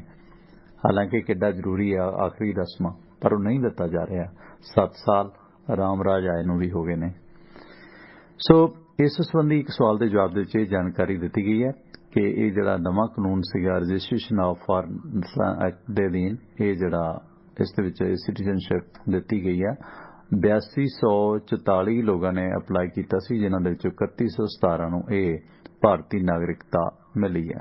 ਇਸ ਦੇ ਨਾਲ ਨਾਲ ਮੌਸਮ ਦੇ ਵਿੱਚ ਕਾਫੀ ਠੰਡਕ ਹੈ, ਉਹ ਵੀ ਲਗਾਤਾਰ ਵੱਧ ਰਹੀ ਹੈ।